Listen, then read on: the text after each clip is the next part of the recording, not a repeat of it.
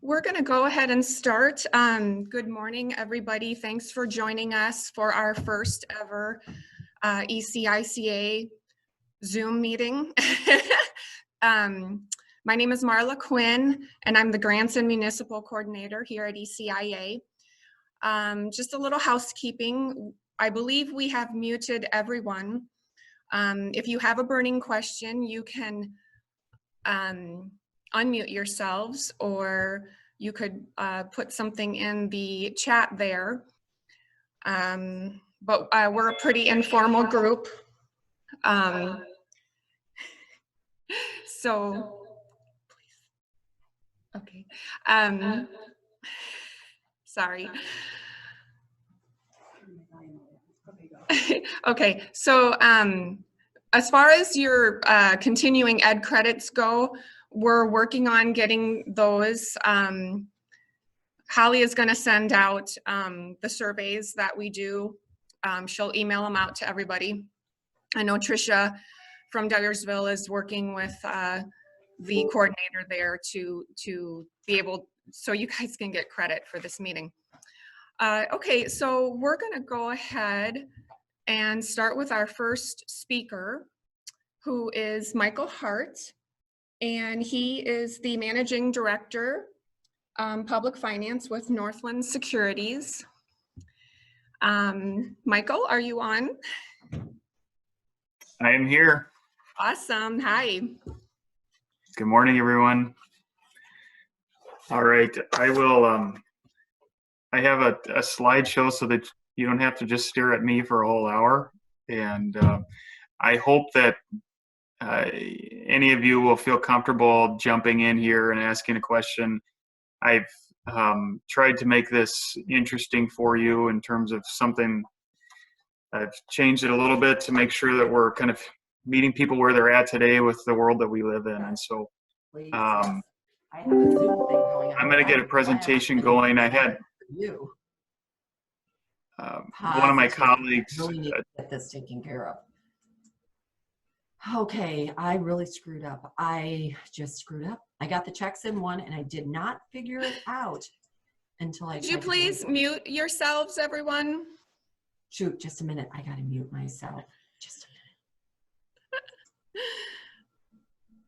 I thought I was on mute.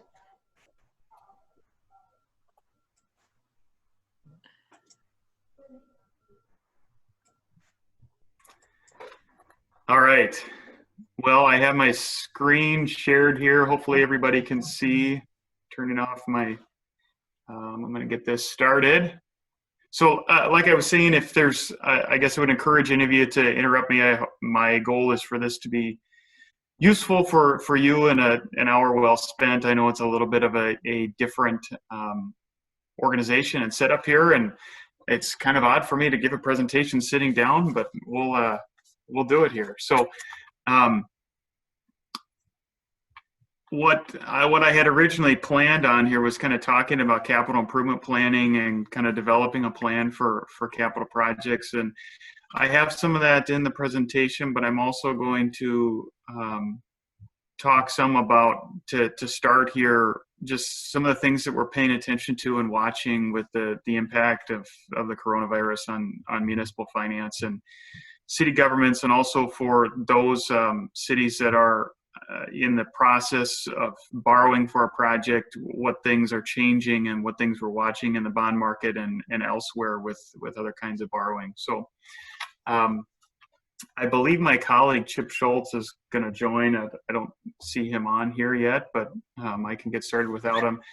I work for, I know many of you, but I work for Northland Securities. We are just to give you a little background on who I am, we are a municipal advisor, a financial advisor, and a bond underwriter for cities, counties, and school districts.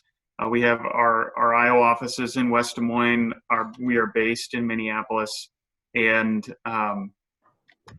provide all sorts of financial advice and related to borrowing, capital project planning, utility rate studies, TIF studies, and overall planning for projects. And so I've worked for Northland for about 9 years, and our business tends to focus a lot on many of the cities, small cities in Iowa, and so I know many of you, and certainly have a lot of experience working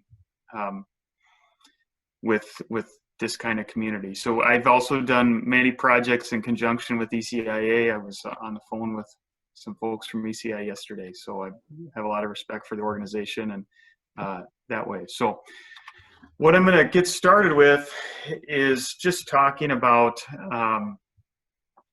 the COVID-19 impacts on city finance, what we're seeing on impacts in the municipal bond market, considerations for disclosures and what we might need to make sure we're telling folks in the bond market, and then just other things, general things that we're watching out there.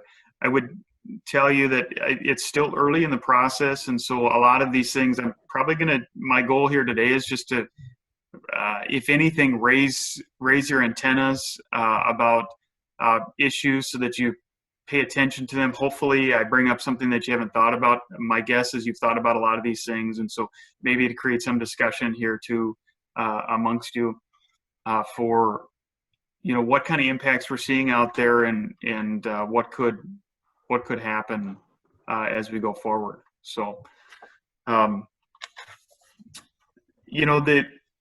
most, I guess, pressing is the decreases or delay in revenues that we might see from the economic impact of the coronavirus. Obviously, I put on here the 4 types of revenue sources that I think are most obvious and that we really need to be paying attention to. And I think with each of these, it's probably still too early to know what the full impact is going to be. But looking at road use taxes, sales taxes, hotel motel taxes, and maybe the one that's a little less obvious, but I think we need to be paying attention to, particularly for those cities with bonded debt, is utility fees. Obviously, the state collects the road use tax, and there's a lot less people driving, and so we expect those revenues to be significantly less from the state standpoint, and that will funnel down to the cities. State sales taxes, to the in the local optional sales tax that you have, expect that to be reduced as well.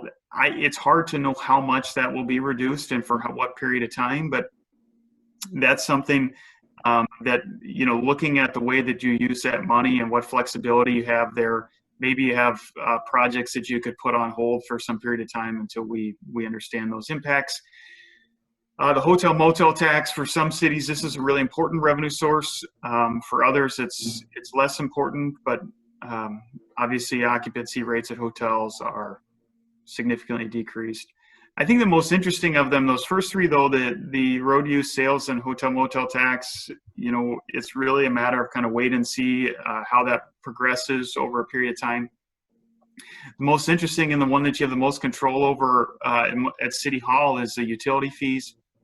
And I guess I would be just really encouraging you to watch how those utility fees may or may not be changing from, people are spending more time at home. For some communities, there might not be hardly any impact.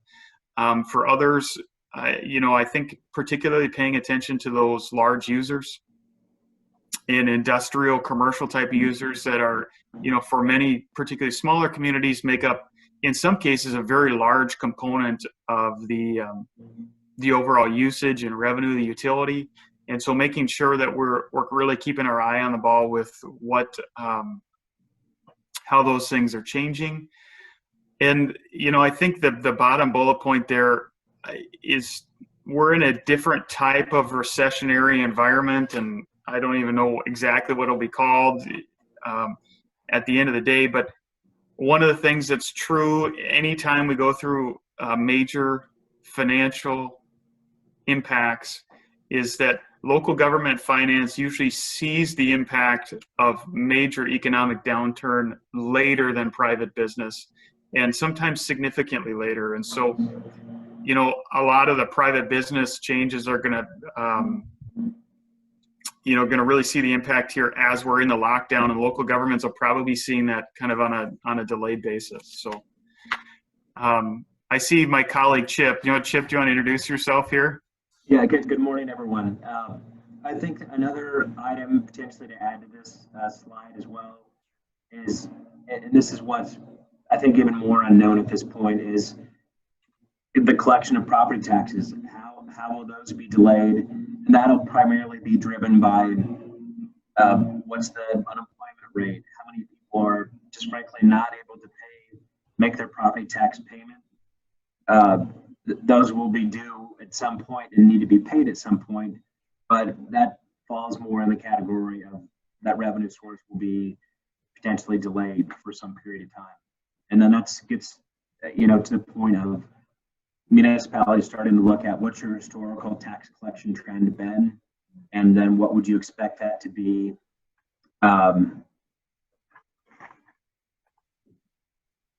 what would you expect that to be going forward? I'm going to connect by phone. I think some people are having trouble hearing me. So, Michael, if you want to continue. All right, I'll keep going. Can everybody hear me okay? Is there somebody give me a thumbs up or thumbs down so I make sure I'm okay? Good. All right. So let's click to the next slide here. I guess at this point, it's hard to know exactly how these things are going to be impacted. So as financial advisors of cities, I think what our best advice we can provide right now is that as city clerks and administration, you should be keeping a close eye on these revenue sources and watching them as they come in month to month. As you receive property tax dollars here from the county, look at how that measures compared to what you expected to receive. As you receive utility fees, I would encourage you to take a look at it and say, okay, how does this compare to the last couple months? How does it compare to, how do April receipts compare to April receipts a year ago for our water utility? And, is there any impact going back? One of the things that we're paying attention to is that the state legislature does track receipts, and they publish it on a daily basis out at their on the legislature's website, and we have a link to that site here on this slide. We're looking at sales tax and road use tax, and we've started to see the decreases in those. It doesn't at this point. The data is just starting to catch up with a lot of the period of time where there was a lot significantly reduced activity, and so it's starting to show some of those decreases. What we don't know about this, just in the long run, we can all kind of speculate on. We all have different opinions and different fears and things like that about this going forward, but we don't know how long there's going to be decreased activity and which of these revenue sources are going to be impacted in the long run. So, and then if you have in your city a large, particularly industrial commercial user, I'd be talking to those folks and making sure, their businesses, you probably already know kind of just from talking to folks what's going on with them, but is their use changing? Is it growing? Is it decreasing? And if it is, how is that impacting your overall finances in the city at City Hall? So.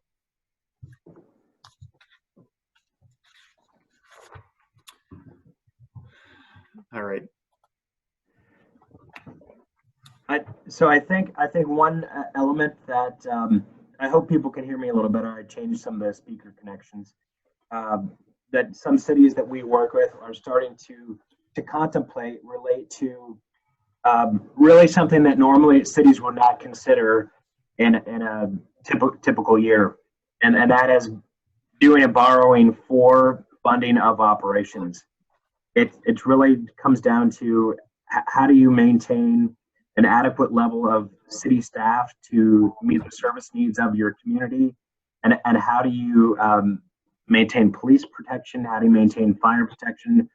Those are very critical items that cities need to find ways to fund, and it's an unusual, very unusual circumstance.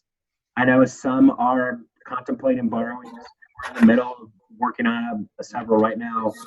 something that, you know, it's what you probably wouldn't call generally a best practice of municipal finance, but some cities are actually executing borrowings to fund fundamental core city operations. So it's something to consider. I know some cities have done it, and a lot of cities and states across the country are in the middle of the same situation as well. So.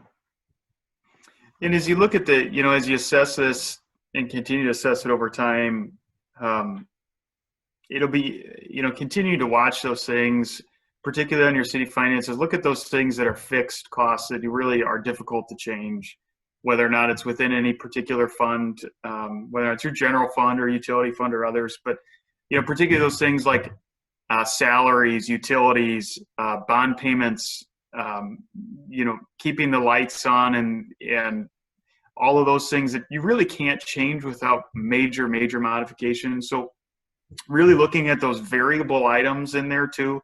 That's the other way that you can manage cash flow. And those it usually comes down to capital projects.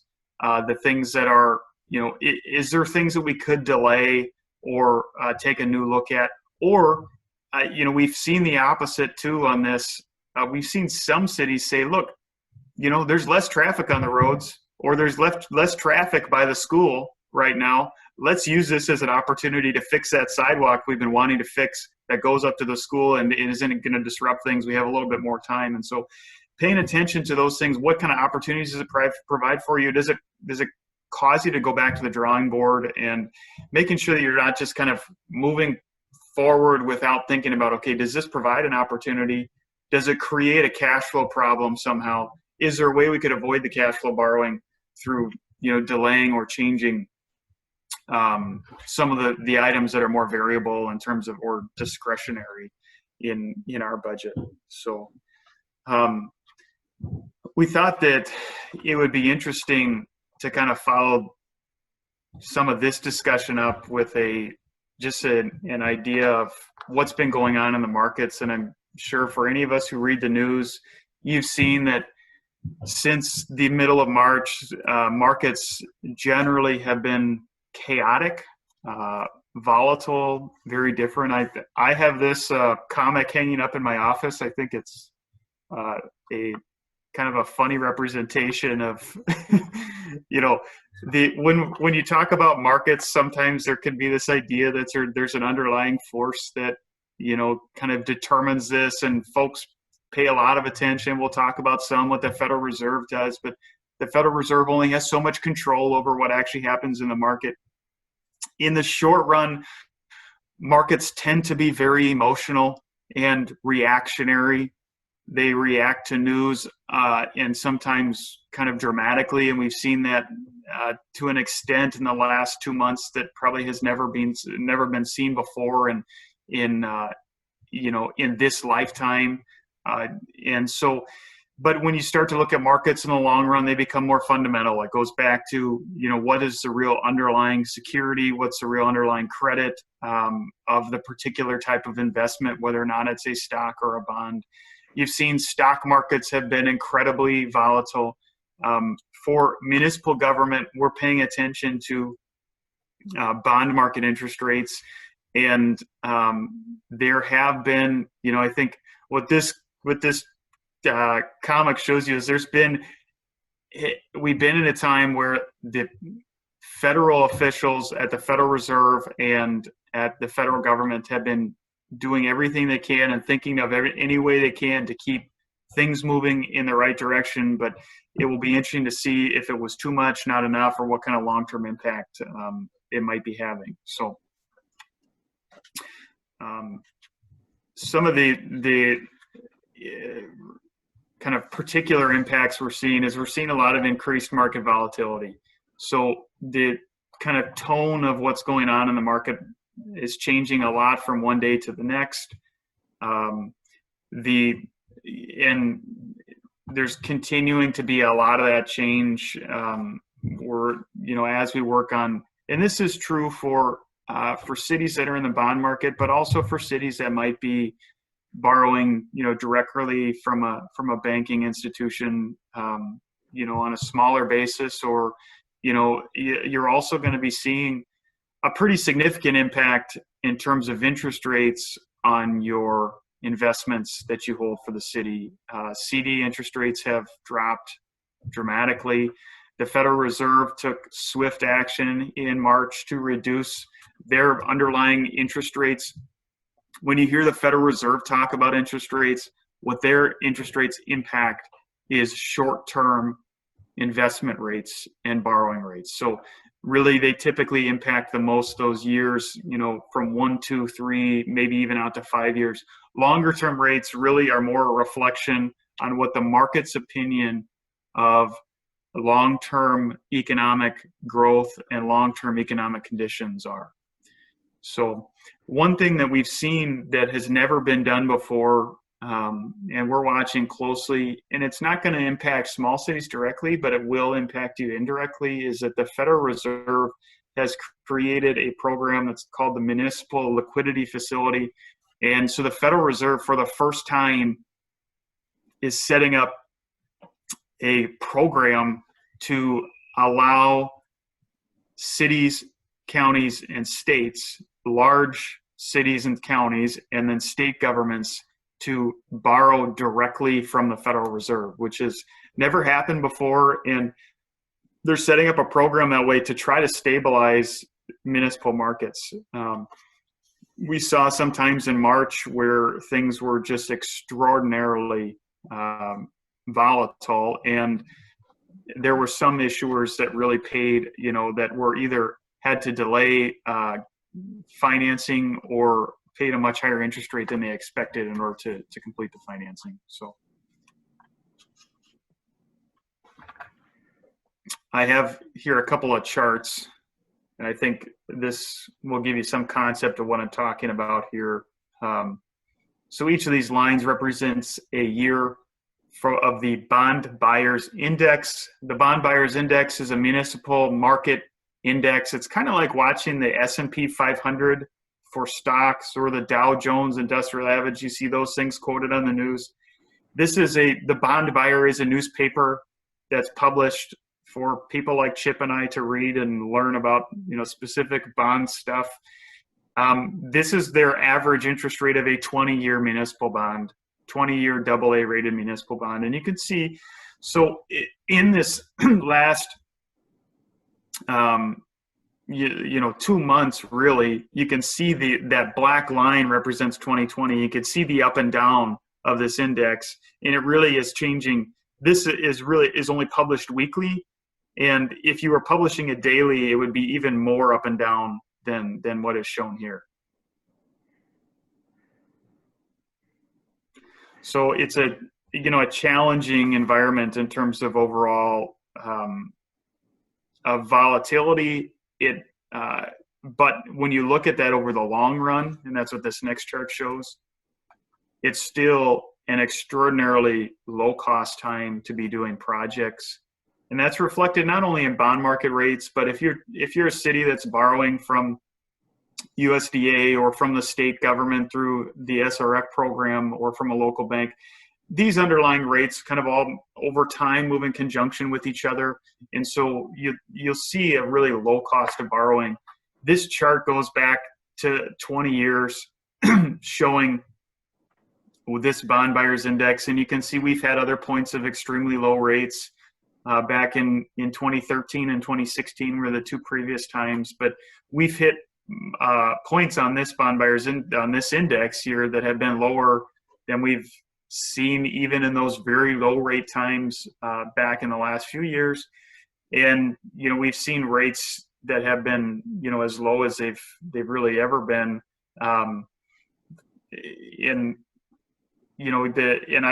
You say, well, you might be exaggerating there. When I say as low as we've ever been, we hit rates in March, and one of the other underlying bond market interest rates is the U.S. Treasury bonds, notes, and bills. And that's the rate at which the federal government borrows at. Those interest rates on March 9th kind of dove, and we were able to say almost every day for about 2 weeks, the last 2 weeks of February into the first week or so of March, that interest rates on Treasury securities were as low as they've ever been in the history of the United States, and we're close to those levels on a lot of the short-term bond rates at this time.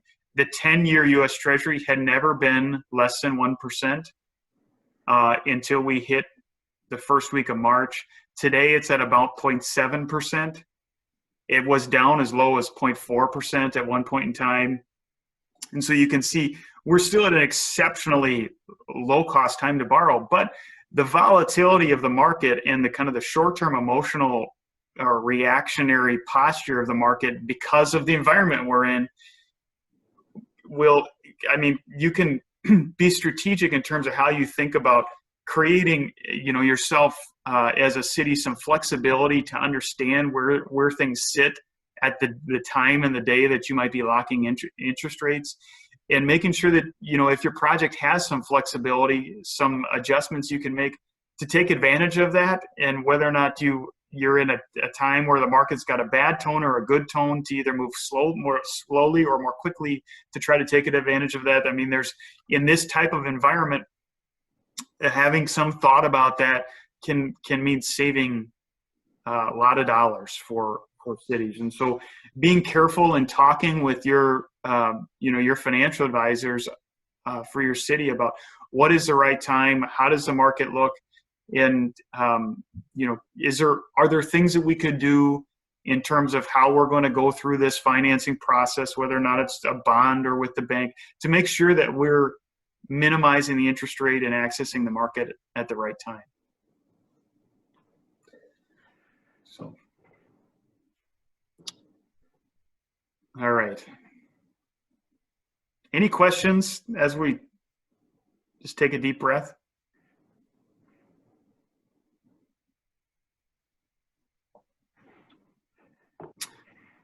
All right. So a couple of impacts here on municipal bond markets, and some of these things there's some increased scrutiny and questions that are being asked of cities with bonds outstanding. While these things are going to directly impact those cities that have bonds outstanding, it's, for a smaller city that might not have municipal bond debt,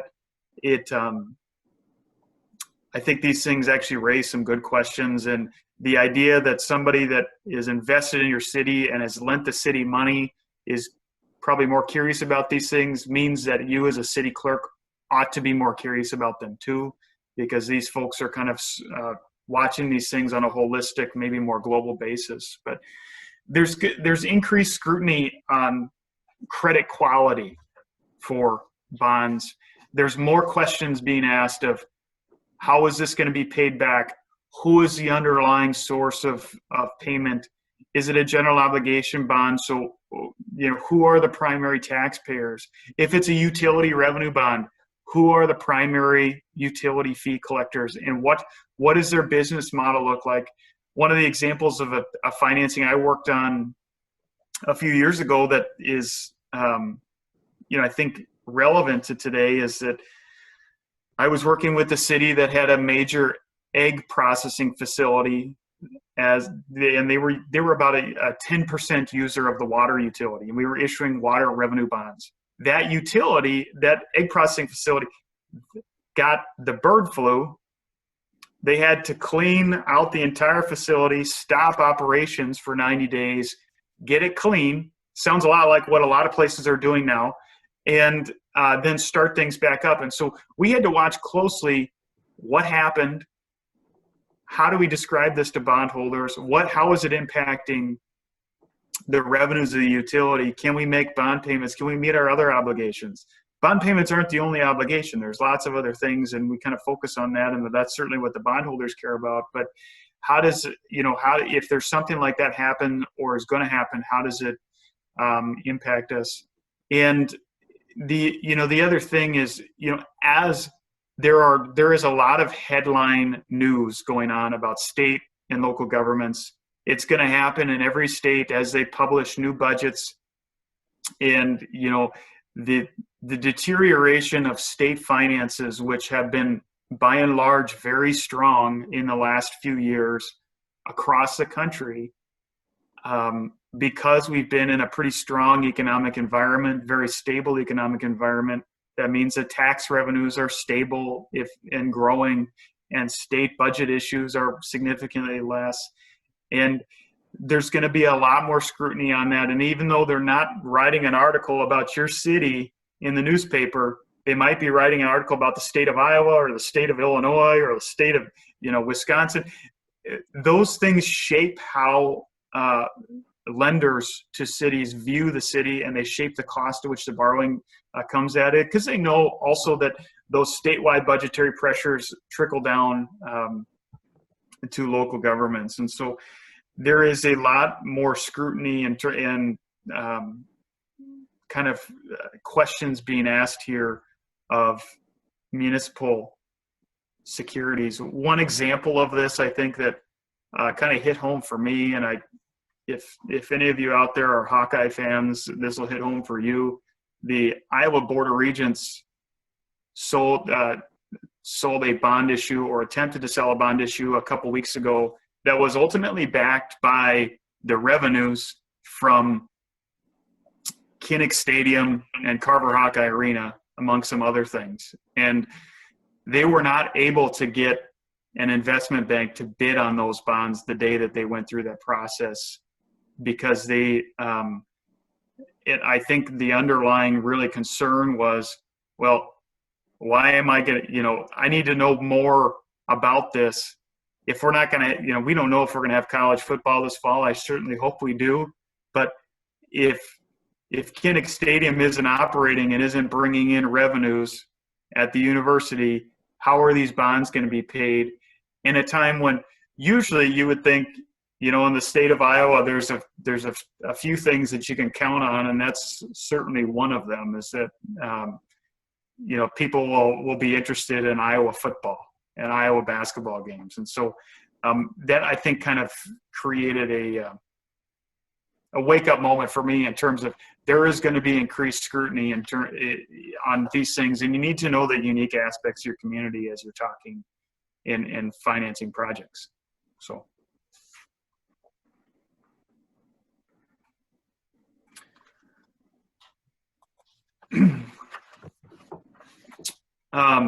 The next piece here, this is kind of what I talked about. There's going to be increased scrutiny on the quality and timeliness of disclosure, and these are the items that you provide to bondholders, to lenders. And one of the things that the SEC continues to talk about, corporations or private entities that have bonds in the bond market are required to provide information on a quarterly basis. At this point in time, city governments are typically providing information on an annual basis, and a lot of times you're providing information at a period of time where a lot of the information could be as almost a year old. And there's been some talk about this for some time, about changing this. And I think to the extent that you have any major impacts related to the coronavirus, figuring out a way to talk about those early and often will be to your advantage as a city. So I think I would just add, it's a good reminder to look at on the bond issues that your city might have outstanding. There are 16 material events that relate to financial difficulty, change of a rating, unscheduled draws on reserve funds, those types of things, and those are items to contemplate where they may need to be disclosed on the MSRB's EMA website. So just another kind of a reminder that is happening with issuers across the country as they might, for example, on a parking facility revenue bond issue, if a city might have that type of credit, those types of issuers are maybe drawing on some of the reserve fund related to that revenue bond issue, and they're having to make disclosures about that draw. So just something to bring to everyone's attention.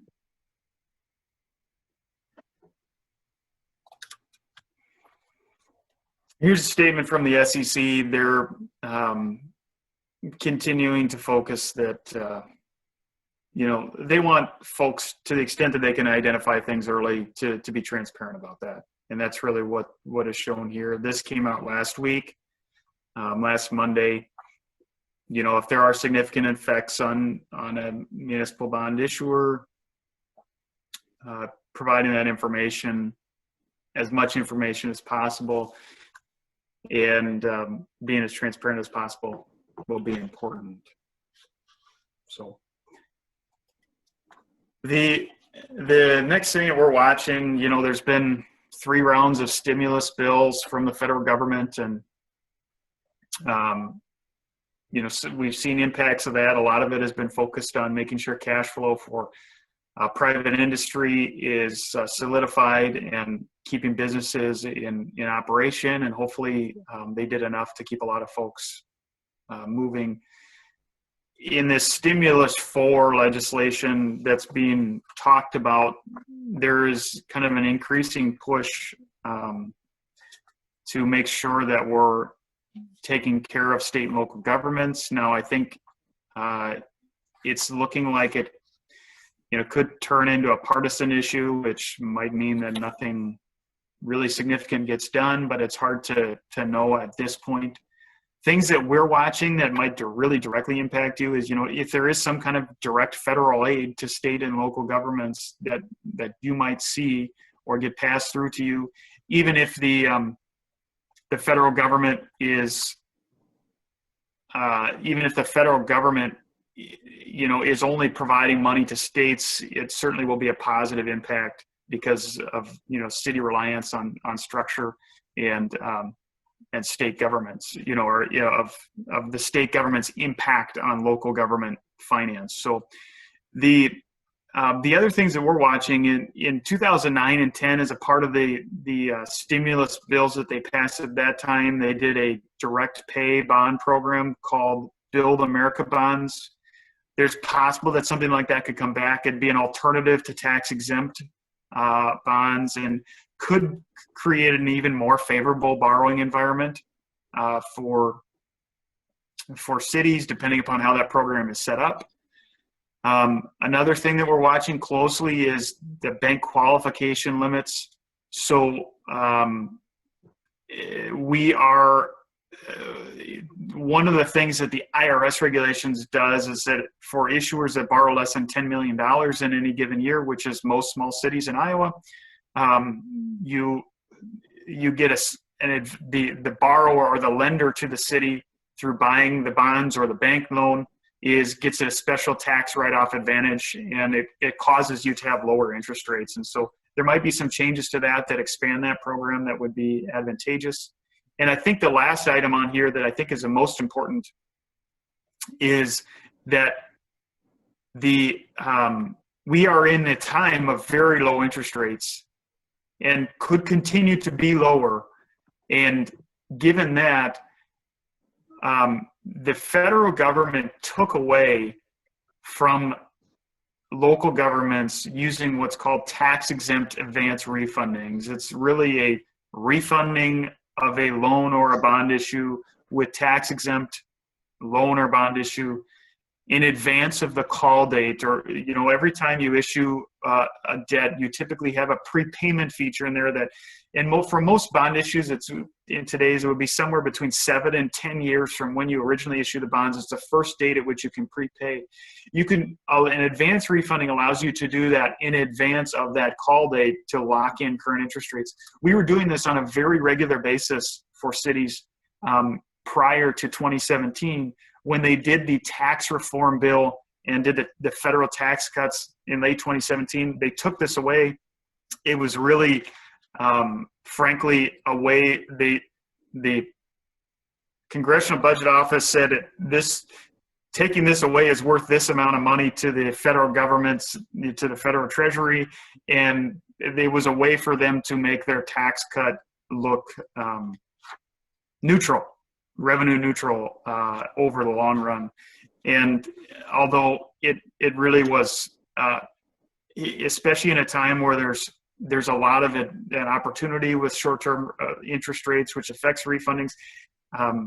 This could be a really useful tool. And so that's something we're watching closely in our world that might be really to your advantage. To give you some concept of this, there's more and more talk. The Federal Reserve has their interest rate at 0% right now for their short-term rates. There's more and more talk and a lot of articles being written about whether or not the Federal Reserve uses negative interest rates. It's certainly not something that is guaranteed or decided at this point, but that's kind of the environment we're in, is that the negative interest rates have been used very widely in Europe for a significant period of time.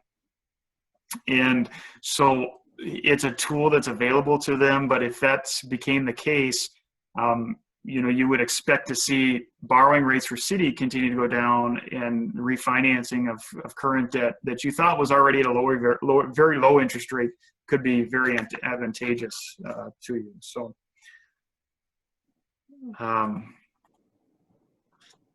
here's just an article. This is from the bond buyer. The newspaper I was telling you about is, there's support building in the House and Senate for direct federal aid to counties, municipalities to help funding shortfalls. And so I would just encourage you to follow that. And, it might not be a direct check in the mail, but it might create other programs administered through the state that could be helpful, could be useful, whether or not it's grant programs or other things that help you get projects done or help you keep city finances in good order.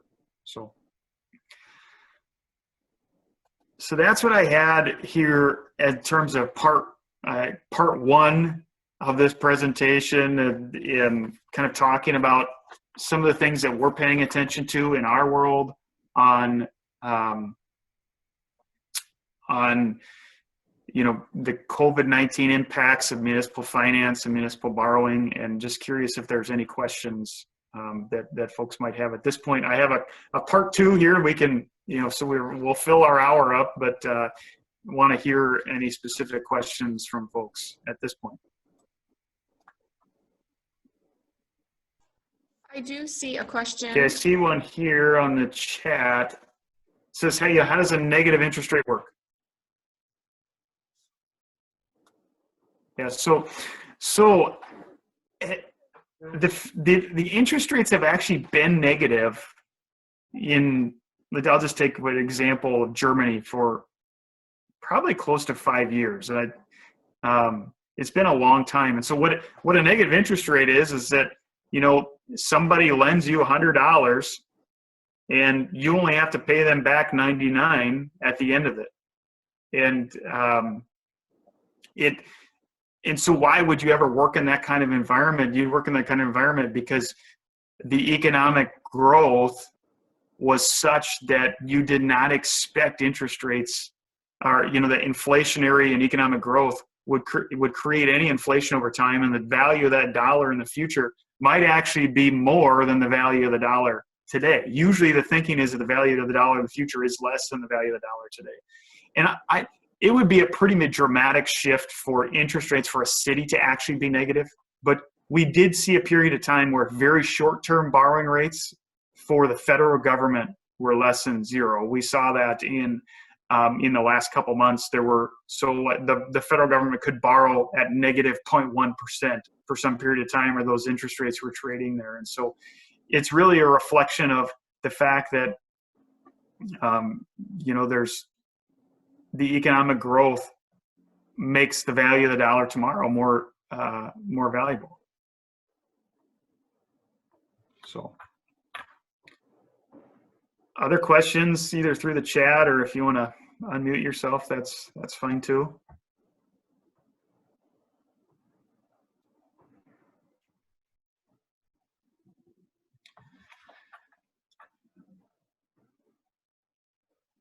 Okay. Well, we'll keep going then. And I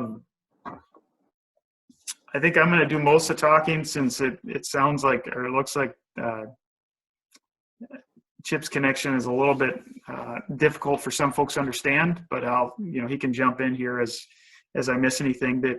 The second piece of what we had planned, and it's going to be a very high level overview. Again, it's kind of talking about financial planning for capital projects. So we've only got about 15 minutes here, so I'm not going to go through all the X's and O's of putting a capital improvement plan together, but it really just more than anything encourage you to think about continuing to do this and give you a boost along this process of why should you do it, what should you be committed to as you do it. Hopefully just give you some thoughts and ideas about what should our goals be as we go through this process. And even for the smallest city that, this kind of process can be really beneficial over the long term for financial stability, keeping people involved and educated about what's going on. So in terms of financial planning, the best project financing plans start early and they're constantly updated as new information is understood. And so it's a process of continually getting information out in front of stakeholders and continually talking about how are we going to do this from really a very early piece of the process. Why do we do it? You plan and you do it early because it allows you to seize opportunities. And, outside funding, another good term for that is other people's money. How do we use other people's money? How do you use grant money? How do you partner with private entity? Working with folks at an organization like ECIA, of what opportunities are there out there to pull into this project? How does the project fit with what we're doing? A lot of those kind of outside funding sources require you to have them involved early in the process. And if you wait till you're too late into the process to get to identify that, then those outside funding sources might not be available to you. There's a coordination aspect of this, whether or not you're coordinating with the county government or the state government as they're working on a state highway or a county highway project, making sure that your timelines are in sync. In order to do that, you have to do it early. I've worked on a couple of projects recently where there's been very successful coordination between city and county governments that really makes the project cheaper for both entities. The sharing of that creates a more holistic plan. Over time, you see when you do better planning, things usually cost less, or there's less mistakes in terms of property tax increases that happen. And just the idea that we all know this, we have limited financial resources and we need a process that allows us to effectively use them and to use them in the place that makes the most sense. One of the phrases that I am using, I constantly talk about with city councils particularly, is that you need to understand, and this is true in every part of our life, but it's true in City Hall too, is that every time we choose to do something, we're choosing not to do something else. We have this dollar. If I buy ice cream with it, I can't buy a Coke. So you have to, and if you need to, when you make the decision to buy ice cream, you need to also know that you're making the decision not to do the other thing. And if you don't have that on the table, and if it's not part of the discussion, it's not front of mind, and you might not be making the best decision. And so it's a way to pull things together. Other reasons to plan. I think one of the most important reasons to put a capital improvement plan together is to educate folks, whether or not it's decision makers or the public.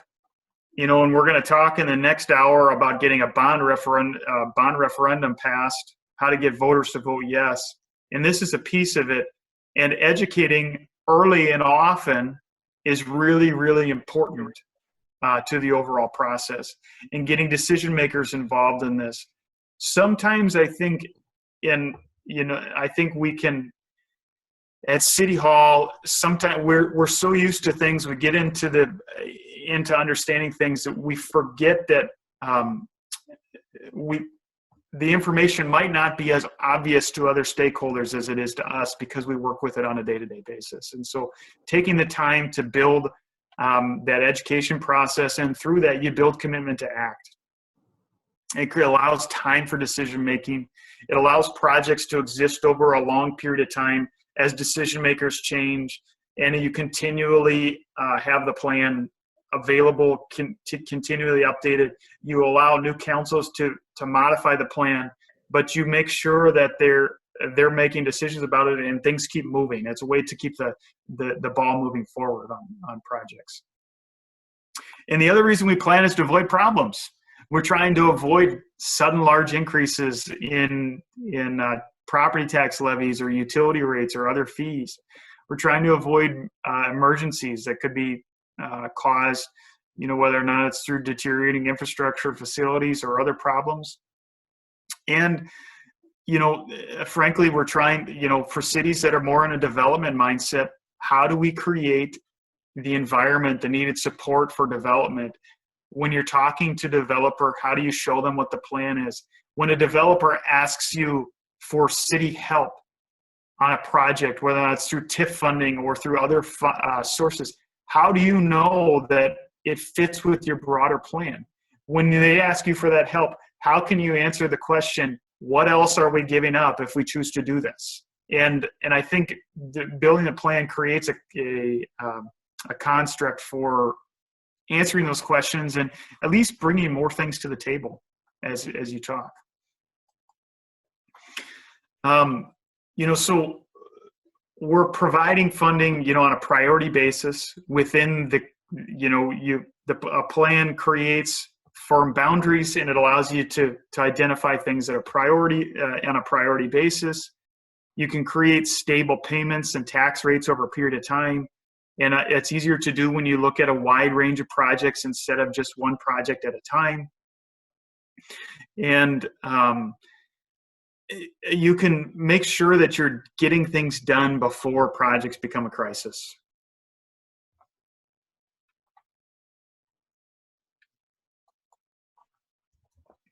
So again, this might be kind of obvious and kind of self-evident, but I think it's useful just to talk through again of what does a good planning process look like.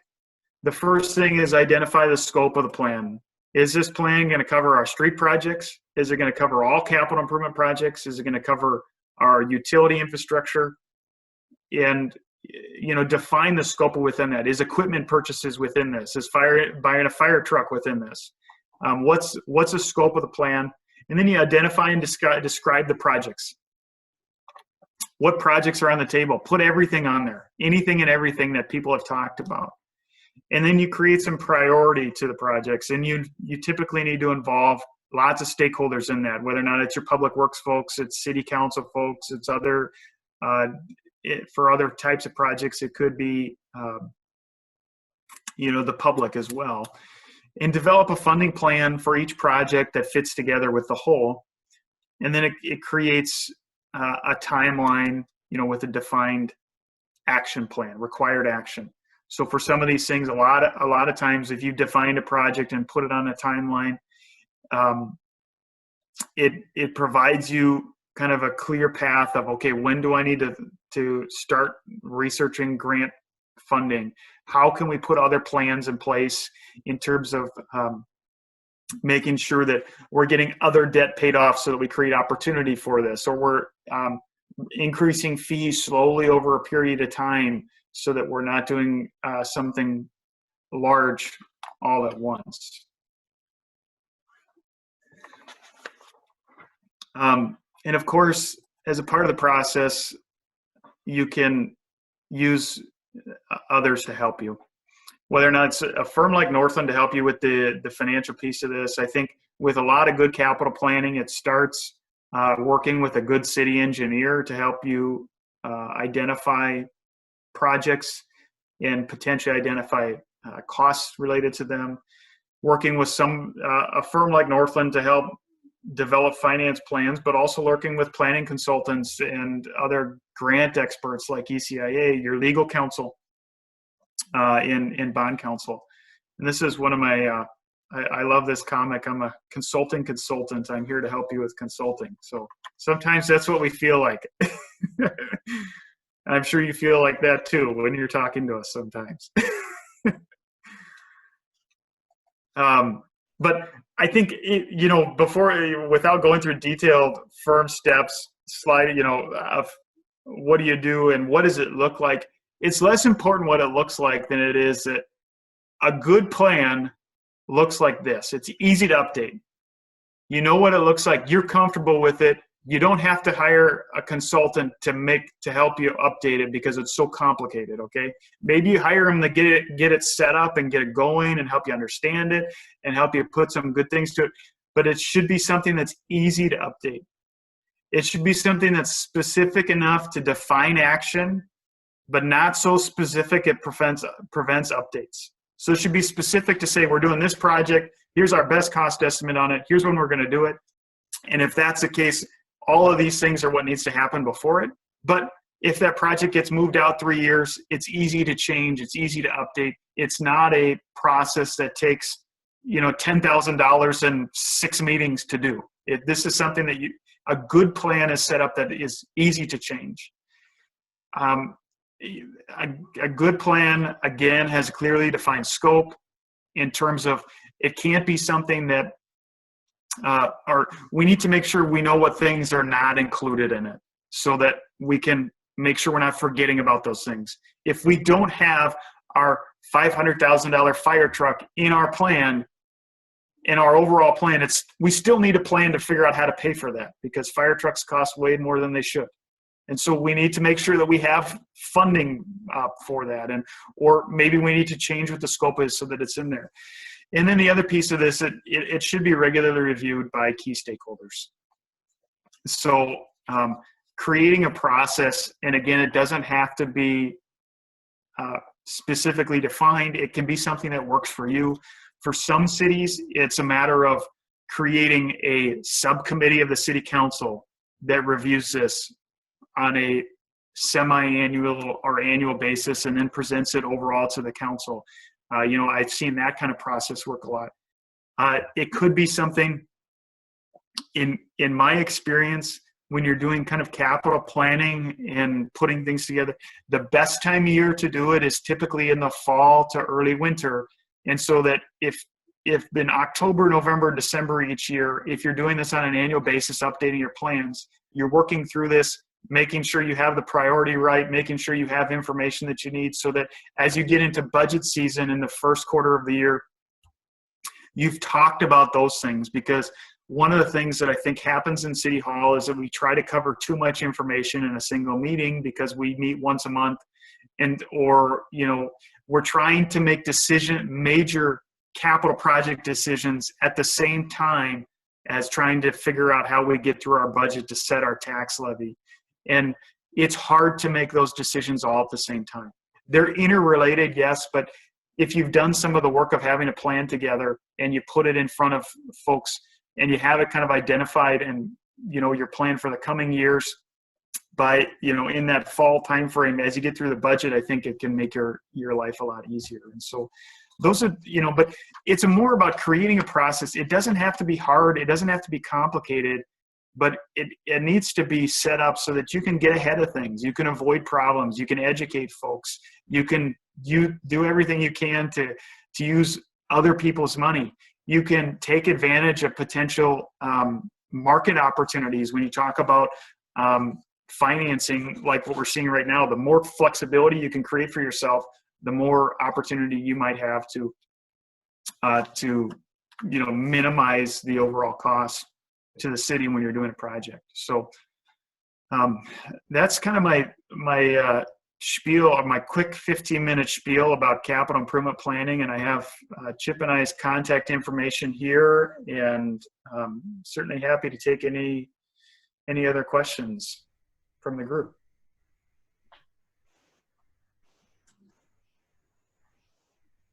Thank you, Michael and Chip. Does anybody have questions for either one of those? No? Okay, well, Michael will be hanging on for a little longer. I'm not sure about Chip for our next segment here. So if you have anything that comes to you, you can always type in the group chat.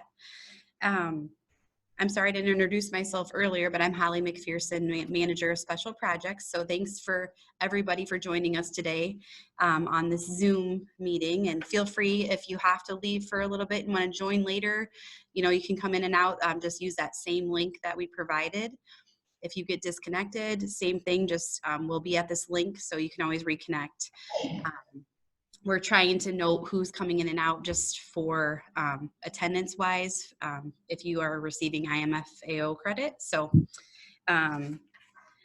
anyway, I thank you guys for talking about that. Our next segment is going to be about getting a bond to pass. So we're lucky to have 4 great speakers with us. Ideally, this was a panel set up and would have been in person, but we're going to make the best of it here. Deanna, I think you're on the phone, right? Maybe? Can you hear me, Holly? Yep, I can hear you. I thought that was you, so I just wanted to make sure you were here. So I think the format we'll go with is just each, we have Deanna McCusker, the City of Cascade, and then Jeff Madlom with the Delaware County Supervisors, Wendy Mehm Herold with Northeast Iowa Community College, and then Michael Hart, again with the Northland Securities. I think we'll give each presenter 10 minutes or so, and then at the end, we'll just kind of have about 20 minutes or so for questions. So if we want to start with Deanna, just kind of talk about your experience with the bond passing in Cascade on your pool, and then we can go into Jeff, and then Wendy, and then Michael, and then we'll, like I said, we'll open it up back for questions. So feel free to type in the chat if you wish, or just wait till the end. It's up to you. So if you want to take it away, Deanna. Okay, thanks, Holly. Yep. Good morning, everyone. As Holly referred, we did do a bond referendum for our new municipal swimming pool. Just a little history. In 16, we started holding committee meetings to talk about either repairing our old pool or replacing it and building a brand new one. Finally, in 2017, the City Council approved moving forward with constructing a new pool. In February of 2018, the City Council approved holding a special election for our bond referendum. After getting the blessings from the City Council, we put together a committee to tackle the referendum process. Basically, the referendum was for $2 million, and that was what the city was going to put towards the project. With the other funds were coming from grants, reserve funds, and donations. So in about late February of 18, we put together a committee, and the committee consisted of volunteers. It included a swim team coach, a mother with small children, retired people who had once worked at the swimming pool, a person with fundraising experience, and then some very well-known people in the community. We started holding meetings to discuss the process, and we received a voter list of everyone that was eligible to vote in the City of Cascade election. We also put together a one-page information sheet and also did a document that addressed any frequently asked questions about the project, about the referendum, about the funding. We placed that one-page information sheet at the grocery stores, convenience stores, the banks, any other businesses that are frequently visited by the people in the community. So we also purchased yard signs and placed those strategically around the community as well to get the most attention. So some of the people that were on the committee also addressed and reached out to different groups that they were in, you know, whether that be a Girl Scout group, a swim team, a church group, any kind of group that they were in, they were reaching out to them. They took the voter list that they received, they split it up by quadrants in the city, and then the committee people took sections and started going door to door to talk about the pool project, the referendum vote that was coming up and how important this was to the community. They did a very good job. They you know, spent a lot of time doing all this. Then the vote was held on May 1st. So the weekend prior to that, the committee people, again, made tons of phone calls, posted Facebook messages, reached out to any groups that they were in to remind them to vote yes in the referendum vote. They especially reached out to people that were on the fence. There were people that thought the pool project was a great project, but it was a lot of money. So they were kind of on the fence about voting yes. So they specifically reached out to those people. The day of the election, they again were making phone calls, sending messages, you know, just to remind people that today's the day you need to come vote. Well, all of their commitment and dedication paid off because our bond referendum passed with 92% approval. We had 364 people vote yes and only 30 people vote no. So I really think the key to this was a great committee and also doing the information sheet, getting all the information out to the public. So there were no unanswered questions. There was no secrets. I think that was the big key to the whole process. Are there any questions? Great, thanks, Deanna. We'll go on to Jeff, if you want to talk a little bit about the jail referendum in Delaware County. Oh, Jeff, you're on mute. Can you unmute yourself? Oh, I can unmute you. Let's see, I gotta find you. 1 second here.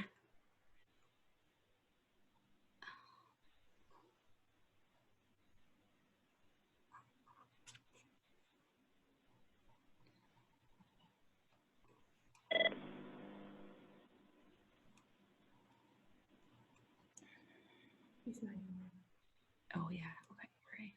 Sorry, you're 911, Jeff. Okay, there you are. Okay, Jeff. There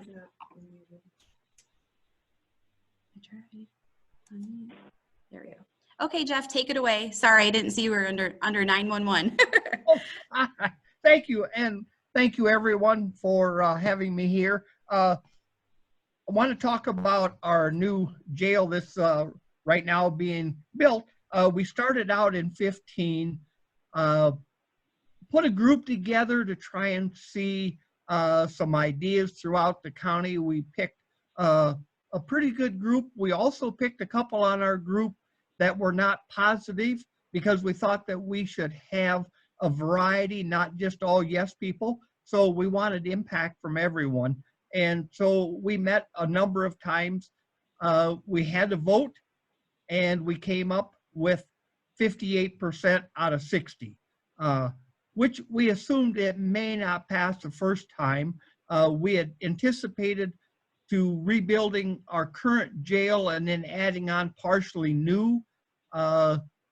We got some feedback after the first vote, and there were some people that weren't quite for sure. So we regrouped, waited for about a year, tried it again. We ended up with 20 votes short throughout the county, making our 60%. And then the one thing, you get a little discouraged. You try and figure out what you've done wrong.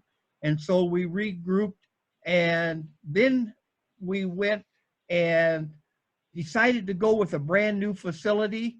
I think one of the important things that we stressed this time that we didn't the first two was that our debt service limit would not raise 1 cent because we had a Lake Delhi debt service that was about to be paid off. And with some money that we'd been setting aside, I think that was huge for the public that we weren't going to raise their debt service limit. Then the one thing that I've learned over the last few years is social media, and that is so important. And so we put it on websites, we put it on Facebook. We had a great deal of friends and supporters that put it on their Facebook. We sent out flyers to every household in Delaware County. We also, on top of the social media, we went to every city council meeting. We also did town meetings in every town in Delaware County. And I have to tell you, that wasn't very successful. We would get a few people, but not really very many. And I really think that the social media is what really helped pass. We went to every commercial club, Lions Club, anyone that would let us come. We've even went to banks when they had their employee meetings and put on presentations that any place that would let us come put it on. We worked so hard at it. And the bond issue was for 5.9 million. We finally got the day of the vote. And I think with all the extra hard work, social media, as I said, going to groups, it passed by 85.5%. It was the largest passage of a jail issue in the state of Iowa. And so I think I'm old school, so I'm not used to social media, Facebook and so forth. I do it with my grandkids, but I'm not good at it. But I think to reach the younger people and the millennials, you have to go on Facebook and social media, because I don't think they pay that much attention to newspapers anymore. And radio ads are also great. But the jail now is being constructed. In fact, yesterday they started putting the panel walls up for the jail, and we're so excited to be moving ahead with this. And if there's any questions at the end, I'll be glad to answer them. But I think that in a nutshell tells you that you have to get out to the public and explain things to them, and have your friends and people get on social media to help you push it. And we sent out thousands of flyers, as I said. The 3 supervisors sat down one day and sent out flyers all day long and put them all together. So I think if you really work really hard, you really encourage people what you're doing and ask questions. And I think you can get one to pass. Great, thank you, Jeff. Next, we'll have Wendy Mehm Herold with Northeast Iowa Community College. Good morning. Morning, So Wendy. I'm going to echo a couple things that were stated earlier. It's really about communication, education, and relationships. And, and really making sure that you have your planning in place. So at the Northeast Iowa Community College, we have 8 counties that we serve, plus we have 3 other counties that we go into for the population that makes up of our district. So it was extremely important. It's a vast 5,000 square mile radius. So it was very important to us to make sure that, number one, that we had a committee structure internally, but also that it was made up of stakeholders from externally. And so I would tell you, I've been with the college for our first bond that we went out for in 2005 and 6, which didn't go through, it didn't pass. And then we went back at it the next year. And I can tell you, the big thing that we learned from that is that the assumption of people really know what you're doing.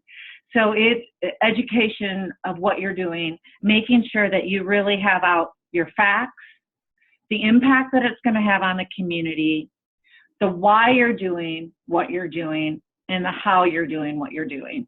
And so we really spent a great deal of time, our second round, for the first time we've ever passed a bond in the community college history.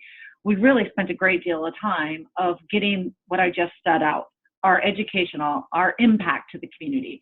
And basically it was relationships. We were building relationships with our key stakeholders.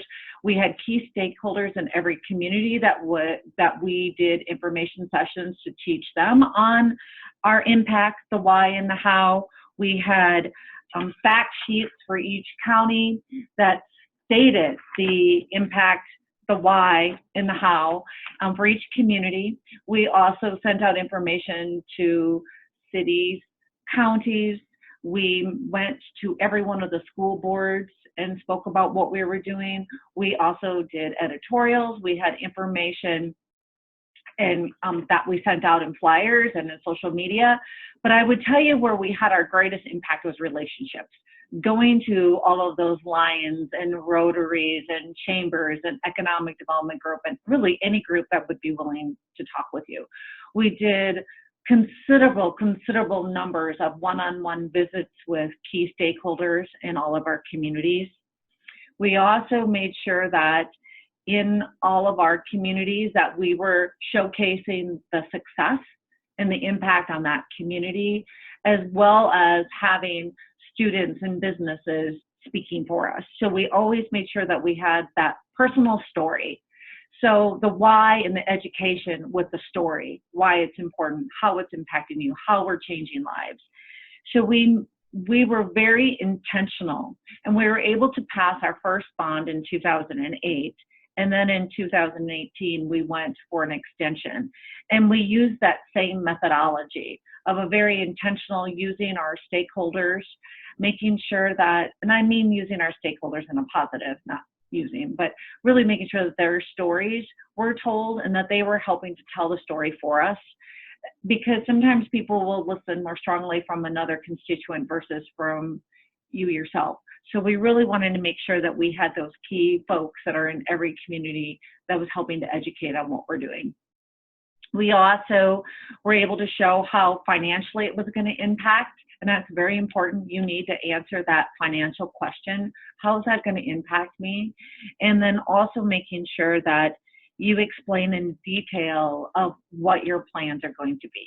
And so we knew that for our extension, for example, we knew that we needed to do an upgrade on our Piasta campus.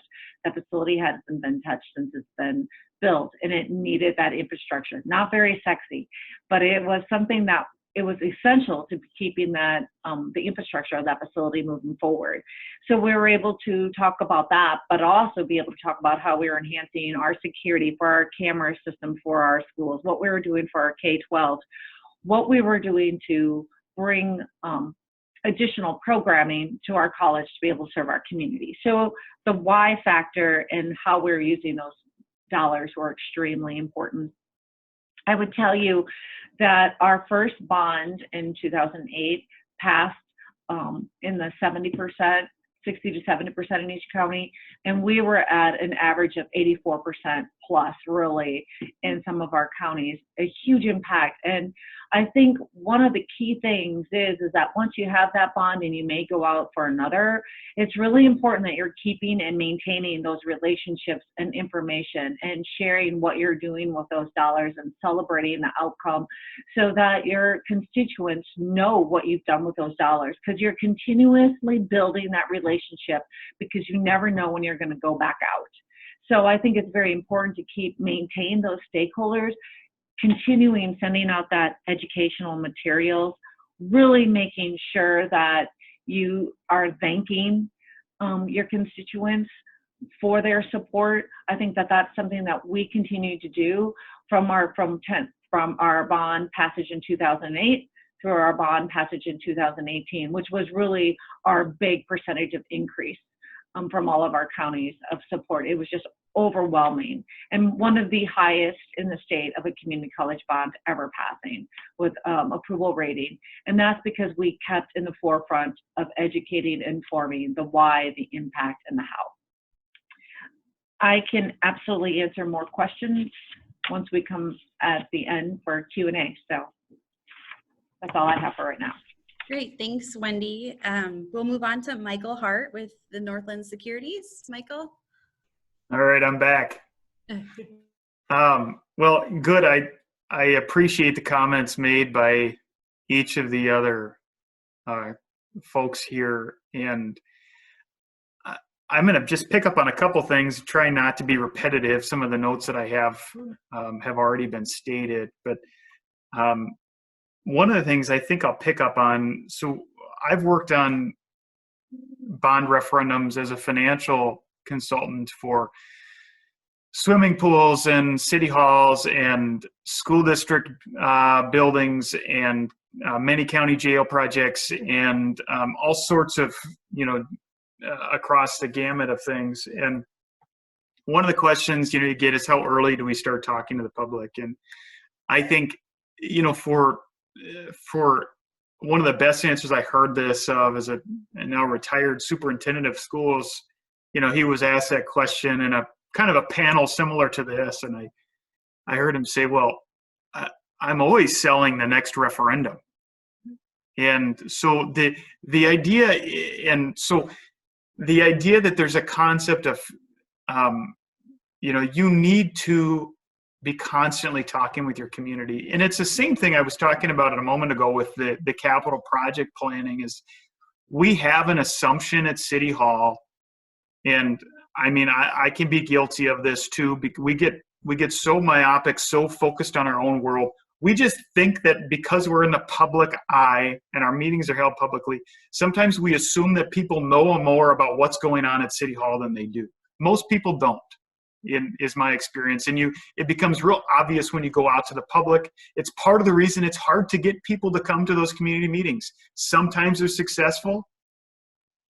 A lot of times, if you just put an invitation out there, you're not going to get a lot of folks to show up. You might get a few folks, but you're going to get the folks that either you don't want to see or that are already really supportive, and it's those folks in the middle that you really need to focus on. And so, the other thing I'll say though is and this might be kind of contradictory as a financial advisor, the financial piece of this is given way too much importance in a lot of bond campaigns. You need to answer the question about what the financial cost is going to be. But if your campaign is about the cost, you're probably going to lose. And so the focus, we're the experts on the financial piece. What I always encourage people, the focus should be on how quickly can I answer that question in an indisputable way? How quickly can I tell you what your impact is going to be? So if I have 90 seconds of your attention, and that's probably all you're going to get, I have 3 little kids, they'll probably only have 45 seconds of attention by the time they're my age. That's the trend of the world, right? If you have 90 seconds of their attention, you want to be able to answer the financial piece in the first 7 seconds so you can spend the other 83 talking about why do we need to do this? Why do we need a new swimming pool? Why do we need to expand our facility?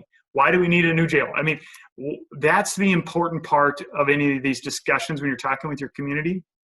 And you can't assume that they already understand that the old swimming pool is leaking and, is not safe, and it's hard for people to come in and, we're fixing all this part. You can't assume that people know the condition. Even in a small town, you can't assume these things because, as you've gone through these, you start to learn that folks are engaged in their own world, and that if whatever project you're working on falls into their scope of their world, then it will be important. And if it doesn't, then you have a higher responsibility to make sure that you're out there with them. So some of the things that we've done in terms of financial impact is, making sure you've got a clear, concise one-pager that you can go through. Use consultants to deflect it. And I use the word indisputable. One of the things that we provide is that, folks like Chip and I, once you have the information, you're all smart people. We don't know. I mean, there's not any magic that we bring to a meeting like that or to a conversation, but the fact that we have our logo stamped on it and it says, well, Northland told us that, or whoever you're finished with, Northland told us it's going to cost me, $62 a year to do this. There's something that's, use your consultant to make it indisputable. This is something they've done, this expert. And if you need us to come to a meeting and to say it, to put it out there, to have it quoted in an article or a blog post that you're going to put out on Facebook, that would be important. The other thing that we've started to do as a firm that has worked in some places is that we have actually in some places collected parcel by parcel data from county government and built a calculator that allows folks to say, if you want to know what your impact is going to be, take your parcel ID plug it into this website that we have on the city website, and it will tell you what the estimated tax impact is. So that you can say, look, for Michael Hart, your property is valued at $83,422. And on this property, it's a residential property, so there's that rollback. Here's what your impact is going to be. And so that it becomes very specific. We care about you as a particular stakeholder in the process. And so trying to, any way, and it doesn't have to be through that process, but any way that you can make the financial conversation clear and as concise as possible. And if that starts to get out of hand and indisputable, one of the things I say is that folks that are on the vote no standpoint or mindset oftentimes deflect the real issue by bringing up financial issues. Okay, and you can't allow those folks to control the conversation, because if you have an hour-long meeting and you spend 45 minutes allowing them to deflect and you talk about all the financial, you haven't talked about why you need the project. And you need to focus on why are we doing this? What's important? And the other thing that I'll pick up on that I think each of the other presenters talked about and said is that these projects are most successful when they're driven by a community of non-staff, non-elected folks. The community committee if you're doing a pool, put together a pool committee of people who care about this. Get them together early in the process so that they're helping the city council make some of the decisions about what is the right size pool that we need. Do we want this kind of slide or that kind of slide? Give them some autonomy in the process. The city staff will be important in trying to keep them, okay, here's the bounds, the range of what is affordable or not, and try to help define that. Ultimately, it's the city council's decision, but allow that committee to be involved early, to have some active influence in how the process goes forward, and to be so that they can be talking to more folks about what might be interesting to them. And then, allow that city council to that committee to make multiple presentations to your city council or to your governing body and say, here's what we've learned. Here's the consultants we're talking to. This is what these are the options that we think are good. Here's what we recommend to the council. And then that committee will be the primary vote yes group. It's outside it, it's a different thing when it's coming from your neighbor than it is from the city council member who might have some reputation tied into it, or the city administrator or somebody else. The last thing I'll say here, the city council and city staff, the mayor, administrator, it's not important, in my experience, it's not important that they're all the number one cheerleader for the project.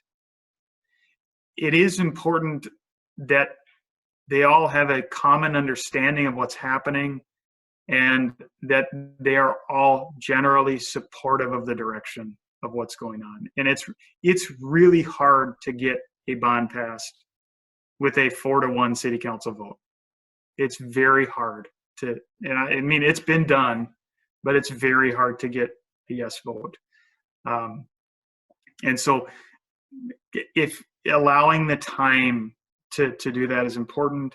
The other thing that I think for me as just a general financial consultant is that just because your community says yes and wants it doesn't mean that you can avoid as a city doing the other planning that I talked about a little bit in the first hour. Is that, if you get it, it needs to fit into the broader plan, and I think it helps the community. You can use the bond referendum as an opportunity to allow folks to understand not just what we're trying to do with this project, but how it fits in with the broader plan. What other things we consider? What other things are we going through as we start to build out this project? What is it based upon? We knew that this would impact us in this way with these other projects, or yeah, we're asking you for a swimming pool. We also need to build a wastewater treatment plant, but we already have a plan for that, and it fits with the swimming pool. And you need to know that as a city council, we asked this pool committee to work on the pool piece of it, but it's our job to make sure that the pool fits with the wastewater treatment plant and with the street projects we want to do, and that they all can work together, and that the pool isn't going to make it hard to do the more essential things that we need to do as a community. And I'm using the pool as an example because a lot of times under Iowa statute, the things that you're asking for as a city tend to be more community-oriented, kind of quality of life type things, or the things that you have to take toward a bond referendum. It's a little different for a county that's got talking about a jail. It's a different discussion. But for a city, a lot of times you're doing city hall or community building or a swimming pool, or maybe some other kind of park referendum, something like that.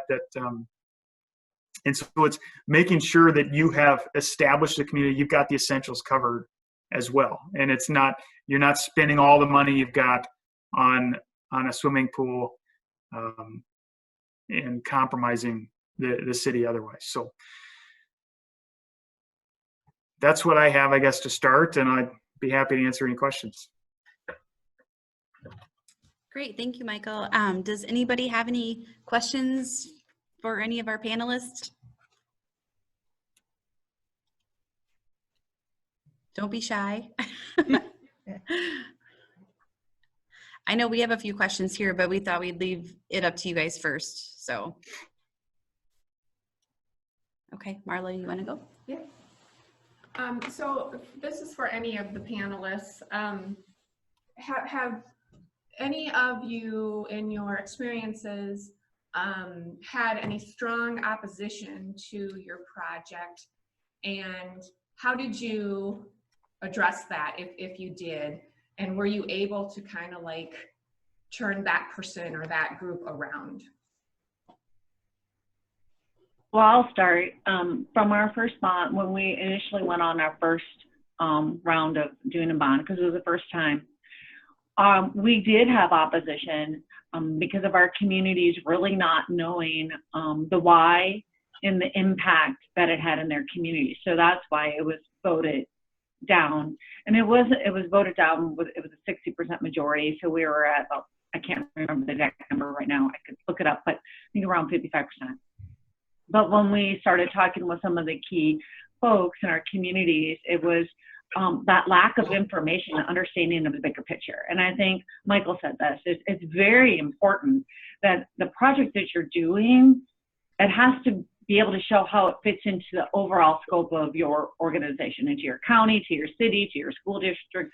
It has to be able to show that, and people need to be able to understand that and comprehend that. And I think we were very able to quickly rebound and reevaluate what it needed to be done for the next time going around. And it was really making sure that we tell our story, and the story being told by not just us, but by our constituents, by our stakeholders, by the individuals themselves that were impacted, so that they can understand that the why very clearly and how it's going to impact, and then also the financial impact. I think we did a really good job of educating on the financial impact the first time when we didn't succeed, but we didn't do a good enough job telling our story of, okay, here's the financial impact on you, but this is really the why, and this is the stories of how we're going to, from our constituents.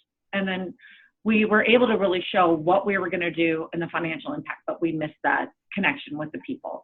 So really making sure you have that. And I truly believe, as I stated, and from what the superintendent, you're constantly, as city, county, schools, any public entities, we have to be constantly educating the community on what we're doing and how what we're doing and what we have for planning and how that's impacting the community. It's an ongoing educational and banking and explaining to them what we're doing. I mean, we spent considerable money that we raised outside of the college to make sure that we were getting a thank you note out, making sure that we're showing progress, making sure that they knew how we were spending their money, but not only just how we were spending the money, but also to show what we did with those dollars and the impact and the why continues to be throughout all of the planning for the whole 10 year. So when we went to that second extension of the bond, honestly, we didn't have to do as much because we were constantly educating our public. So it was really continuing to tell the story of the why and the impact and the financial, and asking them again for their support. And so I think that's very, very important. It makes your second bonds easier if you continue to keep that open communication. Sorry, that was a long-winded answer, but it's an answer. Hi, this is Jeff. I have to tell you that anytime you have any large project, you are going to have people that are negative. And we did have a good share to start with. I think some people you'll never convince, especially when you do a jail site. People don't want to spend money on prisoners. And the one thing that we had to stress mostly, the cost of transporting all prisoners out of county, the number of hours that our deputy would be out of our county on transports and not in the county where they're hired to work. And so we had to incorporate that into it. I can tell you that another issue that came up that we had to overcome was there was some smaller communities in our county that wanted the jail 911 conference center, communication center in the new jail. And they weren't going to vote for it unless we did that. And so it took a lot of education to convince them that the jail facility will be designed to fit it. But at this time, we had such an incredible communication center, and you don't want to move a large community center like that into the jail at the same time you're trying to open up a brand new jail. And so we convinced people that, yes, the new jail could at some time hold that center, but it couldn't be at the exact same time. And people had to sit back and realize that. And so, yeah, you always have obstacles. Can't help it. That's part of bond issues. But eventually, for the most part, you can convince people. But as I said, you're going to have some that you're never going to please.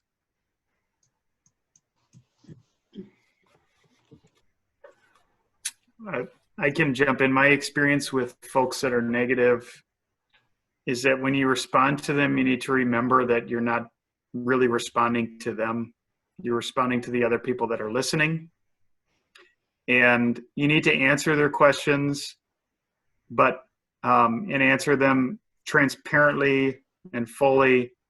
But you also need to answer them quickly and move on. And you need to make sure when you're having these discussions, whether or not it's online or in the paper or in a community meeting, that you get to control the discussion, and you can't let those people control the discussion. You need to be respectful. You need to allow them to say their piece. You need to respond to their piece, but you need to move quickly back into, you need to remember the fact that you're talking to a large group of people. And if you let a small vocal minority control the discussion, it will influence those others that might, that might be positive. If somebody is willing to publicly be negative about a project, they're likely to vote no matter what you say back to them. And so what you need to remember is that you're not responding to them. You're responding to the question they ask, so that other people in the venue can hear it.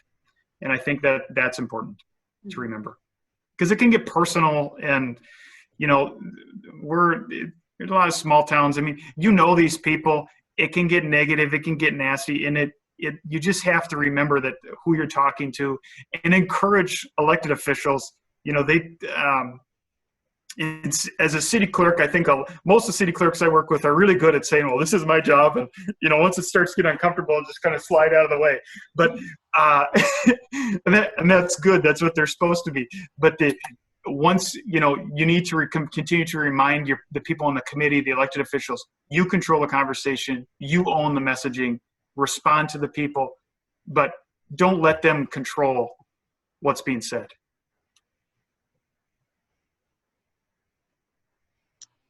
I just have a question. When we're talking about, okay, like a jail or a school, and let's say the current jail is so bad and, it's beyond repair and they're not meeting, guidelines, and they're going to shut them down. And or a school is, leaking water, whatever.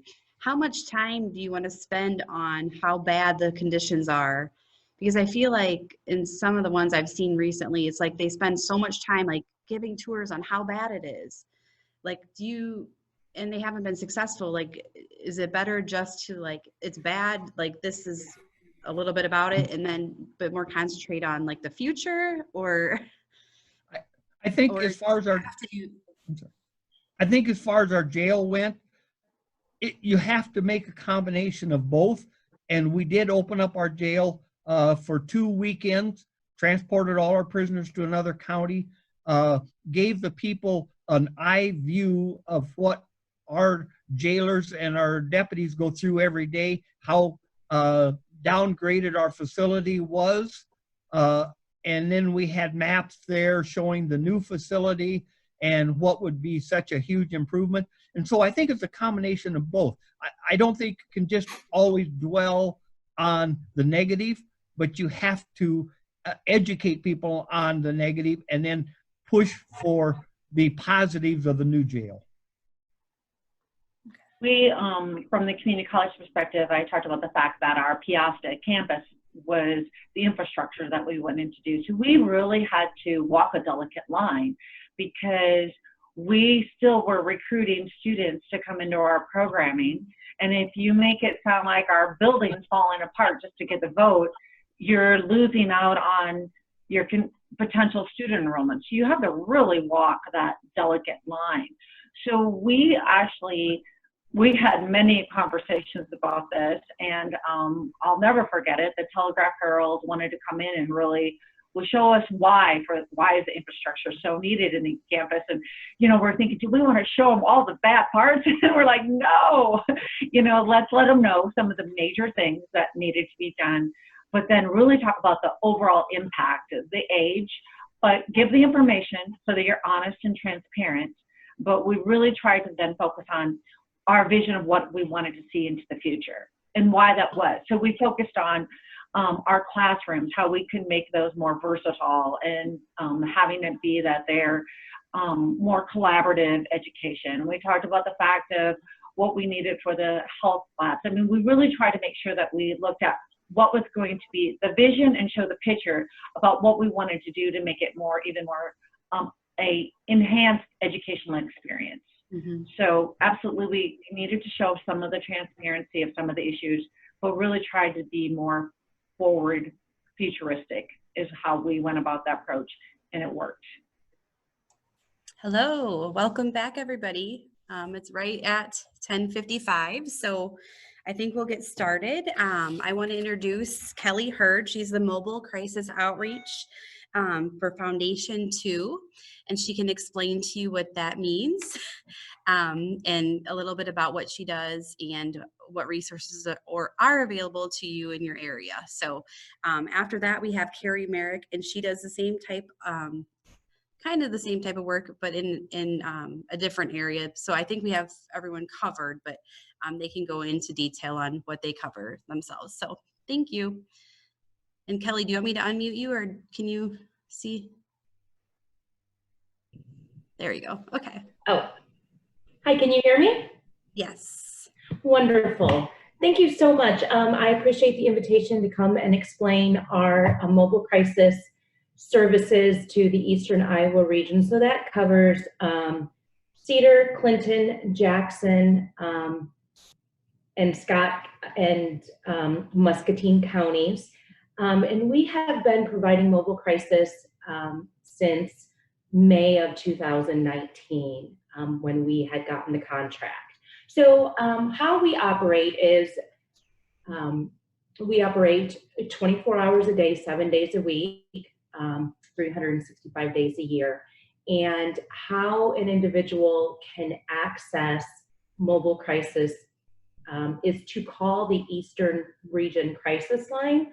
And I'm sure you have seen the cards all over town, but if you have not, the number is 844-430-0375. And that number or crisis line is answered by Foundation 2. and you will speak with a live crisis counselor via phone, obviously, and they will attempt to de-escalate the individual over the phone.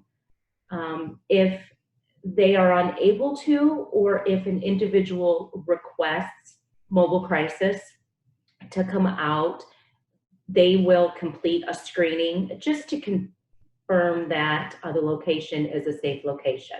So I just kind of want to back up a little bit. Mobile crisis will go wherever the client would like to meet. So we will meet in a client's home, we will meet at a restaurant, at a library. We've met clients at a homeless shelter. We've met clients at a DV shelter, at a hospital, at a school. So anywhere they would like us to meet, we are going to go. If it's a residence, we will send 2 counselors just because of safety reasons. So at that point,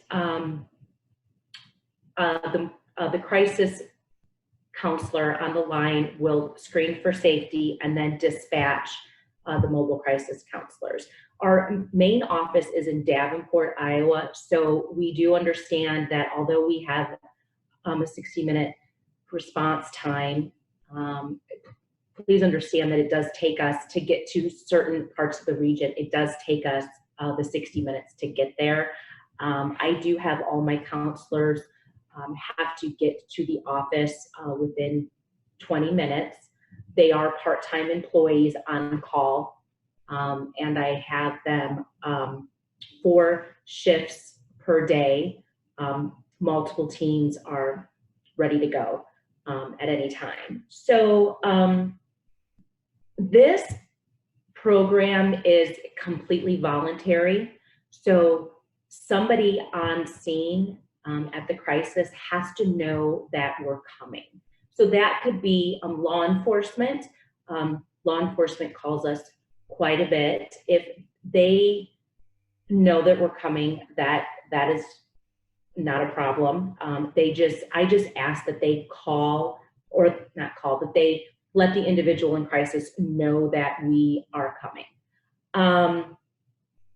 So it could be a family member calling, it could be a friend, just as long as somebody knows that we're coming, because I don't want to cause another crisis by just showing up and nobody knowing that we are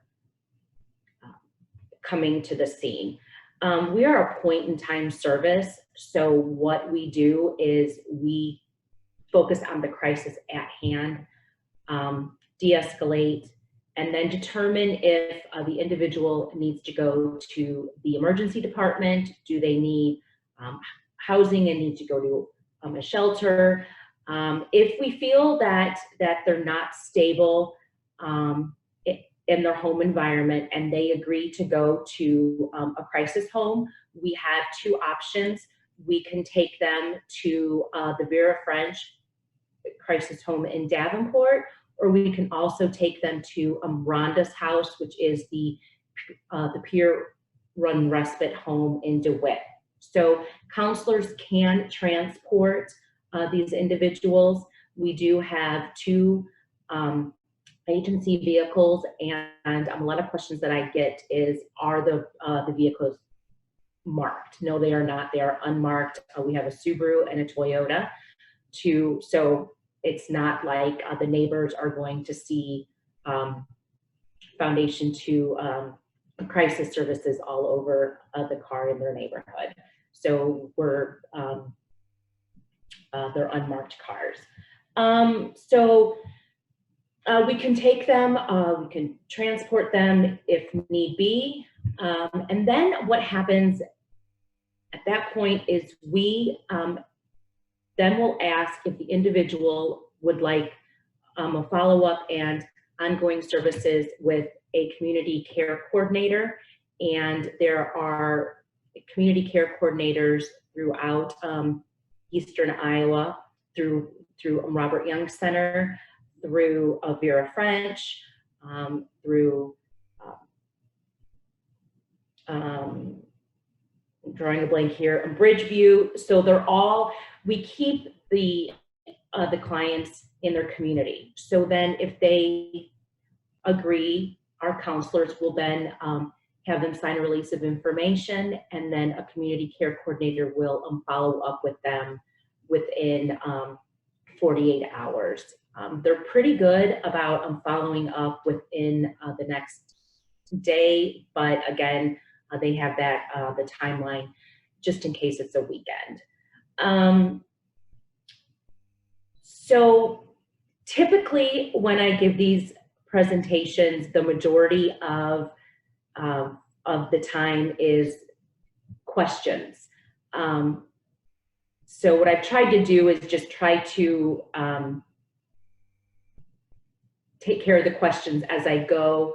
But some other questions that I get a lot is will a mobile crisis respond to an individual who is intoxicated? Yes, we will. We will go and try to help them any way that we possibly can. We do not define an individual's crisis. So we will go for whatever they need. If the individual is intoxicated, obviously what we can do for them is going to be more limited because they have to be aware of what's happening. But ultimately, our goal is to help the individual with whatever they need and try to keep them safe. So I guess I'll just open it up if anybody has any questions that I can answer at this time.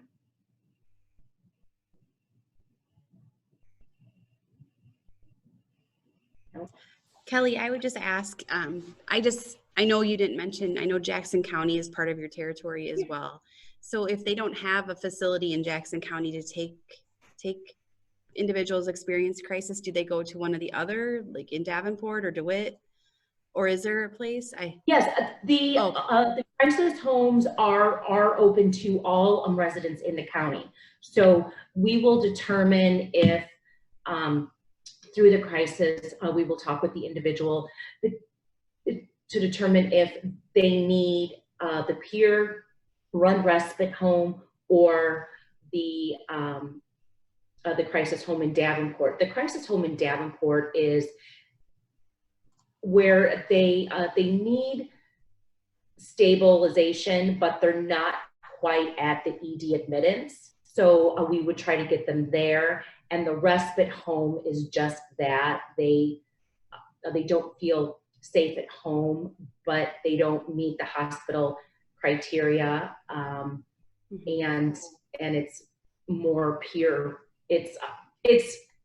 I'm trying to think of how Todd Nowak, the executive director of Rhonda's house, describes it. But residents can go there, and if they just need to sleep, they can sleep. They are not required to participate in any programming, whereas at the Bureau French home, there's groups, they meet with a therapist, they can come and go as they please, but it's a little more restrictive, whereas Rhonda's house, it's not as much. Mm-hmm. But yes, counselors can transport individuals throughout the region, and if need be, if we have to go outside of it as well, we can do so. Mm-hmm. Okay. And just to give everyone an example, I know we say crisis line. Could you maybe just give a few examples of what you guys mean by crisis? I mean, is it somebody who's suicidal, or is it somebody who's high on drugs, or just so? It can be anything. And when I say anything, the client defines the crisis. So it could be a parent calling in regards to their 16-year-old child who is running away, is in trouble with the law, isn't going to school. Counselors will come out and talk with the family about that, because if a child is in crisis, the whole family's in crisis. So we will come up for that. We have gone out on people who have had a death of a significant other and are just extremely depressed and having a difficult time dealing with the loss. We've gone out and counseled those individuals. We also go out on calls where people are suicidal and they have a plan. All of our counselors are trained to provide suicide risk assessment and to act appropriately, whether again that means taking them to the ED, coming up with a safety plan, taking them to the Bureau of French safety home or the crisis home, taking them to Rhonda's house. So it can be anything. You know, the crisis line has people call because they're lonely, and obviously they take the time to discuss, you know, some coping skills, you know, how to handle if they have a loss, you know, and they're lonely as a result of the loss. So honestly, it can range. It can be anything because we don't define the crisis. Sure. I have a call I have a chat message here with a question. So is there outreach to squatters that are homeless and tend to have substance abuse issues? So are you guys doing outreach? So do people know about this service that are maybe in crisis, but they might not, I mean, they might not call themselves. I mean, can you call for them, or is there outreach to those people? Yes. Robert Young holds the contract for the Eastern Iowa Mental Health and Disability Services. So they have actually gone out and talked with police departments, community agencies. I don't have the list in front of me. I apologize, but I attend a lot of the meetings, and I speak about the mobile crisis piece because really in Eastern Iowa, we are all part of the whole continuum of care. So we have the crisis piece, we have the crisis homes, and then we also have the community care coordinators. So we do go out and we do outreach. But if you need cards, if you need magnets to hang up in your businesses, or if you would like just to have them, you can email me and I can get those out to you. I can come and speak if you have some agencies that you would think would benefit from the information. So we want everyone to know that this service is out there, and the more people we can reach, the better.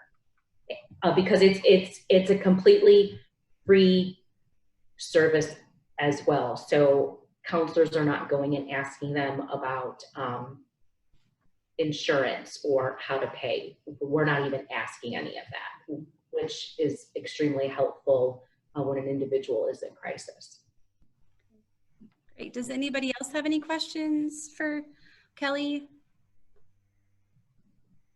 Okay. All right. Well, thanks, Kelly, so much. And I guess if you want to hang on for a little bit longer, I will. Yes. Maybe at the end, if somebody has a question. We'll turn it over to Carrie Merrick. She's the Vice President of Behavioral Health at the Hillcrest Family Services. And I believe she's on the phone. So Carrie, if you want to take it away. Good morning. Can you hear me okay? Yes. Okay, wonderful. Hi, like Holly said, I'm Carrie Merrick with Hillcrest Family Services, and I'm the Vice President of Behavioral Health. And one of the programs I oversee is our Mobile Crisis Outreach Program. And a lot of this is going to sound similar to what Kelly explained, as our team operates in very much the same fashion as hers. So like she said, we are a team of crisis counselors that provide 24/7 crisis response, support, intervention. Again, whatever that person might need in a crisis, we try to provide. Under normal circumstances, we can and do provide these services in person. We're not your typical hotline where you just can only call and speak with somebody over the phone. We do present in person to that individual in crisis within an hour of someone calling the crisis line. One of the differences from Kelly, we operate under the Iowa helpline here in Dubuque County and in the East Central region. So right now people access that by calling 855-800-1239. That is our crisis hotline. As of July 1st, that will transition over to your Life Iowa crisis line, and that call center will be handling our crisis services. So we do have a different phone number than Kelly's team utilizes. And that phone number can be used for texting. They can also chat online if people are nervous about talking to somebody directly. There's also that text line, and also they can chat through the website too. Unfortunately, we have suspended in-person services right now due to COVID-19. So all of our crisis response is provided over the phone through telehealth. And we're very eager to get back into providing in-person services, and obviously we're taking that very cautiously and in stride, and we'll do that when the time is right. But right now everything is over the phone. And like Kelly said, we, again, under normal circumstances, we will go to wherever that person is in crisis. If they're in a parking lot, if they're in their home, we get called to the ERs a lot. We get called to the schools. We will show up wherever that client might be in crisis. And we serve just within Dubuque County. Our team operates only out of Dubuque County. We try to stabilize and relieve the crisis for the person by providing that on-site short-term crisis counseling. Sometimes it's family counseling. I think Kelly mentioned this as well. It's not uncommon we get a call from a family where parents and teenagers, a fight has gotten out of hand, escalated to the point where they need some resolution, they need some intervention. We will show up to that home and try to resolve the situation before it escalates any further. We also try, another service we provide is that linkage and access to further services. It's not uncommon that sometimes we're that first call for people that have maybe never asked for help before. So we can be that bridge. We provide that crisis counseling initially, and then we can link them and give them access to follow-up services as well, whether it's resources in the community, support groups, community-based services. If they need further counseling services, we can hook them up and refer them for that as well. If they would like to get those services here at Hillcrest, we can often get them in within 24 to 48 hours of when that crisis occurred. And like Kelly said, we deal with all different ranges of crisis. We don't discriminate whether it's something fairly mild or extreme. We don't discriminate really. It's very self-defined, like Kelly said. So anybody can utilize that helpline. And like Kelly said, we also help evaluate for hospitalization. It's not uncommon where we are dealing with an individual that needs more care and intervention than we can provide in the moment. We will help transport them up to the hospital for further evaluation. We stay with those individuals until a decision is made if they will be hospitalized or not. If for whatever reason the hospital isn't willing to accept them, we will do some safety planning and we try to work out another better option for them. We have a really good relationship with our local hospitals.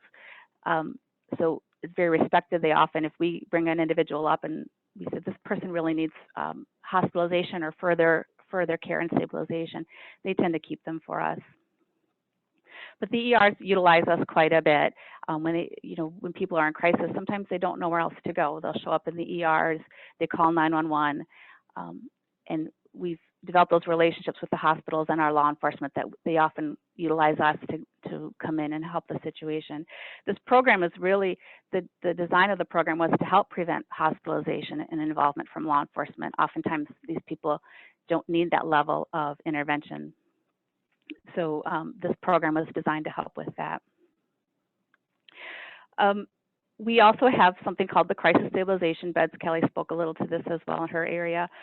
Again, those are currently shut down right now, but for those individuals that maybe they need a place to go, they've suddenly found themselves kicked out of a home, or maybe they've been homeless for some time and now they're finally reaching out for some support.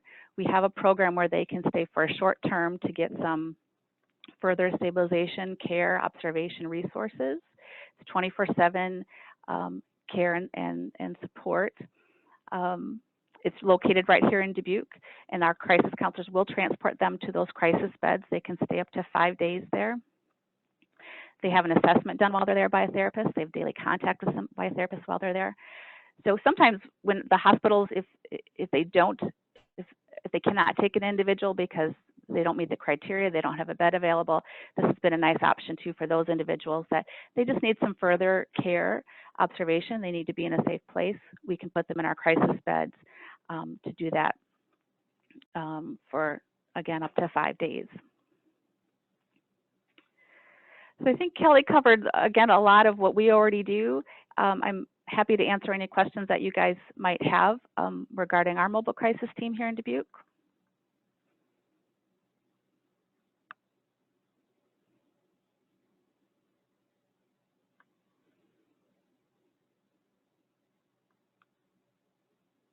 Carrie, just quick question. Did you mention, do you cover Dubuque County only, or are there other counties as well?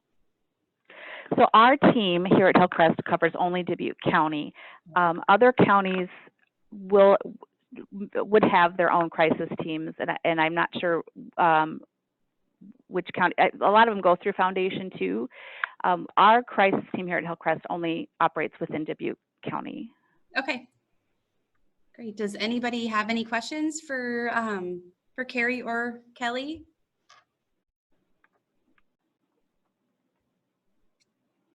Okay, I think we're good to go. It's good to know that that service is available, because sometimes, you know, we don't know what to do with somebody in that type of situation. So it's great that the police, you know, the law enforcement are a part of it as well, and that they're aware of it. So hopefully everybody's police department in their individual city is aware of this resource.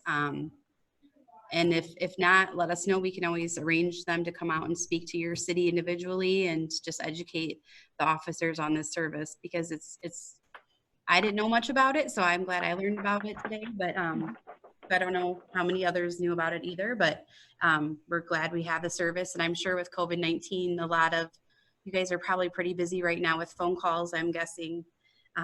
So thanks for the work you do. We appreciate it. Thank you. Thank you. Great. So I know our agenda is a little goofy just because obviously we're not in person. So we're going to take this time where you guys can just go to have a lunch on your own.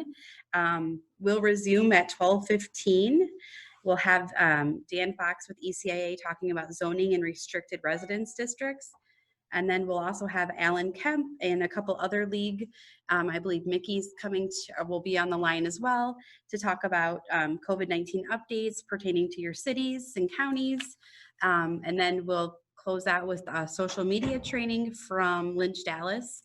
And that'll go till about 2:30. So I look forward to seeing you guys back at 12:15. If you want to disconnect, you can and just reconnect later, or you can just walk away from your computer. That's totally fine. So any questions in the meantime, you can send me a chat or an email.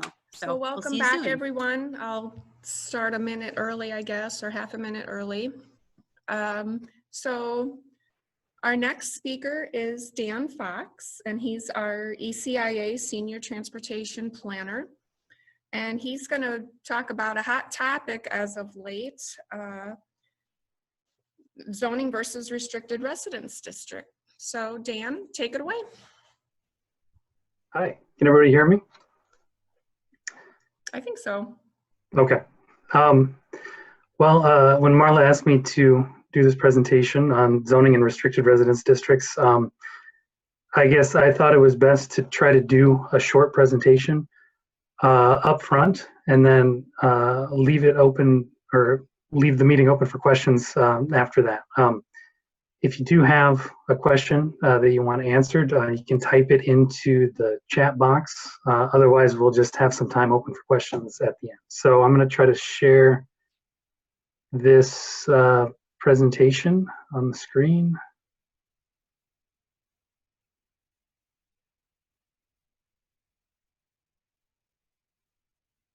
Can everybody see that presentation? Good. Okay, we're going to slideshow mode here. Try to anyway. Okay, so zoning and restricted residence districts. So here's a little outline of the presentation that I have. So we'll start off talking about answering the question, what is zoning? We'll talk about the zoning ordinance. We'll talk about some of the players that are involved in the zoning process. Then we'll talk about some of the common zoning procedures. Then we'll get into the restricted residence district and what's the difference between zoning and restricted residence. And then at the end, if we don't have a lot of questions from everybody, I also have a list of some common zoning questions that people will typically ask that we can talk about.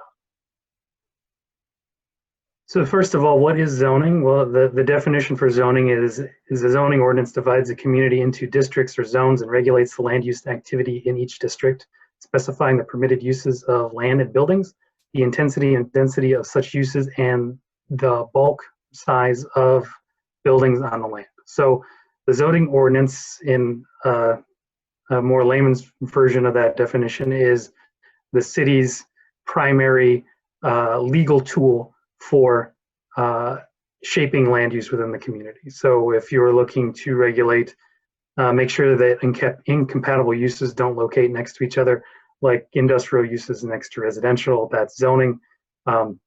If you're looking at regulating the setbacks of buildings from property line, that's zoning. If you're looking at regulating the size or shape of buildings, that's also zoning. So in a zoning ordinance, a typical zoning ordinance has two main parts. There's a zoning map, and then there's the text of the actual ordinance itself. So this is an example of a zoning map. This is actually the city of Piasta's zoning map. And you can see the city is divided up into zoning districts, and they kind of range in intensity from agricultural to three residential districts, 2 commercial districts, then 2 manufacturing districts, and 1 institutional district for the community college. So the map basically is used to just kind of divide up the community into the different zones.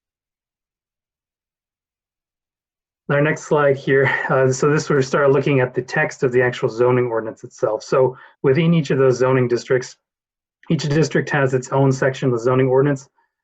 This is an example of a single-family residential zoning district ordinance. So that first part there, that first paragraph, that just gives a simple description of what we would expect to see within the R1 single-family residential zone. Then there is a list of permitted uses. So in this particular instance, in the R1, permitted uses can range from a cemetery to golf course, law enforcement, park, religious assembly, which would be a church, and then primarily we'd be looking at single-family dwellings within this district. There's also what are called conditional uses, so the things like that under the conditional uses could be bed and breakfast or daycare or preschool, and then accessory uses could be a potential home-based business. So each of those different use types I have some description for. So permitted uses, these are uses that are allowed by right. So if the use meets the standards of the ordinance, the approval is automatic. So in that R1 district, the primary permitted use would be a single-family residence. And so if you're proposing to have a single-family residence within this district, that would be allowed, and there's automatic approval of that use. A conditional use, like the example in the previous, like a bed and breakfast, this use may cause additional impacts and require some special approval. So you may need to go ahead and get go through an additional process to approve a conditional use like a bed and breakfast that may cause additional traffic impacts or noise impacts or something like that on the surrounding neighborhood. And then finally, accessory uses. So this is something that is subordinate to the principal use of the building on the lot and serving the purpose customarily incidental to the principal use of the building. So a accessory use in a residential setting a garage would be a good example of an accessory use. It's something that is typically occurs along with a single family residence.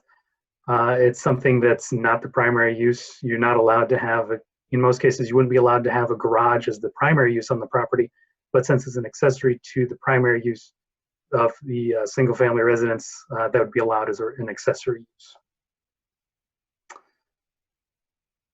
So the next part of the text, so this is where we're getting into the development standards, which are the physical requirements for the development of the district. So this is where we get into lot areas and setbacks. So in this case, for a single family dwelling, we have a minimum lot area of 7,500 square feet. Then you have a lot frontage and then setback requirements. So you have to be set back 20 feet from the street, 6 feet from the side lot line, a minimum rear setback, and a maximum of 30 feet height setback. So one of the things we can do within the zoning ordinance text is add in illustrations that help illustrate what those physical requirements are. So this is an illustration that shows some of the development standards that we just talked about in the previous chart. So this let's see if you can see this pointer here, but this particular drawing shows those setbacks. So this shows what a side setback would be, front setback, a rear setback. And so these are all the setbacks from the property line, and inside this red dotted line area, that's your buildable area where you can construct buildings or other structures. This is also showing lot depth and width, the property line, then a primary structure and an accessory structure. We also show, in this example, different ways to measure height based on different types of roofs of building. So some of the players in the zoning process. These are the people or groups that get involved within the zoning process. So first start with the state legislature, the city council, the zoning administrator, the planning and zoning commission, and the zoning board of adjustment. So in the state of Iowa, everything starts with the state legislature. Local governments have the authority to undertake zoning only as permitted or required by their own state. So any ordinance that's adopted by the city needs to be in compliance with the rules set by the state legislature through the state code. So the city council, then, they have the most power and the most responsibility for zoning, but they also can delegate some non-legislative functions to administrative boards. So within the zoning process, most of the responsibility falls on the city council for making final decisions, but there are also a couple of boards that some of the functions are delegated to. So the zoning administrator and staff. So the zoning administrator supports the city council, the planning commission, and the zoning board of adjustment. The staff prepare reports on proposed zoning actions, draft amendments to the zoning ordinance. They enforce the zoning ordinance and provide information and applications to the public. So in some cases, there's a separate position for a staff person that is the zoning administrator, but in other cases, it may be another staff person that's assigned that responsibility. So it may be a city clerk, or sometimes it's assigned to like the engineering department to serve as the zoning administrator. So the first of the administrative boards that I talked about previously is the Planning and Zoning Commission. So this is a board that's appointed by the city council, and this board reviews changes to the zoning ordinance and maps zoning ordinances, maps, site plans, conditional uses, and makes recommendations to city council. So in the case of the zoning ordinance, you have to have the Planning and Zoning Commission, and most actions with the zoning ordinance will go to the Planning and Zoning Commission first. They make a recommendation on that action, and it goes to the city council. So if there's a proposed rezoning, that will go to the Planning and Zoning Commission first, and then their recommendation will be forwarded on to the city council for the final approval.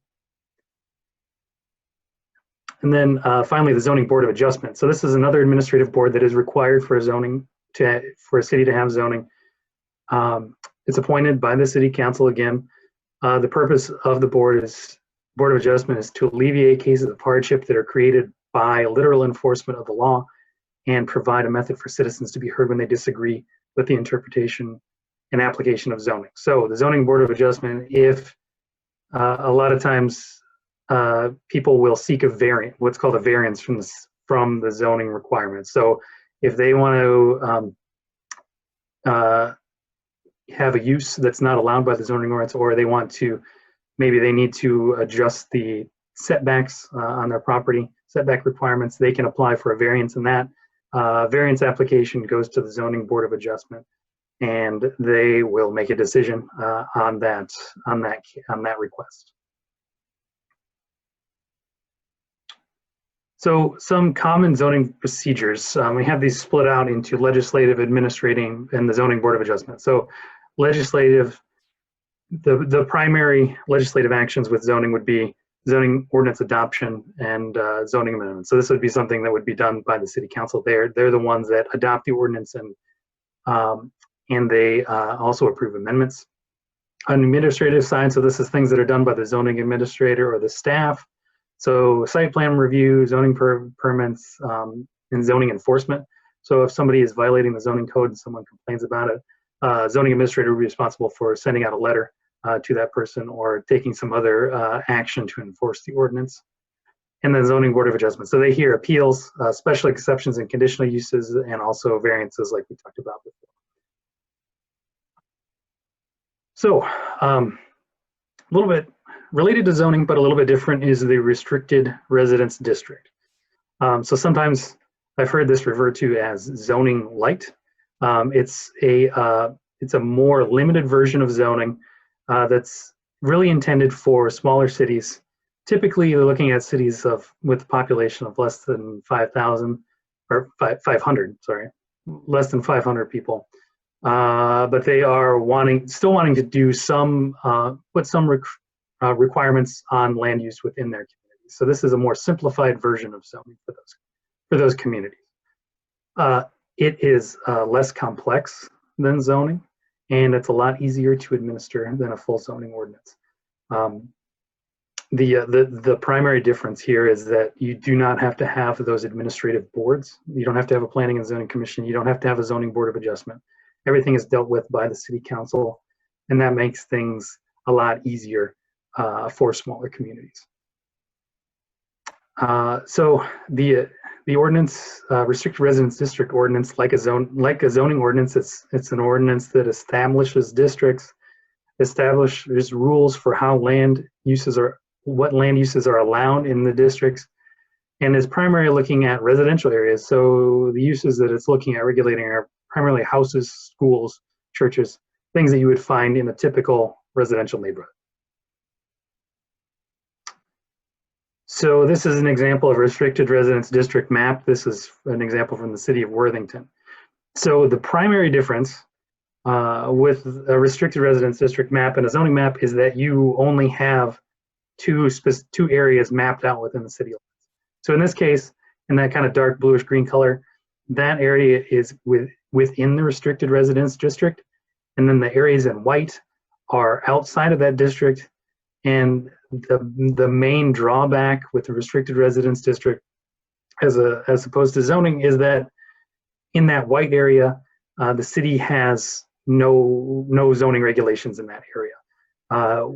So everything, it's essentially only regulating a residential zoning district, and no commercial or industrial areas are regulated under this ordinance.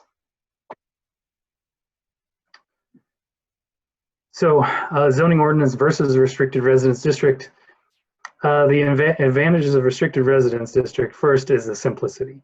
So simplicity goes a long way. You know, a restricted residence district ordinance may only be 10 pages long, whereas your typical zoning ordinance may be 50 or more pages long. It's a lot more complicated to do a zoning ordinance. The benefit of that is that, you know, on the city staff side, you don't have to have the extended expertise that you would have with zoning.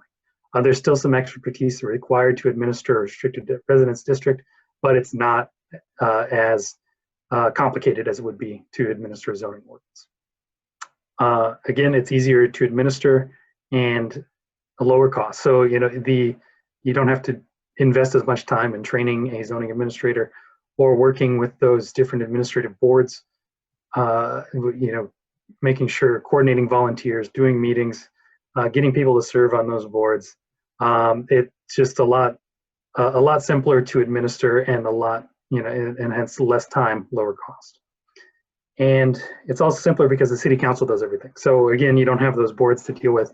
The city council, if somebody wants to apply for a permit under restricted residence district, they just have to go to the city council, and the city council will make a call, and they'll either approve or not that application. So in that way, it's a lot simpler and a lot quicker to go through the restricted residence process. The disadvantage of the restricted residence district when compared to zoning is that it's only, you're only looking at residential areas. So if there's something that's happening outside of that restricted residence district, the city council doesn't have much control over that. So if it's a commercial development, industrial development, it's happening, maybe it's happening in an area that's close to the restricted residence district, but not inside it, the city council doesn't really have much of this restricted residence tool doesn't give them much that they can do about it. The other disadvantages, which is also listed as an advantage, is that the city council does everything. So in some cases, if there are a lot of applications coming through, it might be nice for the city council to be able to delegate some of that responsibility to a planning and zoning commissioning or a zoning board of adjustment. They don't have to, they aren't required to do everything. And, in some cases where cities have gone from restricted residence to zoning, this is part of the reason why, is because, there's a lot of, the city has grown larger. There's more of more work for the council to do. So some of that responsibility needs to be delegated to a board, a separate board, a planning and zoning commission or zoning board of adjustment. All right, so that is kind of the main part of the presentation. I have a couple of common zoning questions listed here, but if anybody else has any questions, feel free. I don't know how we'll do it with muting or how that'll work, but you can also type it in the chat box if you like. Well, we do have a question, Dan, in the group chat. At a recent county clerk's meeting, shouses were discussed. How can these be regulated within a restricted residence district? Samples of verbiage for code. And then she also wants a copy of your presentation. Okay, yeah, well, I can definitely handle a copy of the presentation. So I think it was at the Delaware County Clerk's meeting where the term shouses was first introduced to me. I had never heard it before. But I think typically what you're talking about is some sort of home-based business. And I think it kind of gets to the discussion that I mentioned a little bit earlier of the difference between a primary use and an accessory use. So, the question is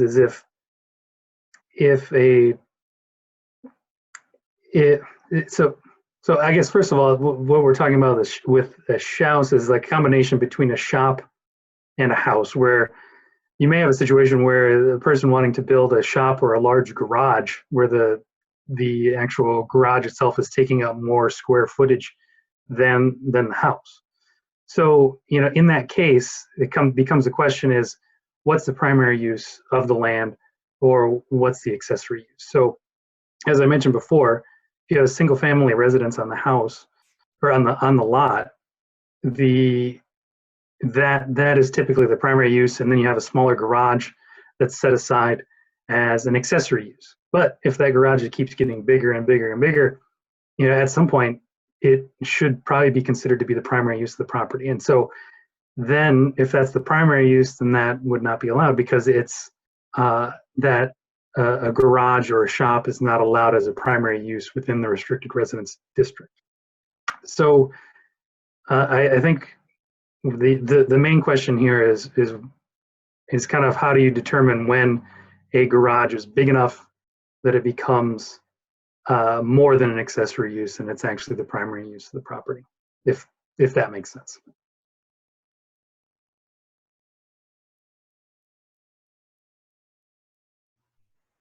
Looks like there's another question in the chat. Any zoning suggestions for storage containers, pods for cities over the size of 10,000? So storage containers or pods. You know, I actually just had this question come up earlier today, and I'm assuming we're talking about some of those. They almost look like a steel container that you might see on the back of a semi-trailer, or a, you know, like a shipping container or something like that. You know, I don't know exactly what the best rules would be on that. But you know, I would think they could typically, you know, if you're looking in residential districts, you know, I would maybe consider it an accessory structure, and they would depend on the rules for maybe materials for accessory structures. So in some cases, a zoning ordinance may have rules on the materials that an accessory structure can be constructed of. So it may say something like the materials of the accessory structure should be similar to the materials used to construct the primary structure. So something like that could potentially prohibit the use of a steel shipping container as a storage unit. So that's a possibility. It's something we can look into a little bit more, and I can get back to you on.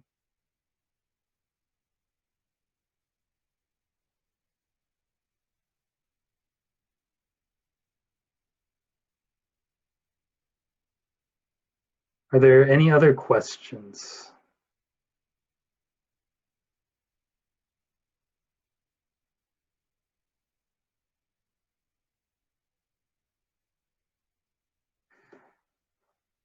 All right, I guess since we have a little bit of extra time, my time's up at 12:45. Is that right, Marla? Yes, sir. Okay, I guess I could talk a little bit about some of these common zoning questions. So the first one is legal non-conforming uses. So typically when a zoning ordinance is adopted, if a use was legal before, but it becomes illegal because of the zoning ordinance that was adopted, it then is grandfathered in, or it becomes a legal non-conforming use. So in some cases, you may have maybe a commercial building that was put into a residential district.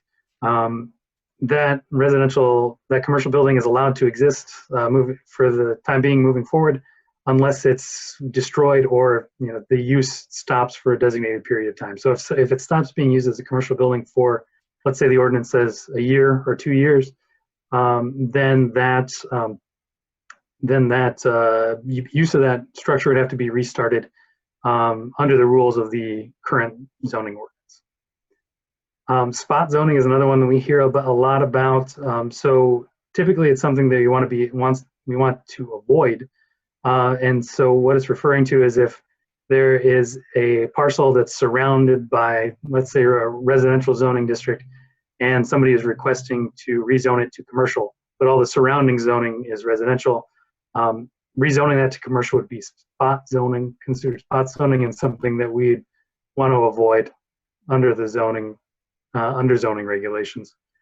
And then the final one is the concept that zoning runs with the land. So this is one that's important if maybe the city is looking at approving a rezoning of a property. That change goes beyond the person that's applying for the rezoning, the person that currently owns the property.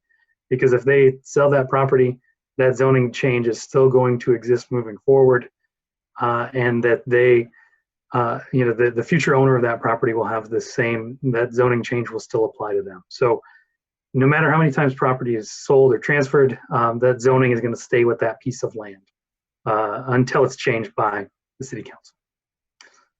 All right, so that's all I have, I guess. So I'll stop sharing the screen. Is there anything else anybody wants to know from me? Dan, I think there was a follow-up question. Can you go to the chat? Yeah, I guess You can't? group chat, I'm not seeing anything in there. For some reason, it seemed like it didn't work when I was sharing my screen. So Well, I'll if just, you could maybe read it to me. as Dan mentioned, that commercial and industrial are not regulated, would it be okay to have the whole community as restricted residential? Then council would have to give special exception with conditions for any use other than residential? So this is something that comes up when we're looking at adopting restricted residence districts pretty often. And typically when we get down and we take a look at it, and we start developing that map, there always seems to be areas that we don't want to put into the restricted residence. So usually those are areas where there's an active business, and we don't want to make it so that that business owner has to come in and apply for any time they want to make a change. So usually, I guess conceptually, it could possibly be done, but usually we don't do it because there are areas where we end up deciding that it's not a good fit for that area.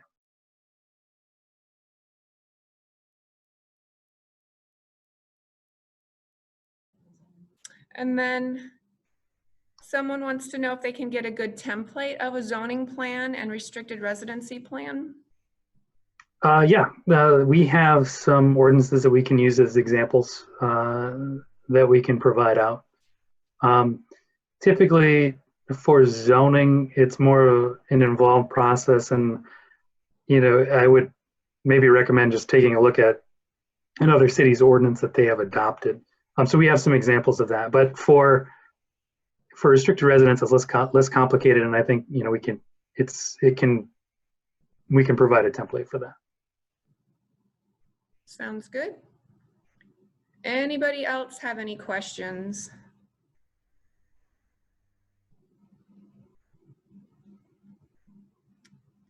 Well, Dan, thank you so much for your time.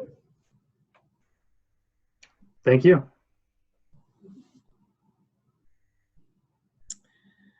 Okay, so next up is Alan Kemp, and he's the executive director of the Iowa League of Cities, and I believe he has some staff members on the call too, and he's going to talk about COVID-19 updates pertaining to cities and counties. Alan, take it away. All right. Well, thank you very much. It's a pleasure to join you this afternoon. Just want to do quick introductions. The benefit of doing a Zoom meeting is that I can bring my staff on board that are actually in the know and can probably reply to a lot of the questions that I may or may not know. So with introductions, we've got Mickey Shields, who's our Director of Membership Services. We've also got Aaron Mullenix, who is our Research Director.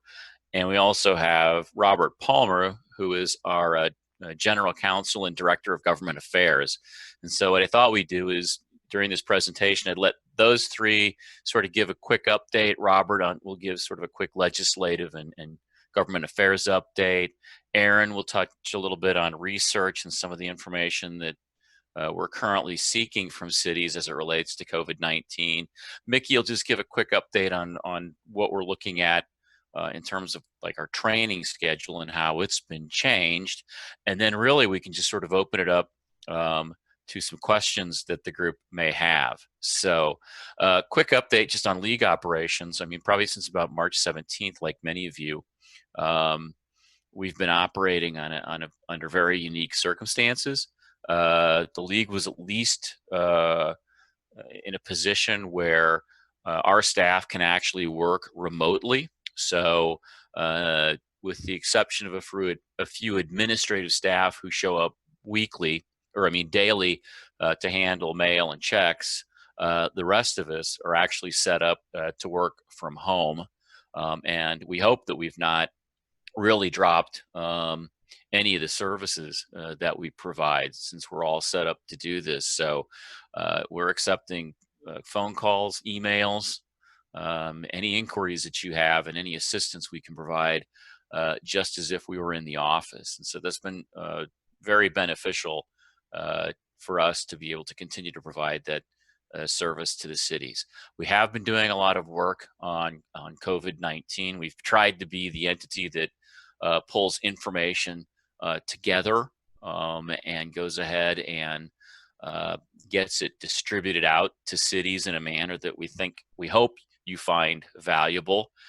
So we've taken our 2 digital newsletters that we offer each week, our League Weekly and our Legislative Link, and we've really sort of focused in on COVID-19 information. We have also set up a standalone resource page on COVID-19 that gives all the information that we think cities would find valuable in terms of, how to conduct electronic meetings, information from the CDC. So it's accessible from our homepage. And then finally, we also, because we knew that this would begin to have financial impacts, we had set up some financial information, and we'll continue to work with that information as time goes on. And so like I said, we've pretty much been operating as normal, if you will, from the outside, even though we're no longer in the office. But just to kind of keep things moving along, what I'll do is I'll turn it over to Robert Palmer and let Robert talk a little bit about the governor's response, the Iowa legislature, where it currently stands, and then some information on what's happening at the federal government. Robert? Yep, you're on mute. Sorry about that. Still figuring out that when you're muted from the phone and the computer, you have to unmute 2 different places, not just one. Happy to be joining you from the nursery room office today. I've been working remotely from a nursery room, a kitchen, or a basement. We're hoping to add a deck into that office mix as weather's permitting. As Alan said, this has been a very interesting time for everybody. And while the legislature has not been in Des Moines, that doesn't mean that there's not a lot of things happening kind of within the legislative realm.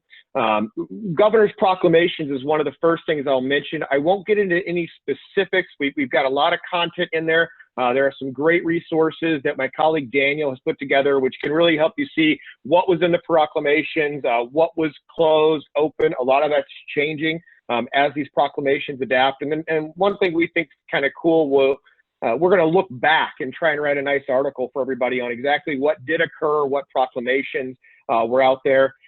Things like flexibility for electronic bidding, things like flexibility around open meetings, open records, stuff like that was issues that we heard from members and went to the governor early on, and her office has been just incredibly responsive to the needs and concerns. So I would encourage everybody that if there are certain administrative things that are making the operation or carrying out certain duties difficult for you, let us know. We want to have that conversation. We want to learn about it.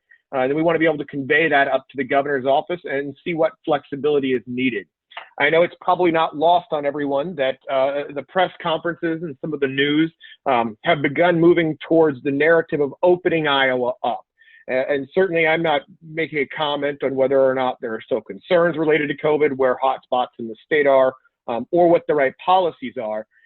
As we see that, though, in my conversations with the governor's staff, what we're going to be looking at is a lifting of the restrictions as they see them on Iowans, whether that's business or what you can do as an individual. But they are still willing to work with us on issues like what we would call flexibility, regulatory flexibility. Often when you think of regulation, it's government that people want regulatory flexibility from. In this case, cities need it from the Iowa Code in areas which may constrain or make it more difficult to operate under COVID. So we hope to have kind of a story to tell you more about those proclamations. If you do have things that, again, as we look towards the next months that need addressed, please do reach out to us. The Iowa legislature has been on adjournment for several months now. It looks like they will come in. They're scheduled to come in on the 15th, so Friday. What it looks like they will do is potentially, and everything with the legislative world is subject to change. There's still a lot of conversations going on about how exactly they want to handle this collectively. But they may come in on the 15th and gavel in, but then not do any work until after June 2nd, which is the primaries. Everyone I've talked to, legislators have told me that they don't expect to be back in Des Moines actually doing policy work before June 3rd. It could be longer than that. Things they want to get done. One, they want to make sure it's safe enough to come back to Des Moines to get that type of grouping of people together from various parts of the state that would come together and then would then disperse. Obviously, a lot of the narratives we've seen, that could be kind of concerning at this point. They also want to see a bit more information about the financial impacts on the state of Iowa. Where are those costs? What costs and lost revenues will the state of Iowa see in more of an immediate future? Because what we're looking at is what needs do we need to address this legislative session versus there's the potential of a special session in November. It's way too early to tell, but depending on impacts, that is an option.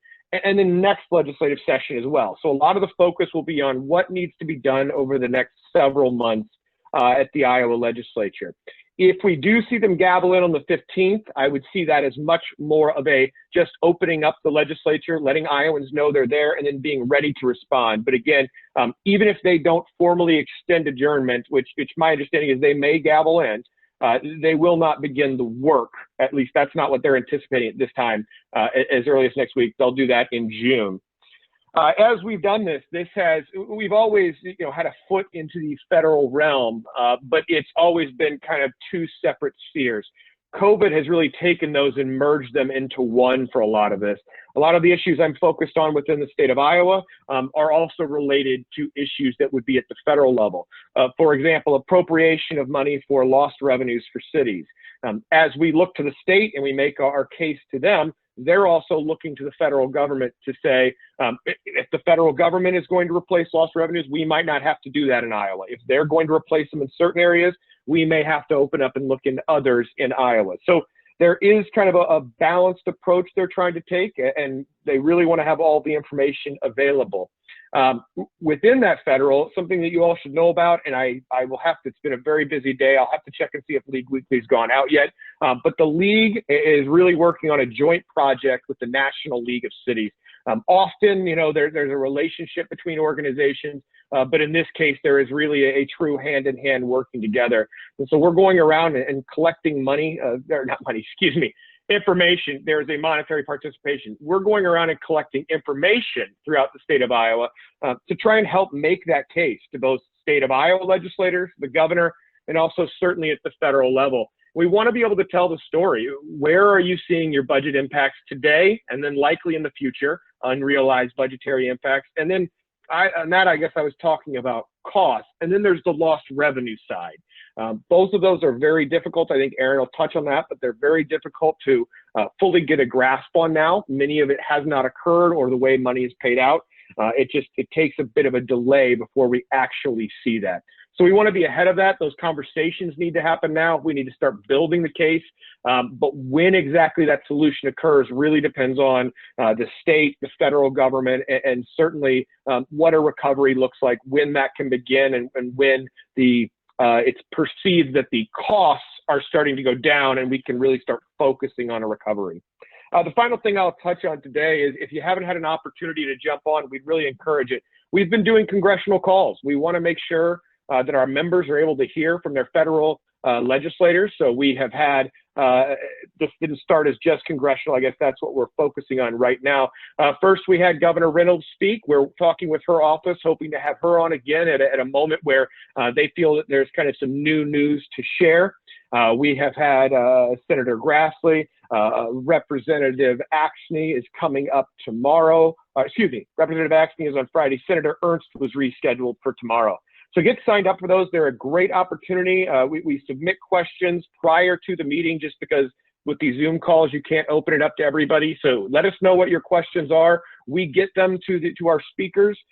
Right now, we're focusing on Congress and senators, but as we move forward and away from some of that federal action, we'll certainly broaden out, look for Department of Revenue, Department of Management, other really interesting speakers that are going to have information that city officials would benefit from. So I'll pause there, Alan, and then happy to answer any questions at the appropriate time.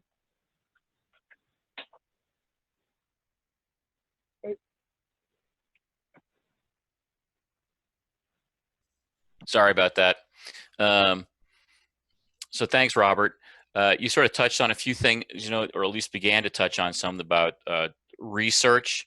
So Aaron is going to talk about a little bit more about the surveys that are coming out today and what we're trying to collect and the timing for that. And then she can also touch a little bit on the resource page that we have, especially the financial resource, to sort of review what is on that page and what value it is to cities. So Aaron, you want to give a little bit of update on that?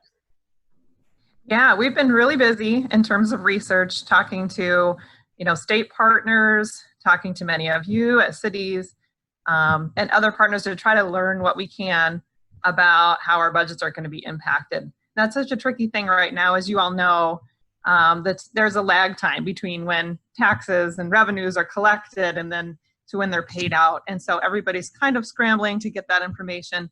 And a lot of the state offices simply don't have that information ready for us on many of the revenue streams.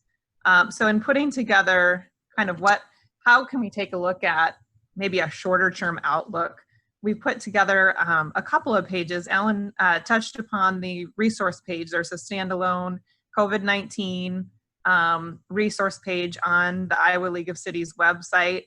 And then there's one that's dedicated to finance.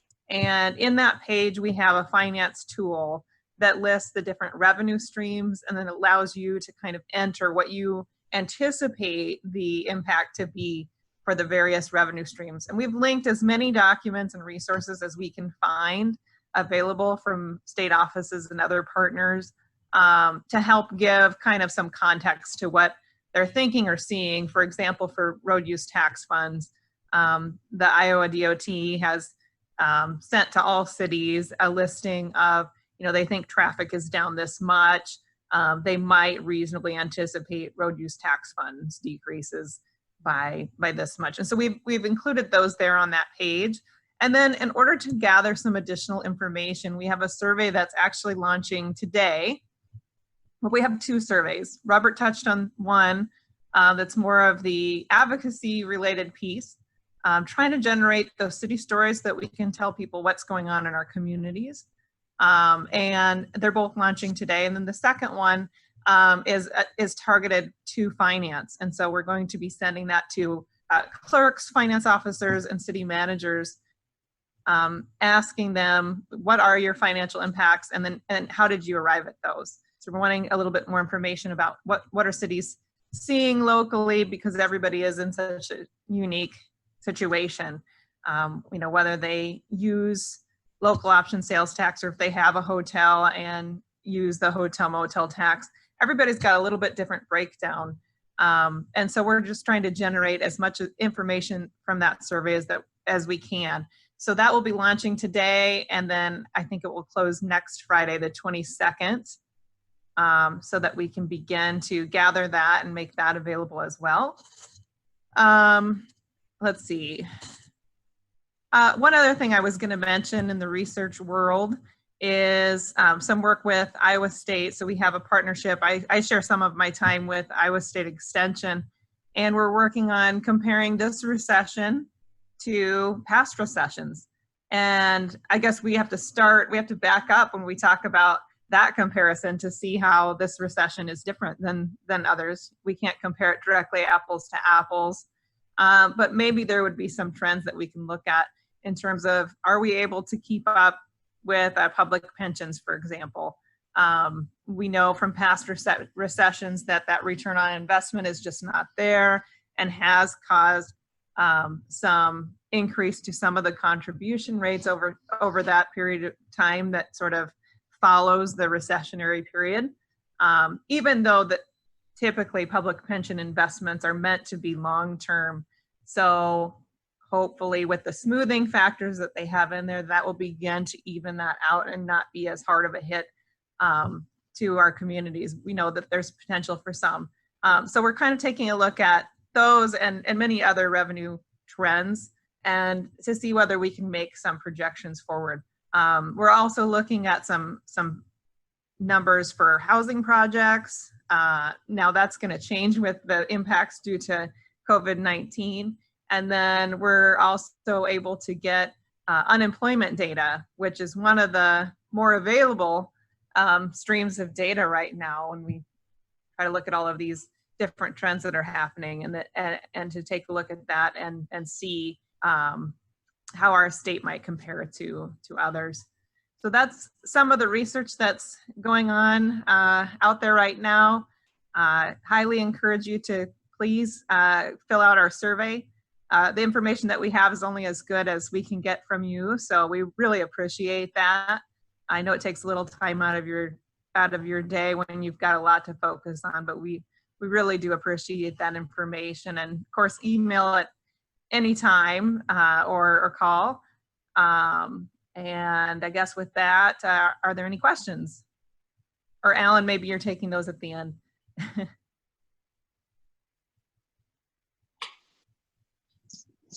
think we got Sorry. you on mute, Alan. I know I keep forgetting. I mute myself.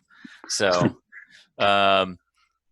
we'll take questions sort of at the end as we get more information out. So Mickey, why don't you talk a little bit about, what's happening with our training events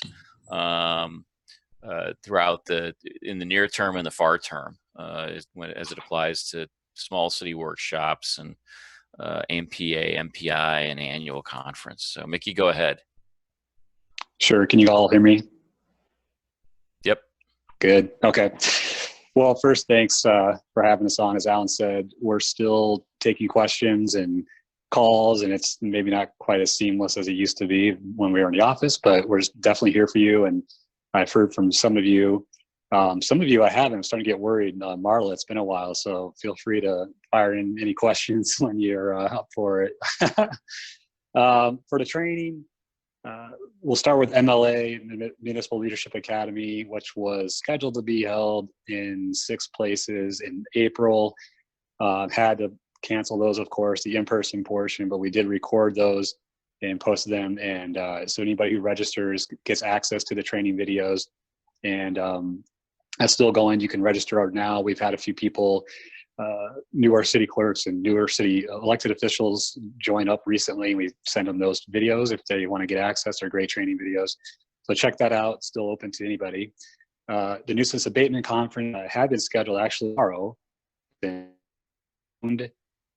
now, we're still hopeful to do some of that this year yet, just because it's such a critical training for cities. Every city deals with nuisance abatement, as you all know. And we've done it for 2 years, and in both cases, it's been a very large turnout and a lot of interest. And so we didn't want to just outright cancel it if we didn't have to. So we're still looking at options to do something later this year, hopefully in person, but if not, something virtually. So just keep your eyes on League Weekly and the League website, as we'll surely post information there once we have it. The small city workshops, another in-person training typically. 6 of those in June in normal years, but this is hardly a normal year. And we have canceled the in-person workshops. We will be doing those in 3 live Zoom meetings on the dates 10th, June 18th, and June 23rd. Website in case you want to get that, and I'm sure some of you are interested in this. The topic this year for the small city workshops is human resources management for small cities.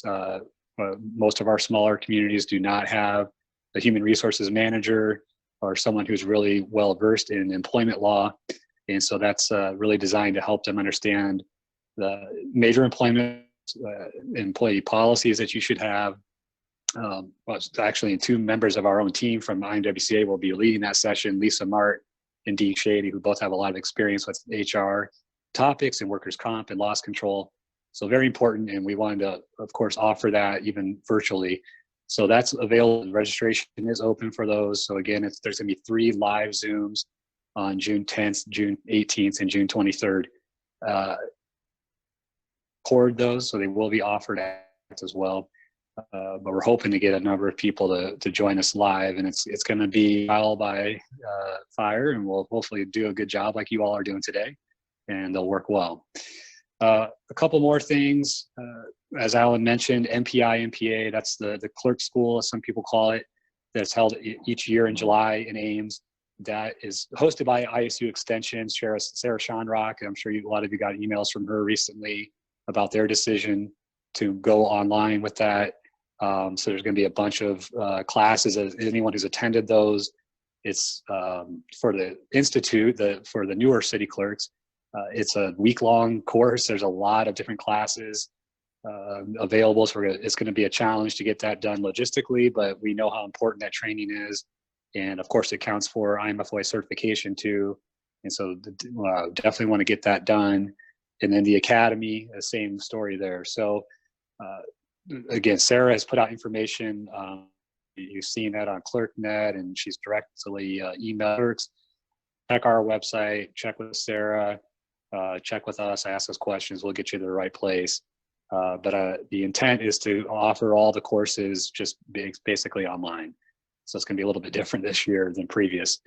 And then finally, the annual conference. That's a question a lot of cities, a lot of people have. Obviously, it's a big statewide conference every year that we get a bunch of people to attend from all around the state. We are still scheduled to go ahead and have the conference in person in Coralville, September 16th through the 18th. We are going to open registration for that if everything holds up as it is now. We'll open up registration for delegates on June 15th, so about a month out. I will caution everybody that we're still monitoring everything and the availability of holding the conference.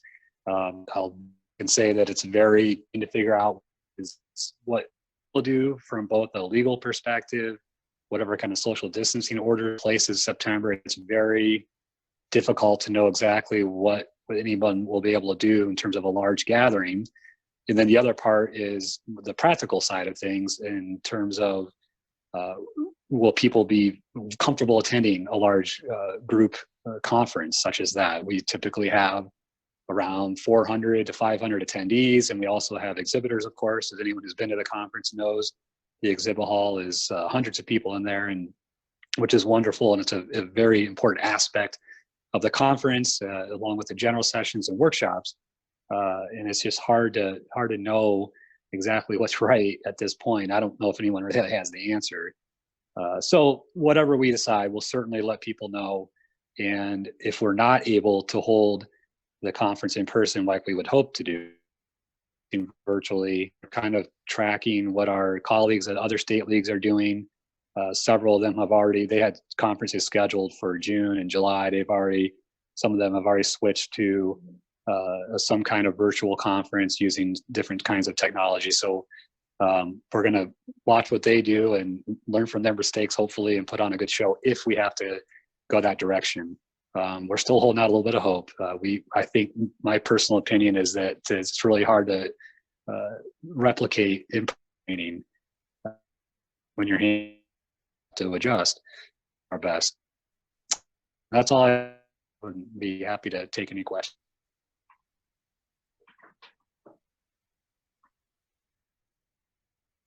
All right, thanks, Mickey. I appreciate that. Before we open it up to some questions, we've sort of chatted about this a little bit, and that is at the federal level, the National League of Cities and the state municipal leagues, and there are 49 state municipal leagues around the country, like the Iowa League of Cities, are currently pursuing a campaign for direct federal support. They're titling it "Cities Are Essential."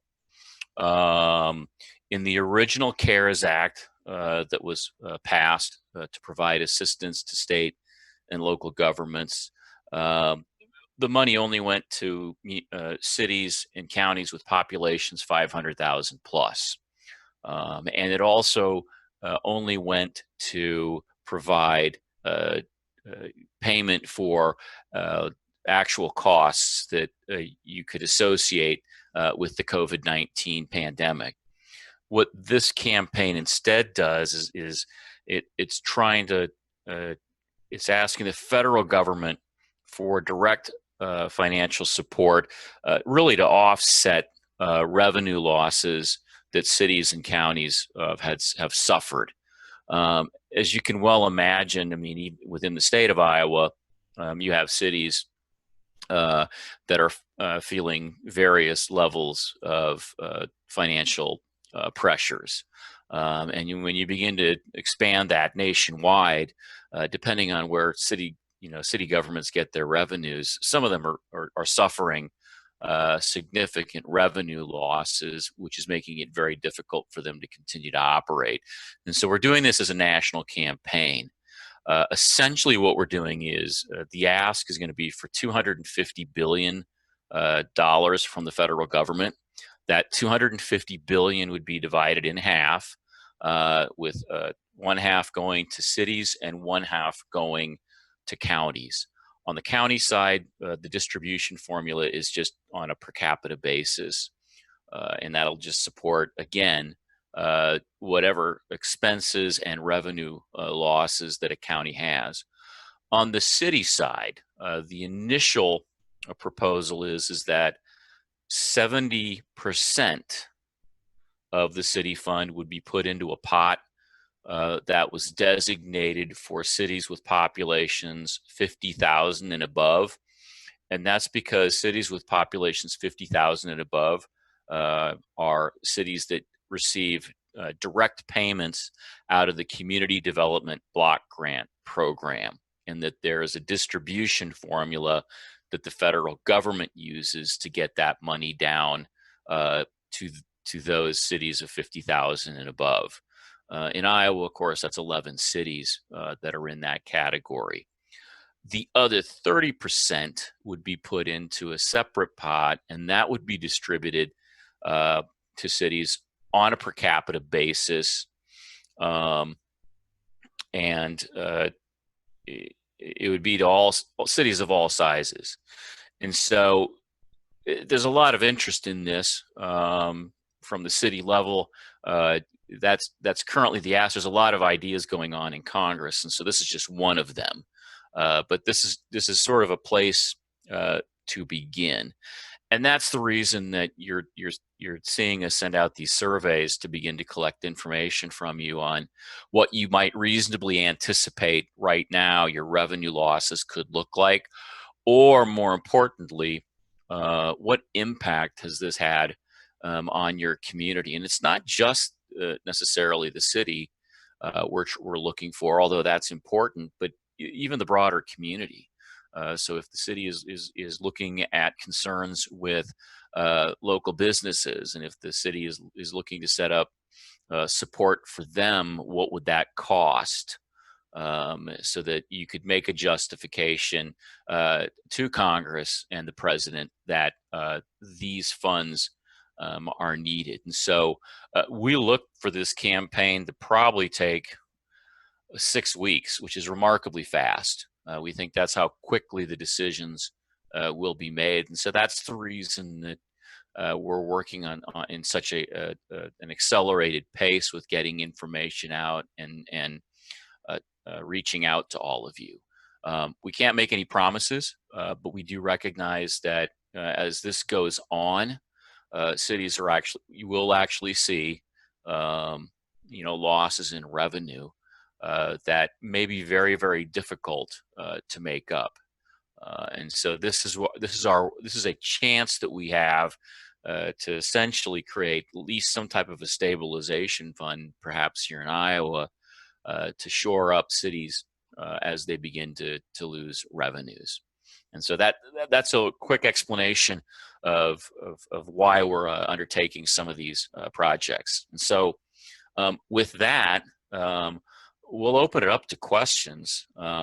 If you've got any questions related to what we've talked about here, or even just generally questions that you have that you would like some answers on, let us know. Hey, Alan, this is Robert. I just wanted to let you know I am still here. My Zoom is restarting on my computer for some reason. I am still here via phone, though. Okay. Does anybody have any questions? Again, this can be about anything related to what we've talked about, or just city operations.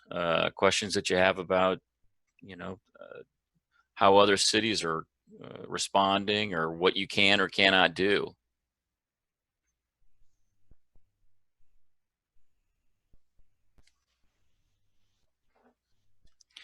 Wow, this is a quiet group. They've been quiet all day, Alan, so don't feel bad. Hey, Alan, this is Linda over in Earlville. Can you hear me? I can. Okay, I was wondering if what the consensus is, what you're seeing as far as other city halls opening up. Have you seen some just fully opening up or putting protections in place, limiting size? What are you seeing on that, as well as council meetings? I'll take a stab at this, and I'm sure Mickey can jump in a little bit because he takes a lot of the calls that we get. Generally speaking, I mean, I think you have cities that are beginning to look at reopening their city halls if they've completely shut them down. Frankly, we've got some cities that didn't completely shut them down. They may have gone to a tiered staffing, so maybe half the staff is in city hall at any given time. The rest are working remotely. Others did go fully to shutting down their city hall. Some of this, I think, depended on where they're located.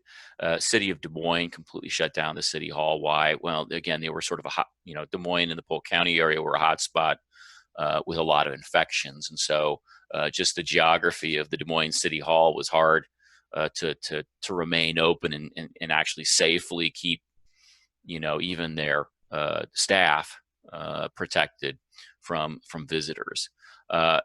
We're beginning to see cities discuss reopening. They're beginning to try and put policies into place.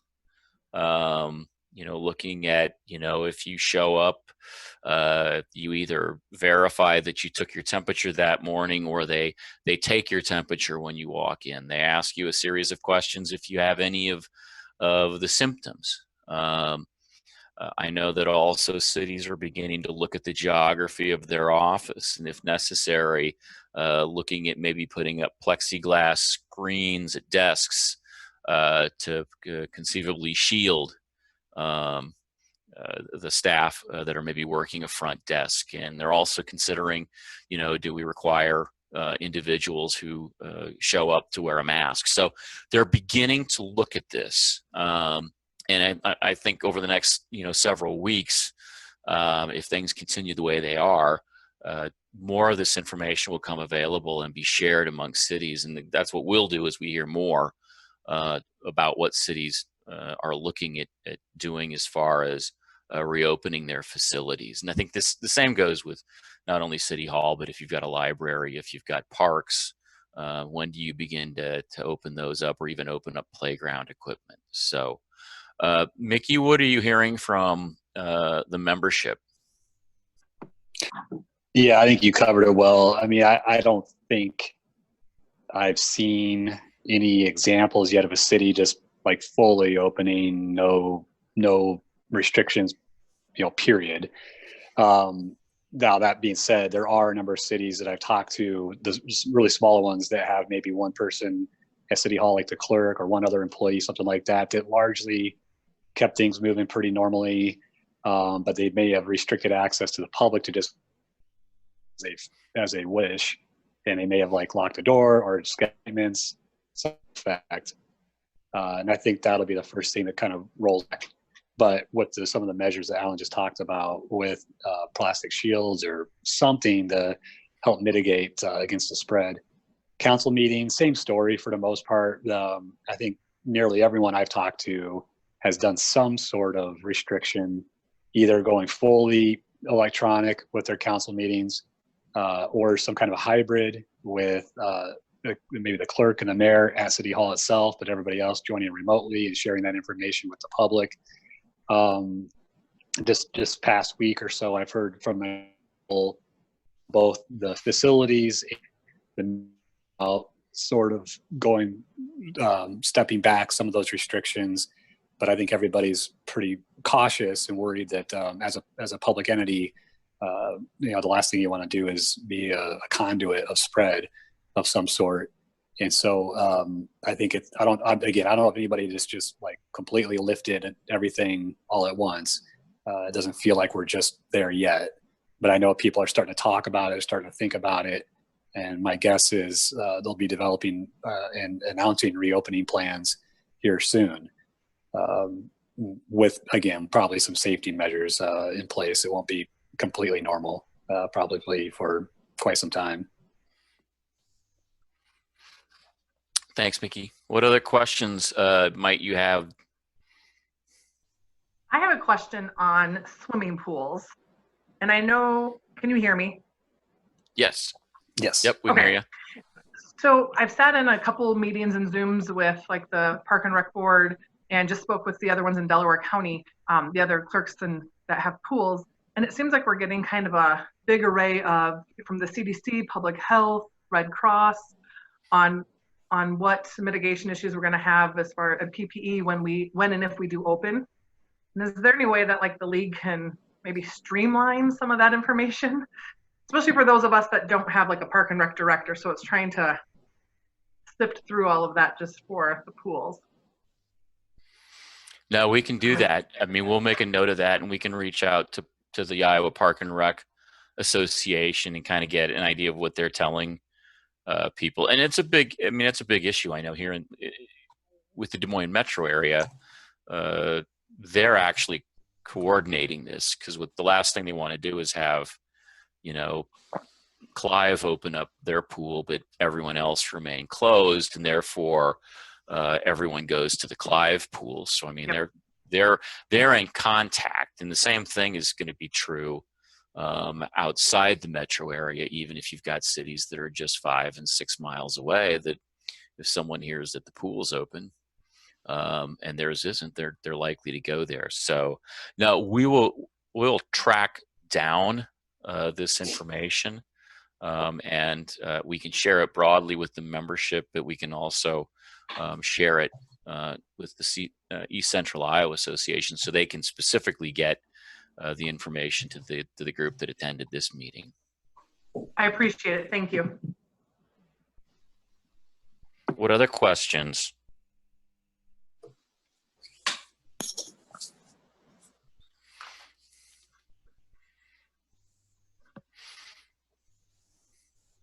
Anyone?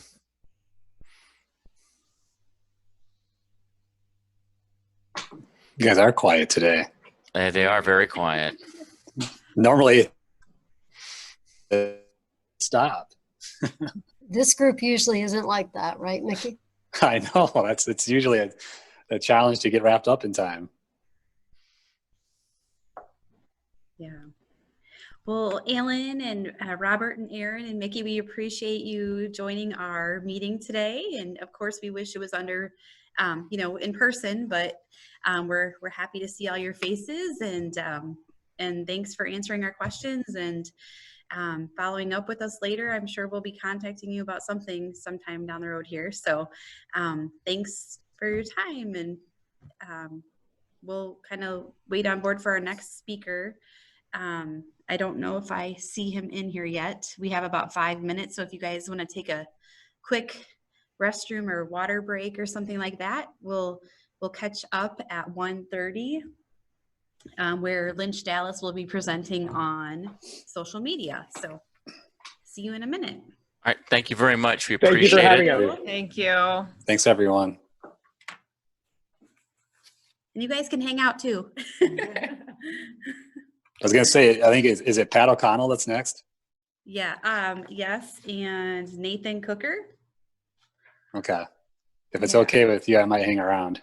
Of course. Yeah, it's a wonderful I enjoy social media frenzy. Yeah. What's open? I enjoy their show. Yeah. Yep. I could learn something too. I tell you, that's one of the trickiest ones right now. With so many cities using social media, which is great, but then everybody wonders about how to manage it, and then this record retention, and I don't know if there's a good answer, honestly. It's just really tricky. We'll see what they say. Yeah, exactly. Let the attorneys figure it out. Yeah. Thank you.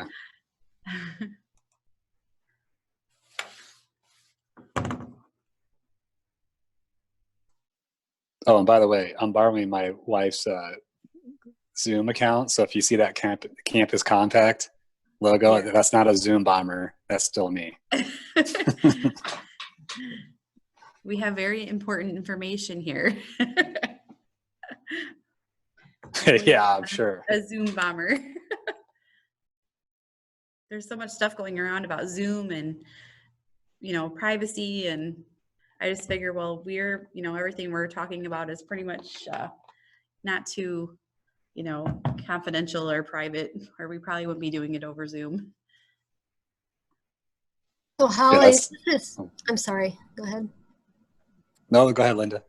So Holly, what kind of a microphone system are you using? That's something that we struggled with in our last 2 council meetings. We couldn't, not everyone was able to hear. So we are using a GoToMeeting, but I know that a lot of the board meetings I attend over there at ECIA have like a microphone system in the middle of the room that's going to pick up for everybody and actually reflects all both the audio and, all those aspects back. What kind of a system are you guys using? Today I'm just using my laptop, so I don't have any special microphone on or anywhere in the room today. But for our if we would have a meeting here where you could connect, in person or virtually, we have I don't know what it's called. It's a phone that has microphone. Like a bat phone? Yeah, it's like a teleconference phone. It's called Polycom. I'm looking at it right now. Okay, so is that something then, Holly, that you guys just connect into the laptop, and then you have that centrally located, or how does that work? No, that we just kind of spread the microphones out throughout the room. It's all these little cords are kind of off of the phone itself, and then we can disperse it out amongst the room. So okay, that's. The phone isn't though. No, so the laptop that we're using for Zoom and stuff, it's just a default microphone. Microphone in the laptop. Yeah, so yeah, we just use this little, it's a phone, literally like a phone on your desk, and then it just there's little cords that branch out that are the actual microphones. So is it the type of a microphone people have to press down and actually talk, so you can only have one person talking at a time? Nope. It's not controlled like that at all. It's just, it's kind of like a free-for-all, like you're on speakerphone, really. Okay. They just call it a conference phone. Yeah.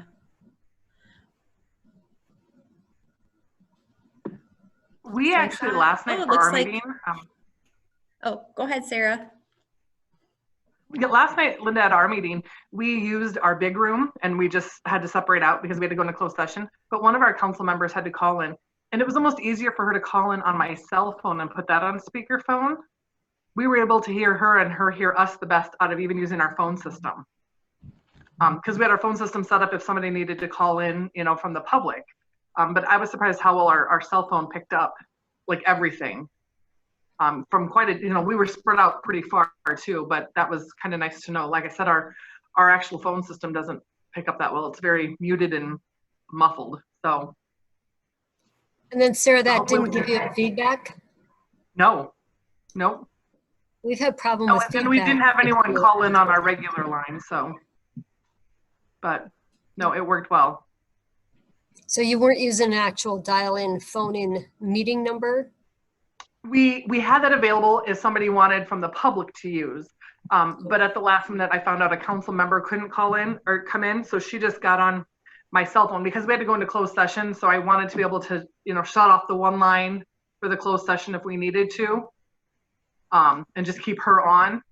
But like I said, then nobody called in, so we didn't have to use that line at all. But we have used it in the past for other things. I know our utility board used the call-in line, the pre-conference call for their meeting last time. So, and it worked fine. Okay, thanks. Great. So I think we'll get started with our next presentation. We have Patrick O'Connell and Nathan Cooker here from Lynch, Dallas to talk about social media and record retention requirements. So a lot of people have been anticipating this presentation, so we saved the best for last. No, hopefully right. But yeah, so welcome Patrick and Nathan. We'll just let you take it away, and if you want to have questions for the end or however you want to do it, I'll leave it up to you. So thanks for being here. Well, we can answer questions at the end. It'd probably be the best way to go. The presentation we had for you, I think, is practical in nature. There's some law in it, but I think primarily what we want to do is convey to you some practical pointers that will allow you to navigate this area. I'm going to talk first about the first part of our presentation, which is posts and open records under the Open Records Law, Chapter 22 of the Iowa Code. And before we get started, I think I'll pause you there, Pat. We're going to share our screen so you all can see our PowerPoint. Give us a brief second here. You've got a good look at who we are.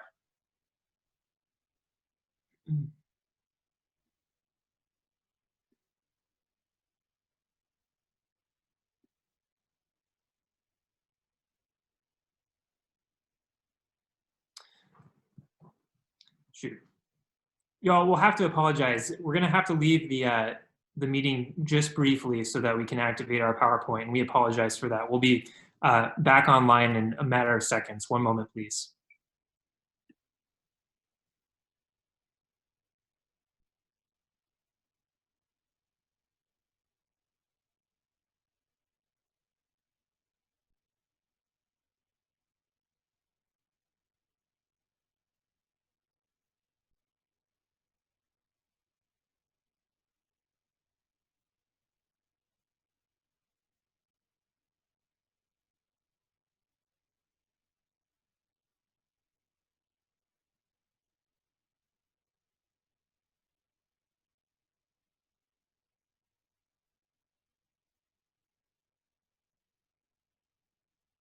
We're back here. And we should be able to show you our PowerPoint now.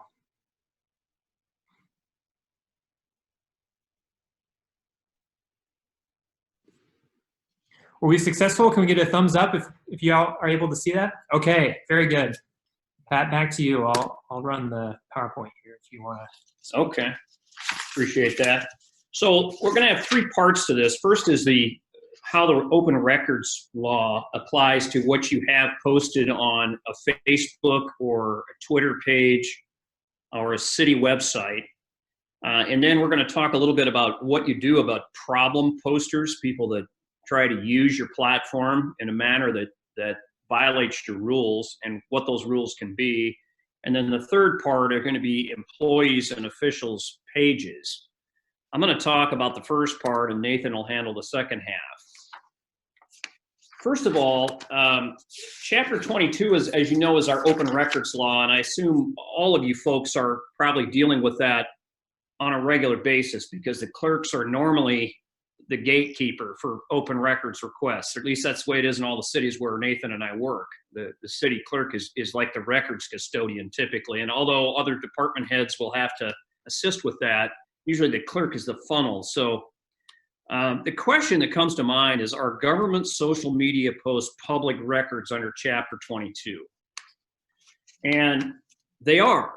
There's no doubt about that. If you look at Iowa Code Section 22.1, public records include all records, documents, tape, or other information, and the key words here are stored or preserved in any medium of or belonging to this state or any county, city, township, school, etc. Okay, so there's a note I want to make here about this. You'll get a records request for all of your posts or all of the content of your website. And I'd like to see, it'd be interesting to see a show of hands. It's hard to do this electronically, but many of my clients have received solicitations from third-party vendors who say that they will provide a service to you to download and access all the metadata and all the complicated material that's on Twitter and Facebook for you and your website and everything else to keep you out of legal hot water. And they will tell you it's worth it to pay us a monthly subscription fee or an annual fee to do all that. Hold that thought. I think by the time I'm done, we are done, you'll think that might not be a good idea because for a number of reasons, your duty under Chapter 22 just is not that broad. But I want to emphasize that you do have a duty to preserve what's on your Facebook page, including posts from other posters and things that you have posted there in case that someone does make a legitimate request under Chapter 22. The key language of or belonging to is what we're concerned about. You have a proprietary interest in that Facebook page as a city. So anything on there essentially belongs to you, and you are the records custodian of those materials. Stored or preserved. Bear in mind that only some of the online information is automatically stored. And it's that information that you would be responsible for, to the extent that with a good faith effort, you can retrieve it. You do not, and this is where a lot of folks get quite concerned, they're worried about getting sued. You do not have an obligation to produce things that you do not have access to through reasonable means at your disposal. You're not required to go out and spend $12,000 a year on some third-party vendor who can access all manner of metadata that is not otherwise accessible to you. Remember, you're a records custodian, and if you don't actually have custody of it, I do not believe that any reasonable court is going to think that a good faith effort to search this material requires you to go out and hire a third-party vendor for an extortionate amount of money to make sure those records can be retrieved for you. Bear in mind also that to the extent that you do have costs like that, if those of you that do have contracts with a third-party vendor, those costs can be passed on to the requesters with payment in advance. If they really are pressuring you to provide information that is not easily ascertainable by you, and you really do have a third party that is charging you to do that for you, or a forensics person that you want to use for that, talk to your city attorney before you do that, by the way. But if you do that, those costs are reasonable, and you can communicate those to a requester in advance before you produce those materials. For those of you that don't have an open records request policy that includes specific language about charges for reasonable staff time, copy costs, and attorney review time, you should get one.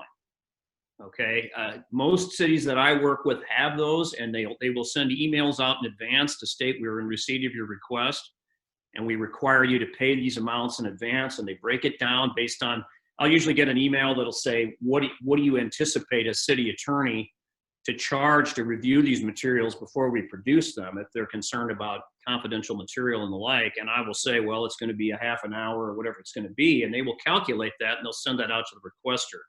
You'd be surprised how many people lose their lust for this material when they realize that, oh, I have to pay something to get it. All right, you as the governmental entity are not required to send all of your employees out on these wild goose chases for material at no charge. That's not realistic, it's not reasonable, and the law doesn't require it. So, all right. City records and documents are accurate reproductions, okay? You can have electronic copies of things. You don't have to have necessarily originals in every case, unless that's critical for some reason and the statute so specifically states. 5 years is the rule under 372.135 of the Iowa Code. Now, bear in mind there are administrative regulations and other statutes that deal with budgetary materials, and you as clerks probably know this even better, much better than I probably do. But you have certain time frames that are applicable to certain types of records. But this would be your default, and we think, based on our review of the law, that this is what would apply to Facebook pages and things like that, because it falls into this generalized category. There's not really any further guidance for internet information. So we think this is correct, and that's what I would use as my standard. So for those of you that haven't adopted a record retention policy, I mentioned this earlier, do so. I would point out that there is an excellent manual, which I bet you a lot of you already have. The League of Cities has a record retention manual, and I was just looking at mine that I look at frequently when I'm asked questions because it has a lot of references to the code, and it's just a cheat sheet for me to get the code sections when I need it. At pages 18 to 20 of that manual, there is an excellent description of what electronic records are, and I think you should review it, and I think your record retention policy should be consistent with that. So whatever you adopt, I would use that as a guide. The destruction process should follow that. It should follow the timeframes that are stated there. There's some excellent charts on that. If you want to know about a specific type of record, do consult your city attorney before. Always err on the side of caution. If your attorney, you can't get your attorney on the line, or the attorney isn't sure, just keep it longer than you think is necessary. That's always the best policy. Your policy should describe digital information and have a definition of that, and the broader the better. I mean, anything kept on a computer, including your Facebook page materials and stuff like that, should be included in the definition. Let's see. Here is something, now going back to this third-party vendor information that I was passing on to you before, this is kind of what they don't want you to know, is that there is in fact a way to download your Facebook data, or your Twitter data. And both of those, this page and the page after it in this PowerPoint presentation has a description, I mean, straight off the sites to show how you can do this. And I would submit to you that as an attorney defending you, and somebody challenges you under a Chapter 22 records case, and they say, oh, you know, you had access to material you didn't produce, I would put this up as Exhibit A, and I would ask you, did you follow this? And if you said yes, I would say you've complied with the law. And I think most judges would agree with that. They would say, oh, well, what about the metadata that's all out there that Facebook has and that a computer forensic analysis could have revealed? I would say, well, how much money do you want us to spend, Judge? And I think Chapter 22 contemplates a reasonably diligent search. It doesn't contemplate hiring expert witnesses, to go and do this for you. If that's really what they want, if you get a pointed letter from an attorney saying this is what we think it requires, I would recommend that you consult your attorney and let your attorney deal with that, because there are reasonable costs. If they want to pay for that, that's the position I would take as city attorney. I would say, well, all right, it's going to be $12,000 and we need a check in advance if that's really what kind of search you want. So I think if you follow this, and then the next page shows let's see, which one of these buttons is it, Nathan? Oops, I get the wrong one. That's right. Yeah, so here, you can archive from your Twitter archive here, and that shows how you do that. So follow those procedures, and I think that probably puts you where you need to be.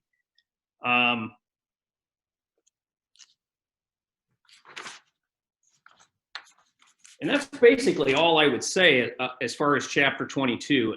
And I would conclude with, if you have questions about Chapter 22, a Chapter 22 request, remember that you've got this 10 to 20 day rule to reply.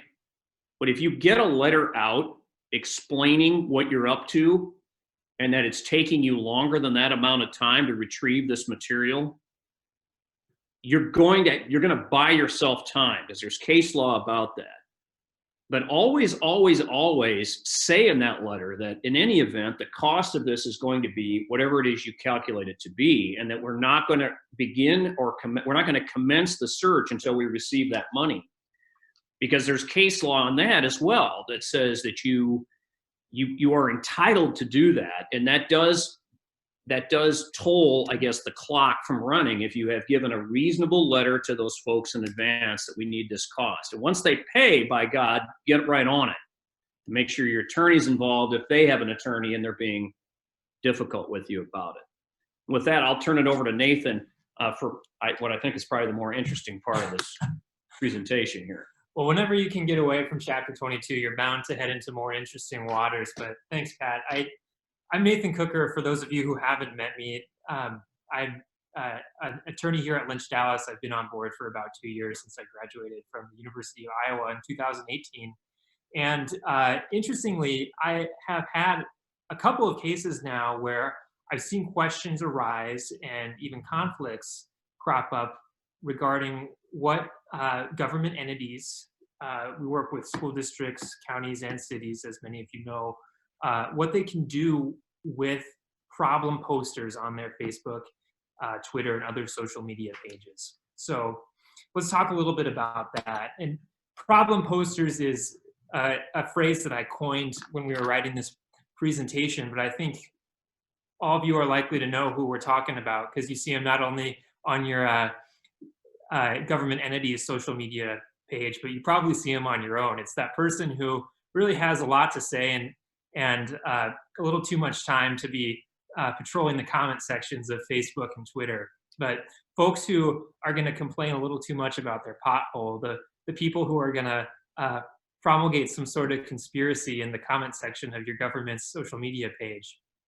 These folks cause a lot of problems. They pollute the image that you're likely trying to create and the way you're trying to market your particular city with the social media efforts that you make. So the question is, what can we do about these people?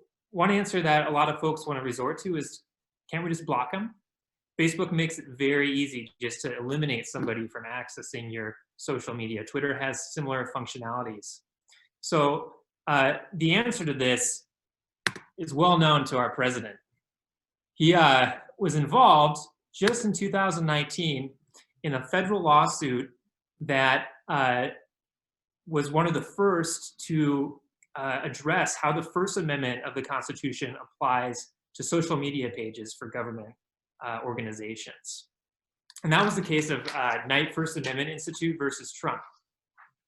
So I'm going to spend a little bit of time talking about this particular lawsuit. You're going to feel a little bit like you're in law school. I think it's critical, though, since this is such a groundbreaking case, that we focus on what it says and exactly how the law applies. And to do that, we need to explore a little bit about what the First Amendment does.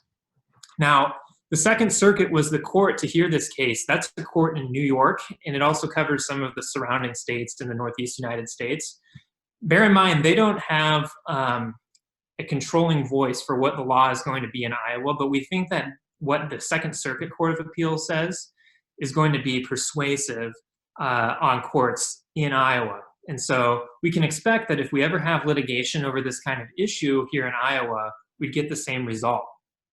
But what happened in this case is that President Trump, who many of you know is a prolific Twitter user, decided to block 3 users on his Twitter account who were making comments under his tweets that were antagonistic to what the president was saying. These folks, I'm not exactly sure, and the court decision doesn't supply what they said, but all that we know is that they disagreed with President Trump's policy positions. And so this First Amendment Institute at Columbia University filed a lawsuit on behalf of these Twitter users saying that, hey, the president has actually infringed upon our First Amendment rights to engage with a public official in a public forum. And that public forum is Twitter. And when the case made its way all the way to the Second Circuit Court of Appeals, that court agreed. They decided that replying and retweeting and liking content on Twitter, which is exactly what these users were doing with regard to President Trump's tweets, is expressive conduct. And that when the president blocked these users, he was silencing their speech. Now, there is a really complicated First Amendment analysis that we have to apply when we decide that somebody's speech has been infringed upon. We have to decide whether or not the speech was protected, what kind of forum it was in, and we'll get a little bit into this in this presentation. But what actually was the deciding issue in the Knight case with President Trump was that the president was actually banning people for having a viewpoint that was against his. It wasn't about what they were talking about. It wasn't about how they made their comment wasn't about the time of day or the punctuation. What the court decided is that the only basis that the president had for deciding these people could no longer engage him on Twitter was that they disagreed with his point of view.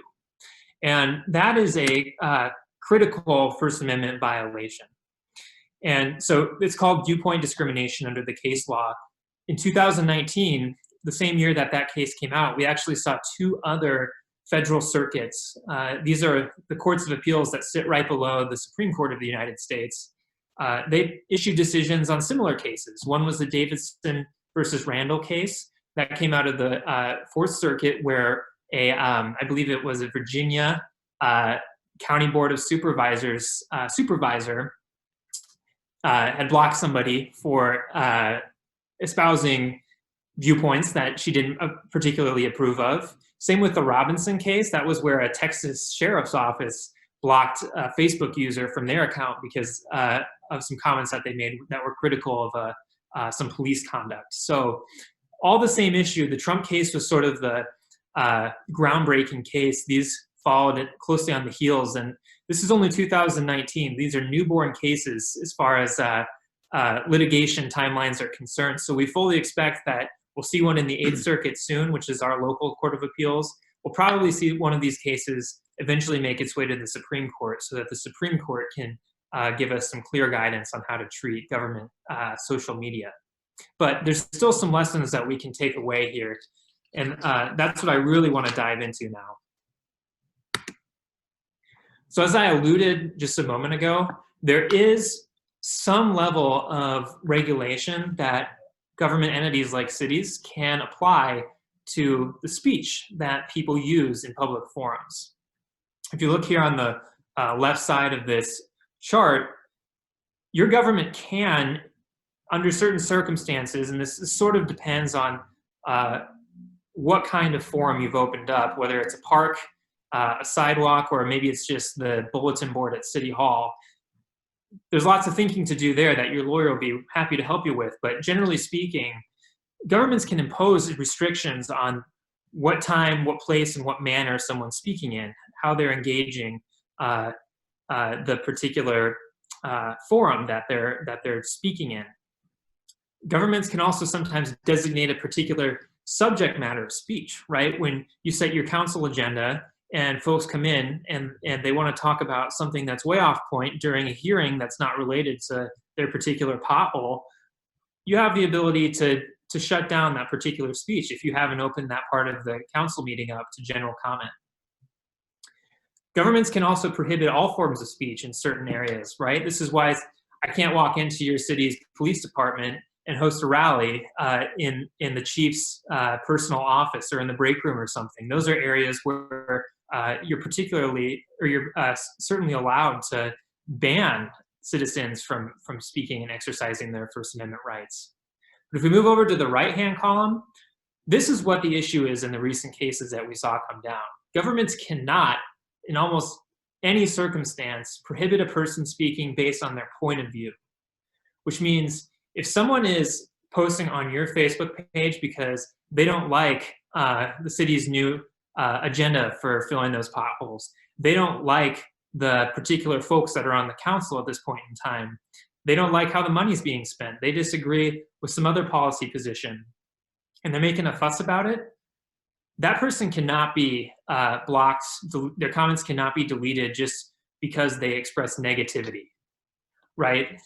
And interestingly, if we look to one of the other cases that came down from the 5th Circuit, that Sheriff's Department case that I've mentioned, on the facts of that case, the Sheriff's Department had actually posted on their website somewhat of a set of rules where they were encouraging only positive comments and input, and recognizing that they were not trying to create a public forum that would allow for all sorts of speech. They were just opening up their Facebook page for positive feedback and support for the city. Now, that disclaimer did not protect the Sheriff's Department from this First Amendment lawsuit, because what does that set of rules actually say? Well, it says everyone who's with us is allowed to engage and use their free speech rights on our Facebook page. Everyone who's against us is not. And that's one of the most fundamental rights that the framers of our constitutions was aiming to protect when they wrote the First Amendment. They were trying to prevent governments from silencing people who want to see change, who disagree with the policy position. So I've seen this in a couple of instances, and actually had a case where it was proposed for the particular client that we would just resolve the situation by saying, look, this post was against the rules because our rules require positivity. Well, unfortunately, the Constitution protects your constituents' negativity and their ability to dislike content on your Facebook page. So what are some options for dealing with these folks who are exercising fair constitutional rights, but are doing it in a way that just seems to cast a shadow on your community? One way to do that is through a disclaimer. Now, not the kind of disclaimer that we saw in the Robinson case, but what I would suggest is potentially using some sort of language on your page in a very public, centralized place where you can indicate that the views and opinions that are expressed by the commenters are not necessarily the views that are expressed by the city. And you can find standard disclaimer language all over the internet and have your city attorney review it. But that would be one simple solution. Now, it doesn't stop your problem posters from polluting your social media pages, but at least it can assure the rest of your constituents that you recognize that there are folks who have different points of view on your page, and that there are folks who aren't necessarily helping to support the community and the themes that you're trying to preserve in your marketing. Another option then is also to consider whether or not people who are abusing their privilege to post on your Facebook page are actually violating rules of Facebook, or in the case of Twitter, Instagram, whatever, if they're violating the rules of that particular platform. Now, what's nice about this particular solution, and this would of course be applicable on a case-by-case basis, but it allows you to push the problem into the private sector. Facebook, Twitter, Instagram, Snapchat, those companies are not subject to the First Amendment like the city is. They don't have to be concerned about silencing people that oppose their viewpoints. Now, they have a financial interest to allow everybody to speak on their platform, but they're not legally required to do so. So one of our suggestions is if you find someone who is posting content that is profane, is inappropriate, is maybe it's just like way too many posts or comments, maybe they're posting links to dangerous websites, viruses, consult the rules on the particular platform and see if you can report those individuals to the company that's running your social media. A third option is just to build rapport. I was just reviewing several cities' websites today to confirm my suspicion that problem posters are a ubiquitous issue, and they certainly are. I had to laugh at many of the comments that I saw when I was on some different Eastern Iowa cities' Facebook pages this afternoon. And I noticed that what seems to be a typical solution for our cities to use is to have their social media manager simply respond to negative comments and say, look, we've received your concern, we'll look into it, or hey, thanks for voicing your opinion. It may not do away with that person's negativity, but at least it will project to the rest of your constituents that you're attentive and that you disagree with that particular point of view. And finally, as a fourth option, which we'd recommend probably in the least amount of cases, is that you can just disable your interactive features. Facebook, Twitter, they have the ability to remove the comment sections from your public pages. And although the case law surrounding social media is still pretty unclear, there is some support to suggest that you are allowed to remove the ability for folks to engage and speak on your social media platforms. Now, we certainly wouldn't want to do that when it is obviously targeted at a particular person, But to the extent that you give nobody the opportunity to speak, just like you give nobody the opportunity to come in and air their grievances in the break room at City Hall, you can also remove the ability for people to speak on your Facebook page. So personally, I think that we're going to see a little bit more clarity on that issue from the courts as they continue to wrestle with the social media era. But again, our courts are about 10 years behind right now in trying to bring the law up to speed on internet developments in the last 10 years. So we'll hopefully see that sometime in the next decade. But for right now, I think it's probably safe to say that that's an option available to you in the worst case scenario.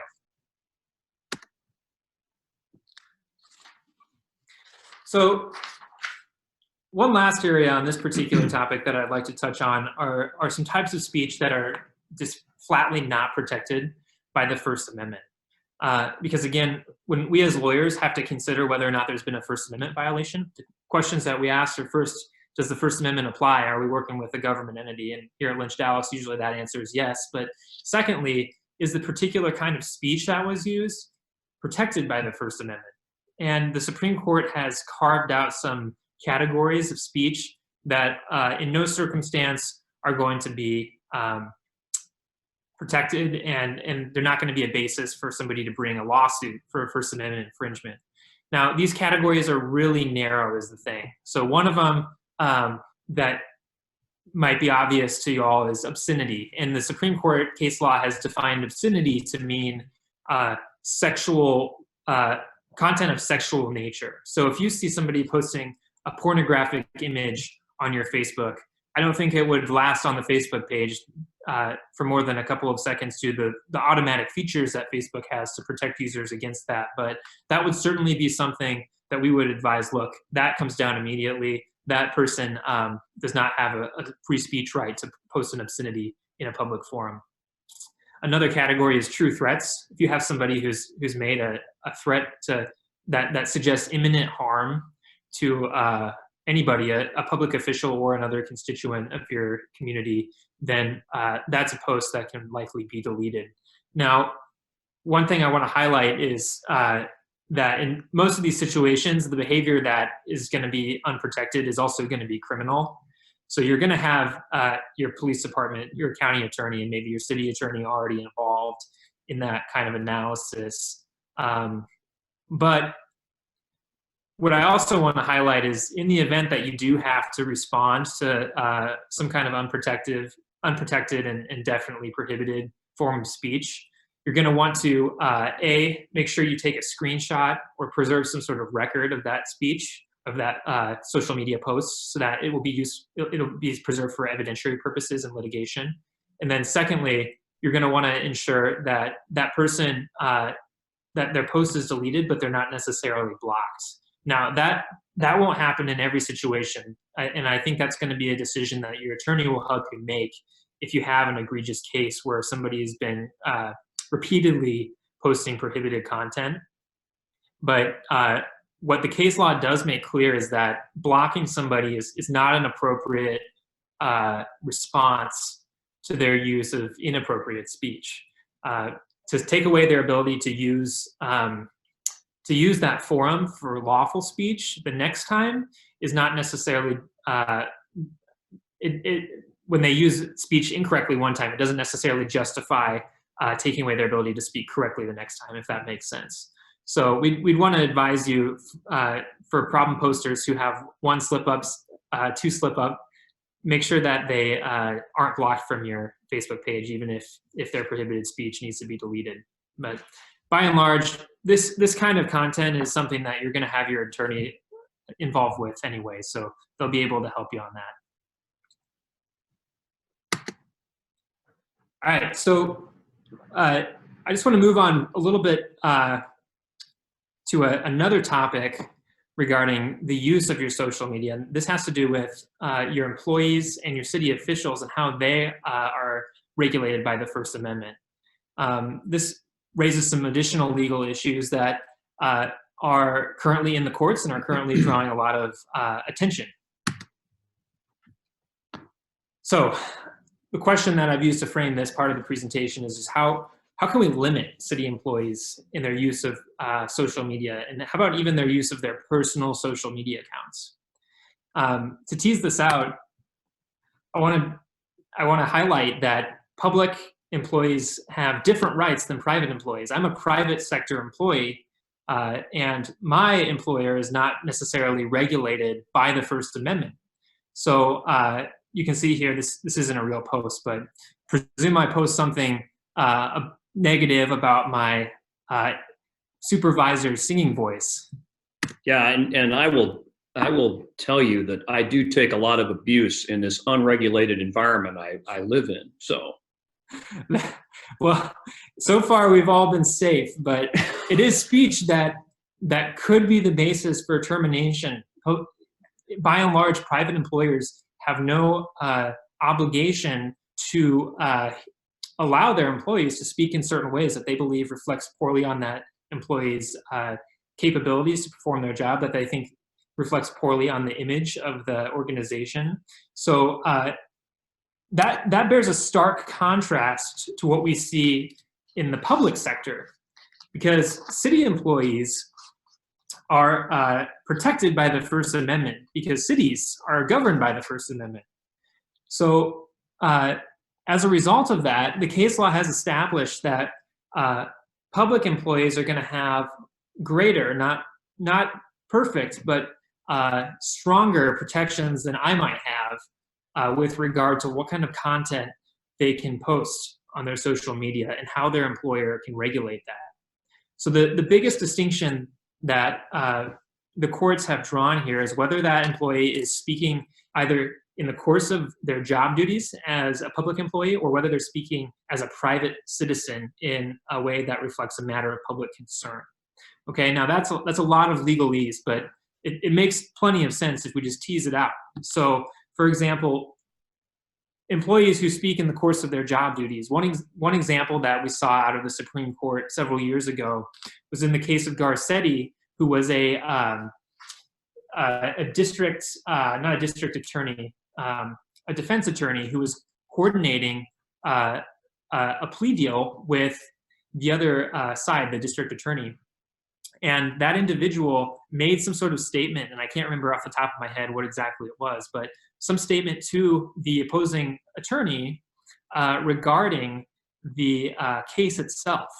And that did not please his employer.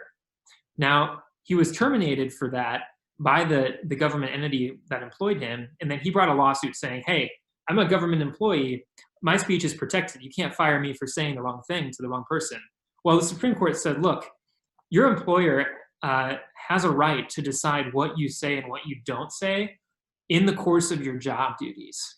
So, for instance, if one of your employees is, in charge of speaking to the members of the public, if it's, your city administrator making comments, and I know that we wouldn't probably see this sort of situation with the city administrator. Maybe it's somebody who is tasked with running your social media, and they're on there making comments on behalf of the city in response to constituents. If they say something that is inappropriate or that reflects poorly on the city, that's something that can subject them to discipline, or at least course correction, progressive discipline, because they're speaking as a part of their job duties. And when they're speaking as a part of their job duties as a public employee, that's not protected by the First Amendment. On the other hand, say that person goes home and gets on their private social media, and they say, they post on their Facebook page, oh man, I was disciplined today at work because my city administrator thinks I'm doing a bad job running the city Facebook page, right? They're speaking to their friends and family. They're complaining about the city administrator. Maybe they want to articulate, look, I really wish that we had different leadership in this city. I don't think that city administrator so-and-so is doing a good job. That's them speaking as a private citizen over a topic that is of a matter of public concern. And that speech is not something that they can be disciplined for. Now, I know that's kind of a confusing distinction, but by and large, the question is going to come down to whether or not what they're talking about is something that matters to other members of the community. if your city employee is posting on their Facebook page or on their social media site, or if they're out in the community saying something that is maybe it's about politics, maybe it's about what they want to see from the city council, those are matters that would be protected by the First Amendment. Those are matters that come from their voice as a private citizen who just happens to also be a city employee. All right, so hopefully everyone's following that. That's something that, even to prepare this presentation, I had to break open my law school textbooks and try to rethink all of the headaches that I had in law school. It's really kind of a fine line, but what it comes down to is just that difference between the ability to speak as a private citizen protected by the First Amendment and the protection that you lack when you're a city employee speaking in the course of your employment. Now, there's a hitch in that analysis to make it even more complicated called the Pickering test. And I don't think we'll spend much time on this because this is something that your city attorney is going to help you through if you ever have a situation like this where you have to decide whether or not somebody's going to be subject to discipline or even termination because of something that they did or said. That could be a speech right. But even in the case of an employee who uses private speech, there may be situations where it's so poorly reflective upon the city, upon their job duties, or it harms some other city interests, that it's going to be still outside of the protection of the First Amendment. So that's just to say that the First Amendment has, even though it's carved some protection for public employees, it's not absolute protection. And if you hear arguments from your city employees, or if they want to test you on their ability to use their First Amendment protections against the city's interests, you can let them know that they may be misguided to think that they have an absolute ability to say anything because they're public employees and because the city is required to follow the First Amendment. So we're always happy to talk through that. I'm personally kind of becoming a First Amendment nerd here at Lynch Dallas. So if anyone ever wants to really unravel all the intricacies of this constitutional doctrine, then I'm happy to take that up at some time. But what it comes down to practically is that you probably should have a social media policy that is crafted by an attorney that outlines some of these legal doctrines and sets your employees' expectations in a proper manner. We're going to want to make sure that they know the distinction between their personal social media and social media that they may operate as city employees. We're going to want to make sure that they understand that there's some just flatly non-protected content that the First Amendment doesn't protect, like we were talking about earlier, obscenity, threats, defamation. Your policy should also probably reach questions about how you're going to operate your social media page for your city. Who's going to have the final say on that kind of thing? And how are we going to identify ourselves as city speakers when we're posting on those social media pages? So we've got some policies here at Lynch Dallas when we work with cities in Eastern Iowa to do their handbooks for employees. We always recommend a social media policy. If anyone's interested in updating theirs, or if they don't have one, that's something that we'd certainly be happy to supply you with some language to implement. Another important point to make on this issue is that there is sort of an evolving question that we're seeing after the Donald Trump case from the Second Circuit as to what exactly a city social media page is, or a government social media page. So in both the Trump case as well as some of the other cases we saw last year, the government officials who were sued by people that they had blocked tried to allege that they were not operating a government social media page, that they were operating a personal social media page that is outside of the protection of the First Amendment. And in Trump's case, there was some credence to this idea. He ran a Twitter page that was at Real Donald Trump. That was his handle for his Twitter account. And he had been using that Twitter account since before he was even a politician. He had been using that as just a celebrity to speak to members of the public. And that was certainly a private account that was not governed by the First Amendment at the time that Donald Trump was not a politician. Now, he continued to use that account when he was running for president, and then ultimately when he won office, he declined to use what's known as the @POTUS account. That was the account used by Barack Obama on Twitter. He said, nah, I'd prefer just to continue using my own personal Twitter account. Okay, that's good and fine. You're the president, so you get to make your own calls as to what Twitter account you're going to use. But what subsequently happened is that he used that account for announcing public policy decisions, firing public officials from the White House, communicating and soliciting input from members of the American public.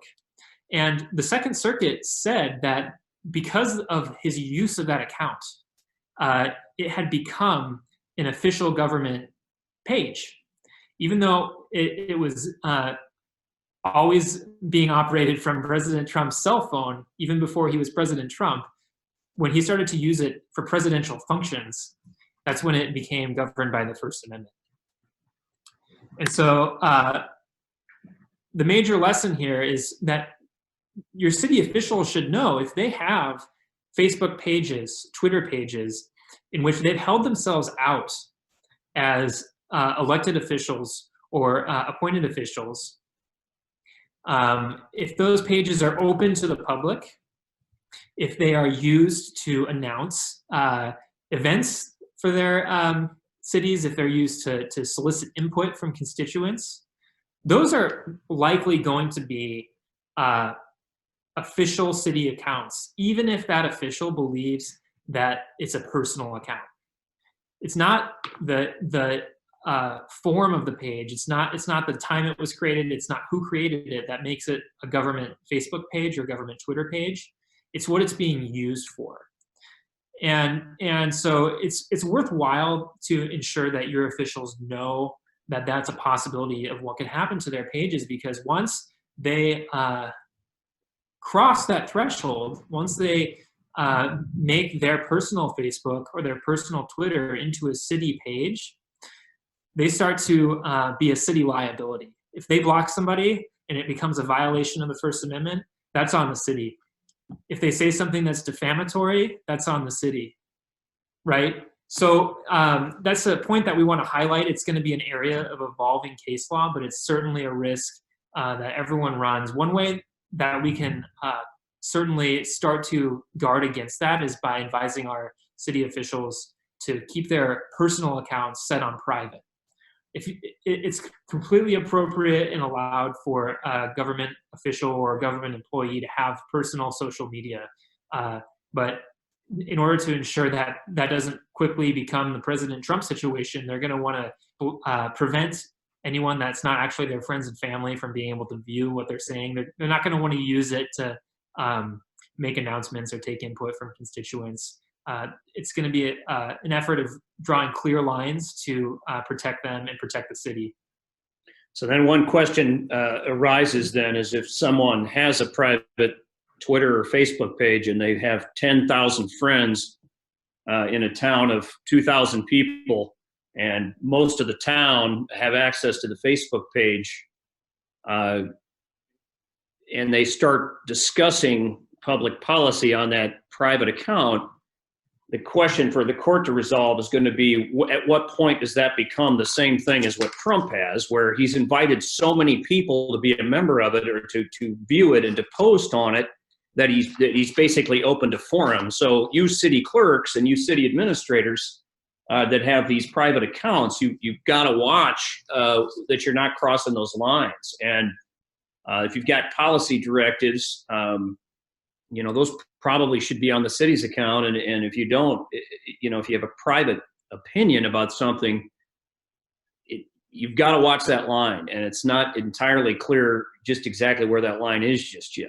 Absolutely. That's a really good point, Pat. And I think it would behoove us to list some of these other factors, because there's some other bright lines that the Davison court out of the Fourth Circuit also identified when they decided that, hey, this is not a personal Facebook page anymore. And that case was the one with the county supervisor. They pointed to the fact that the title of the page said, this is Phyllis Randall, chair of the county supervisors. They pointed to the fact that the page was categorized for Facebook group purposes as a government official page. They pointed to the fact that that individual had listed the county's email address and telephone number and the county's website on that page. So other factors that you're going to want to make sure your officials are not including. You know, if they're going to list their job on their personal Facebook page, it may be moving them towards the wrong sort of territory. If they're going to list their office contact information, that's certainly going to be a no-no. So there's lots of different ways that you can start to approach that line, and certainly having everybody in town as your friend is going to be one way to do that.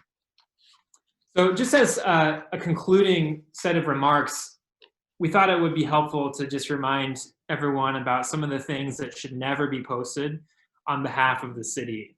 These might seem obvious, but it's worthwhile just identifying them. One is falsehoods, or anything that seems that it may be an opinion that's not exactly backed up.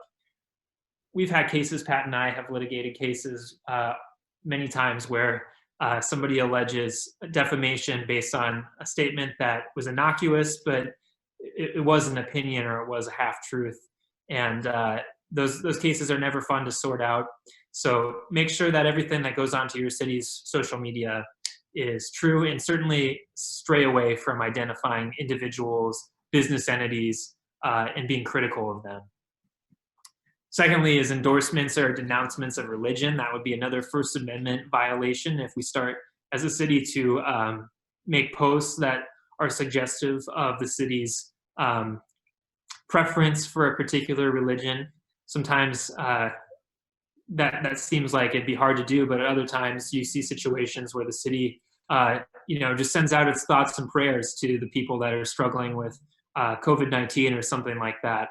We see cases all the time where people want to test the boundaries of those gray area comments. So that's obviously an area where it takes a lot of discretion. It takes a lot of attention by the people who are running your social media pages.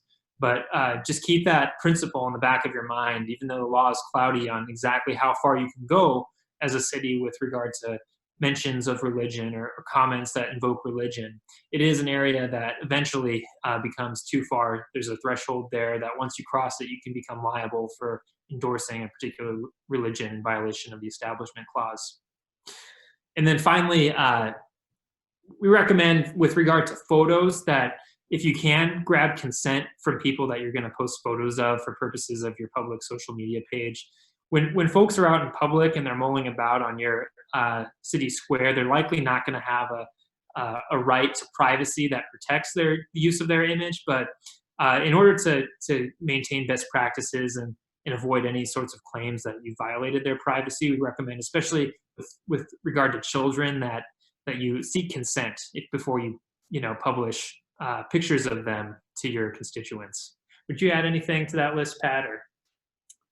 Not that comes to mind. I just know that we've dealt with numerous complaints about that in the past. And cities will have rules against taking photographs at the pools, and they will sometimes do it to promote public programs. And we always advise that if you're going to do that, if you're going to show a bunch of kids having a good time in the pool in the summertime, and that you want to have a city program, always get consent forms from the parents that those children that they're all right with those photos being used. It prevents a lot of problems.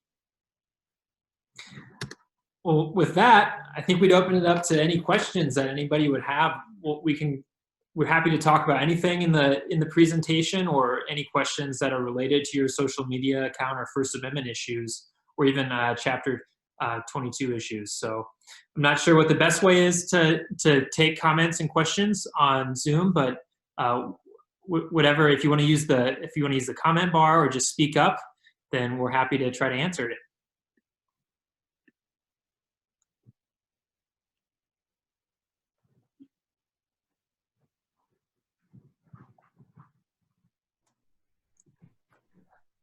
All right, so we've got one coming up in the chat.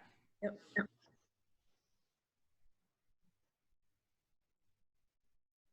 And the question is, what can I tell former council members that retain their titles on their personal Facebook pages? Do you want to take a stab at that, Pat? Well, first thing I would do is I would tell them to remove that. If they're going to use it on a personal Facebook page.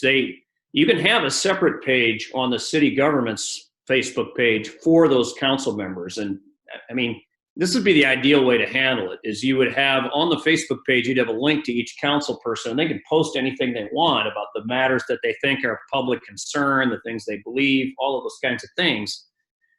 I just cringe when I see, city administrator of the city of whatever on somebody's Facebook page when I think about these issues, because somebody's going to say, first of all, anything that they're posting, they're going to ask for that in a Chapter 22 records request. And I don't want to have to defend that when they put that label on there, especially in light of the case law Nathan's talked about, where, don't let them, I would encourage them, don't put their public contact information, their home telephone number, fine, whatever, but I would tell them, keep a bright line of delineation between their public office and their private Facebook page. Unless they don't care and they want that to be discoverable, or for people to obtain that when they make a Chapter 22 records request, or unless they don't care that that's going to be a public forum. They need to understand that. They're not going to be able to have it both ways. Yeah. And I would add, so the good news about former council members is that if they've been, if they're no longer on the council and they're no longer a city employee or a city official, then any flubs that they make are going to be bad PR for the city. I certainly think that there's a good reason to try to, ask them to delineate between what's now their personal content and the title of their page. But it's not going to run to the city as far as liability is concerned. Would you agree with that, Pat? Yeah, probably. It's not going to be, unless somebody who attempts to sue you, and you can be sued for anything. We'll tell you that. But it's not going to be a defensible case. That would get kicked out of court real fast if they can't show that that individual is actually speaking on behalf and authorized to speak on behalf of the city.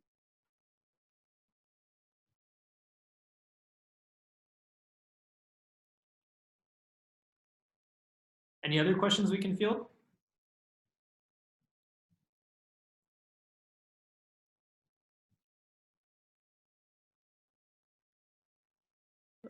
They've been pretty quiet all day, so.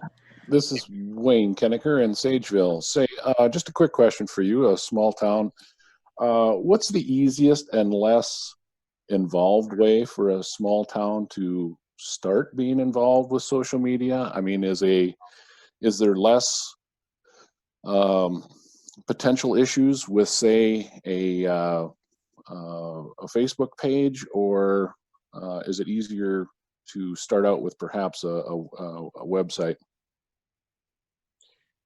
Yeah, that's a great question, Wayne. I think one consideration that I would give based on the content of this presentation is that a website may be an option if you don't want to have somebody to maintain that page, if you don't have a staff member who wants to take on that burden, and if you don't want to incur potential liability for opening up a public forum, a website might be your better option to the extent that it's not a place where people can interact, right? The city is still going to have considerations that it has to take into account about what it puts on the website and how it markets itself on the website, but you're not going to have the legal concerns that come with, what do we do about people that are getting onto our Facebook and saying things that we don't approve of? Yeah, a website is pretty easy to control, because all you're doing is you're using it to disseminate information, not necessarily to solicit it. So as soon as you start soliciting it and you start opening up a public forum, then all of these issues we talked about came to light. I usually tell people, start simple and just use that as a means of communicating what you need people to know. And then if you're comfortable later, you can think about either having a message board on your Facebook, on your city's website, or going on to social media. Okay. And just a follow-up question then, with our situation, we basically post our minutes and agendas in 3 different locations. I suppose that's similar to most cities. Is a web page potentially one of the, does it qualify as one of those spots? As far as public notice is concerned? Yes. So the law says that you've got to publish those things in the newspaper. You have to communicate with people who have requested to receive it. And that everyone interprets the law as if that is an email that they've requested, then you can use an email distribution list to send that out. I'm not sure that just simply posting things on your website is going to satisfy the statutory provisions that pertain to publication of the agendas. For example, 21.4. Right, because right now we have three different locations throughout the city where we physically post them, and one of them is becoming somewhat of a challenge. So we were looking for a third option, and I was thinking that this may be a potential solution. So the bulletin board isn't working very well. Is that what you mean? Well, one out of the three. We post at three different locations, and one of them comes with some challenges. So. Yeah, I'm not aware of any city that has substituted just a website posting of agendas, for example, for the traditional posting methods. I know a lot of cities do that in addition to the traditional posting methods, and there's no danger in that, certainly. I mean, Sure. The more you get it out, the better. But Sure. Okay. Thank you.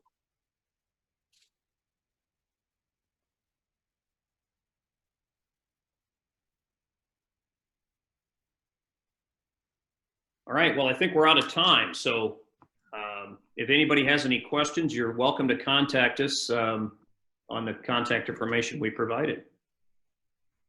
Thank you guys so much for your presentation and your comments, and we really appreciate it. So if we have any follow-up, we'll definitely email or give you a call. So okay, thank you. Thanks all.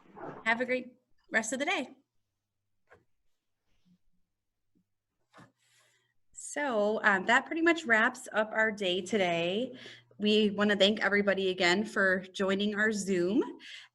We had pretty good attendance. We were up to about 36 participants at one point, I noticed. If you do need credit for this, if you could just shoot us an email. I've been taking notes all day of kind of who's joined, and it's kind of hard because some people are on a phone number, so we don't want to miss anybody. If you are looking for IMFAO credits, just send Marla or I an email. We also plan to have all of these documents up on our website within the next probably a couple days. Dylan, what do you think? Okay, yeah. I'm talking to our IT guy. So by today or tomorrow, he thought. So feel free to go out there and check those out. That should include Dan's PowerPoint as well. I know that was not emailed prior. So in the meantime, if you have any questions, let us know. Marla, do you have anything to add? No, I just wanted to thank everybody for joining, and stay safe and healthy. Yeah, hopefully we'll see you soon. Take care. Thank you so much. Yes, we will definitely look forward to meetings in person again. Cannot wait. Thank you. Thank you.